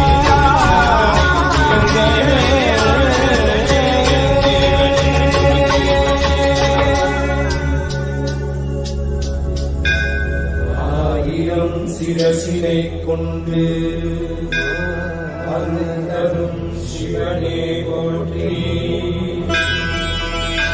நீராயிரம் கைகள் கொண்டு அழைக்கின்ற தூயவா போற்றி உன்னத சத்தியத்தை உரைக்கின்ற தேவனே போற்றி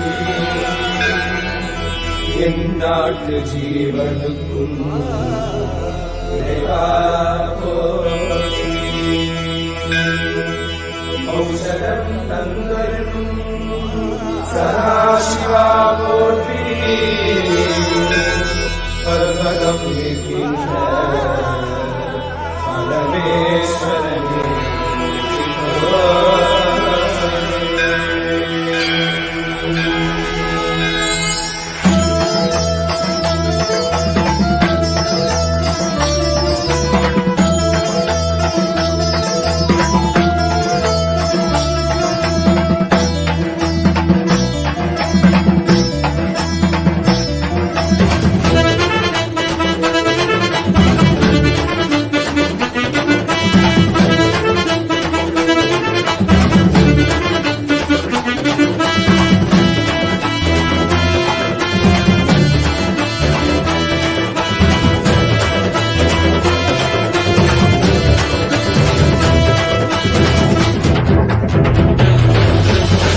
Nityananda Satya Nityarupa Nitya Nityananda Satya Nityarupa Brahma Nityananda Vishnu Shivarupa Brahma Nityananda Vishnu Shivarupa Ananda Tandava Nitya Hare Nityananda Paramahamsa Shri Nityananda Nityananda Ananda Tandava Nityananda Nityananda Paramahamsa Shri Nityananda Nityananda Nityananda Satya Nityarupa Nityananda Satya Nityarupa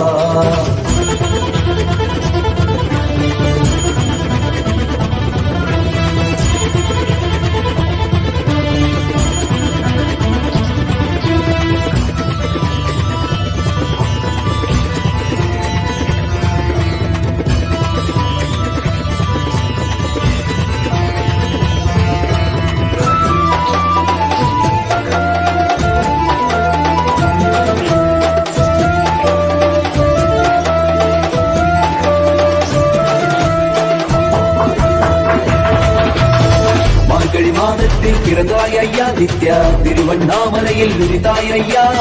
மனித உருவெடுத்த தெய்வம் ஐயா, இந்த உலகை காக்க வந்த ஞானி ஐயா. ஞான தொழுதல் மூலமாக எங்கள் நோயை கரைய வைத்தாய் ஐயா.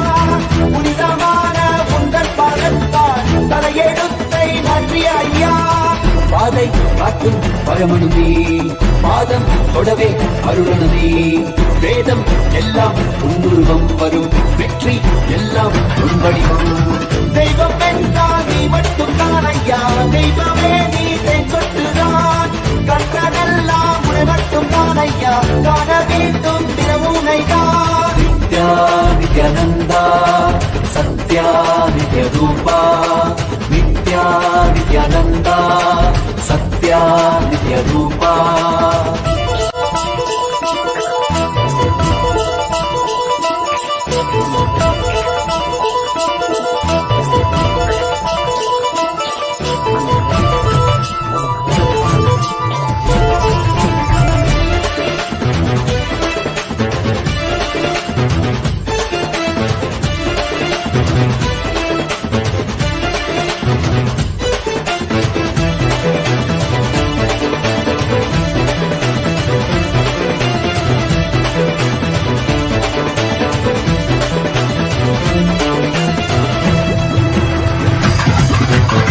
ஆயிரம் கண் கொண்டு பார்த்திருப்பாய் மனிதன், அவளும் எல்லாமே தீர்த்து வைப்பாய்.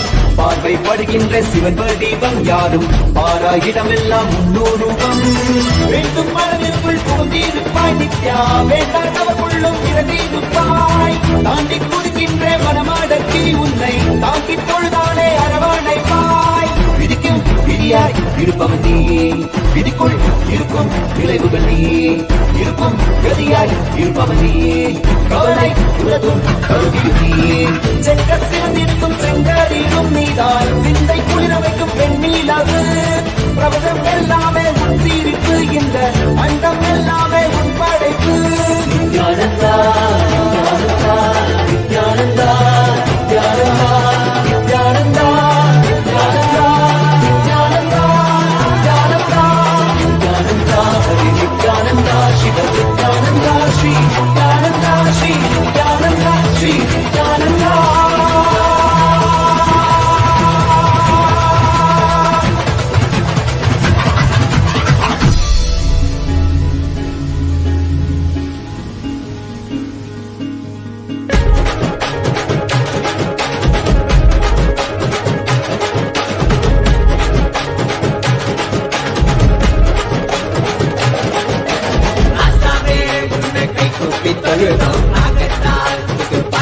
படிச்சோம் ஊரெல்லாம் ஒன்னாகி கும்மாலும் அடிச்சோம்.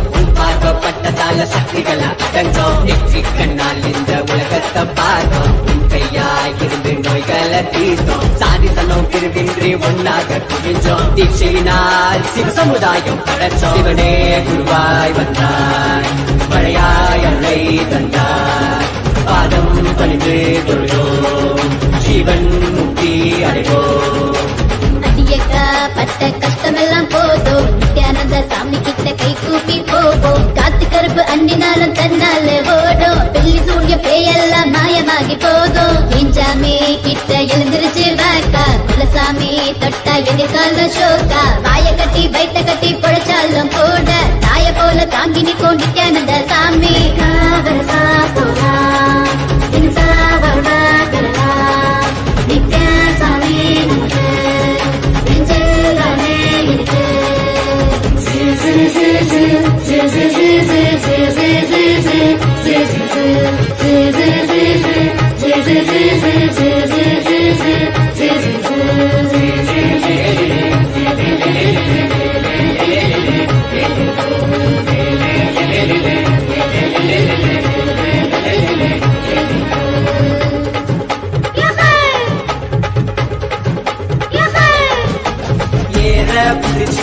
உழுகிற போதும் எங்க சாமி நிக்கிற பாதி வரப்பு மறைய விலகின பூமி கொடுப்பது நம்ம நிக்கிற சாமி. படகில் உதவோ துடுப்பின போல வாழ்க்கையை கடக்க உதவிடும் சாமி. இவரை போல சாமிய காமி, இவரை சுத்தி இவரு 11 இல்ல நித்யானந்தா சாமி பத்தி என்னத்த சொல்ல ஊரத்தான் காப்பாத்த ஊர்கோலம் வருதான் வேருக்குள் நீராகி அருளத்தான் தருதான் கொட்ட கட்டி அதுல குடியேறினாலும் நித்யானந்தா சாமி வந்து அருள் வழங்க வேணும் மாய கட்டி வைத்த கட்டி பொழைச்சாலும் கூட தாய போல தாங்கி நிற்கும் நித்யானந்த சாமி விலகி போடும் நம்ம தேடும் கண்முன் சாமி இருக்கு காசு பணமோ இருக்கு ராசாவே உன்னை கை தூக்கி தொழுதோம் ராகத்தால் புது பாட்டொன்னு படிச்சோம் ஊரெல்லாம் ஒன்னாகி கும்மாலம் அடிச்சோம் உன் பார்வைப்பட்டதால சக்திகளை அடைஞ்சோம் நெற்றி கண்ணால் இந்த உலகத்தை பார்த்தோம் உன் கையாயிருந்து நோய்களை தீர்த்தோம் சாதி சமம் பிரிவின்றி ஒன்னாக குவிஞ்சோம் தீட்சையினால் சிவ சமுதாயம் படைச்சோம் சிவனே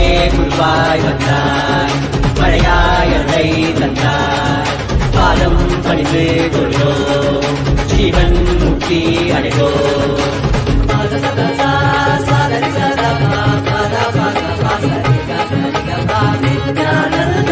जग में आए पूरे दिल में समाये समाये मादी तलाश में सब लोग आकर देखो नित्यानंद जाए जाए नित्यानंद जग में आए पूरे दिल में समाये समाये मादी तलाश में सब लोग आकर देखो नित्यानंद जाए जाए நெஞ்சேக்குள்ள நிம்மதி வேணும் நித்யானந்த சாமி அருளிருக்க மஞ்சள் என்று அபயம் தருவான் அங்கே போனா அருளும் பெறலாம் அஞ்சி அஞ்சி வாழ்ந்திட வேணா ஐயன் இருக்க ஐயமும் வேணா செஞ்சு பாரு பூஜைய நீயும் செஞ்ச பாவோ சிதறி போனோம் அடியக்கா பட்ட கஷ்டமெல்லாம் போதும் நித்யானபி போவோம் காத்து கருப்பு அண்டினாலும் தன்னால ஓடும் வெள்ளி சூழ்ய பேயெல்லாம் மாயமாகி போகும் நெஞ்சாமி கிட்ட எழுந்திருச்சு வாக்கா குலசாமி தொட்டா எதிர்கால ஷோக்கா வாய கட்டி வைத்த கட்டி பொழைச்சாலும் கூட தாய போல தாங்கி நிற்கும் நித்யானந்த சாமி காவலசா போலாம் தினசா வாழ்வா பெறலாம் நித்யா சாமி நமக்கு நெஞ்சல் தானே இருக்கு ராசாவே உன்னை கை கூப்பி தொழுதோம் ராகத்தால் புது பாட்டொன்னு படிச்சோம் ஊரெல்லாம் ஒன்னாகி கும்மாலம் அடிச்சோம் உன் பார்வைப்பட்டதால சக்திகளை அடைஞ்சோம் நெற்றி கண்ணால் இந்த உலகத்தை பார்த்தோம் உன் கையாயிருந்து நோய்களை தீர்த்தோம் சாதி சமம் பிரிவின்றி ஒன்னாக குவிஞ்சோம் தீட்சையினால் சிவ சமுதாயம் படைச்சோம் சிவனே குருவாய் வந்தார் மழையாயலை தந்தார் பாதம் பணிந்து தொழுதோம் அடைவோம்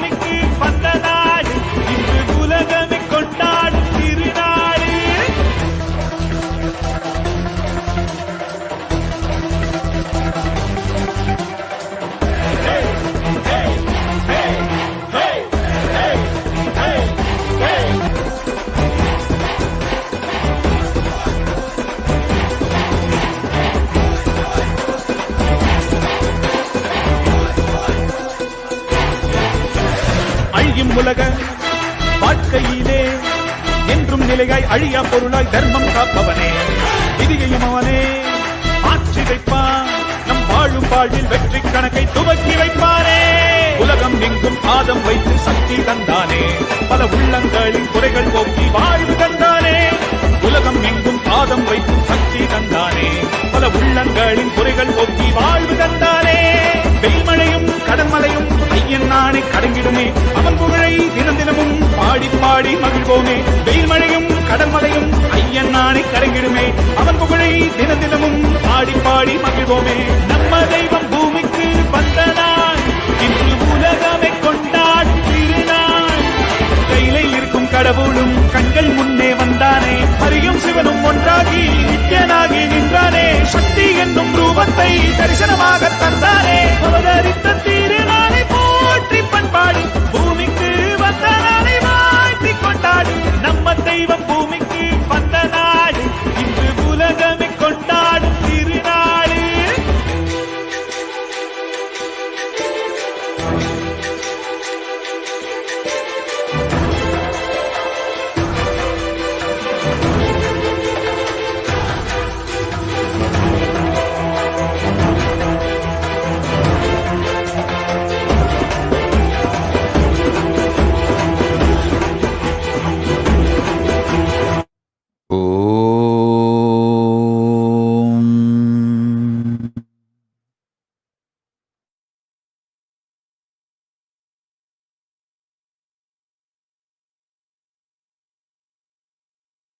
As living ultimate manifestation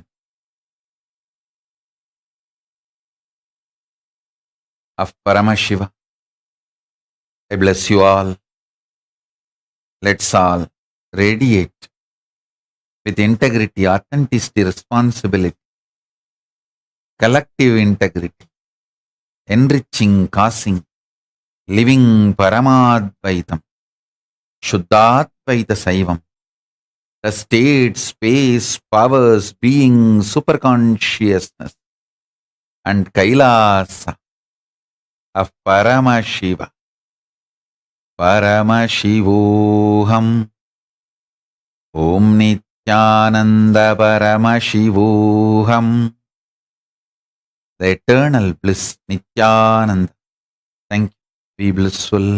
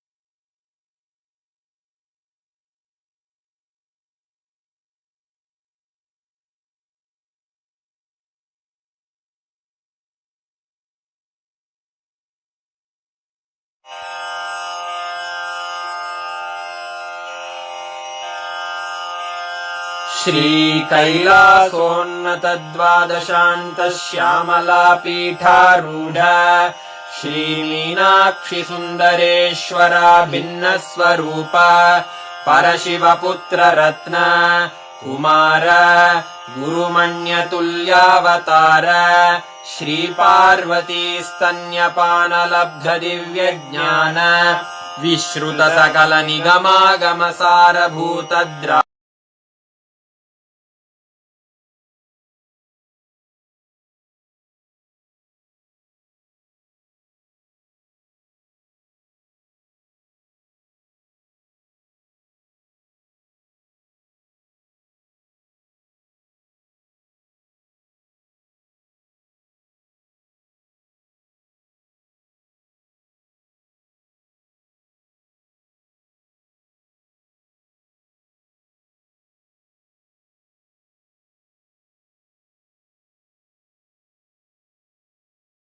with the Sadguru Vandanam. Nithyanandam Paramashivoham Kevalam Jnanamurtim Dvandvatitam Gaganasadusham Tattamasyadi Lakshyam Ekam Nityam Vimalamachalam Sarvadi Sakshi Bhutam Bhavatitam Trigunarahitam Sadgurum Tam Namami. Let's go through the disclaimers. Security measures. No photography, video, audio recording. Important cautions.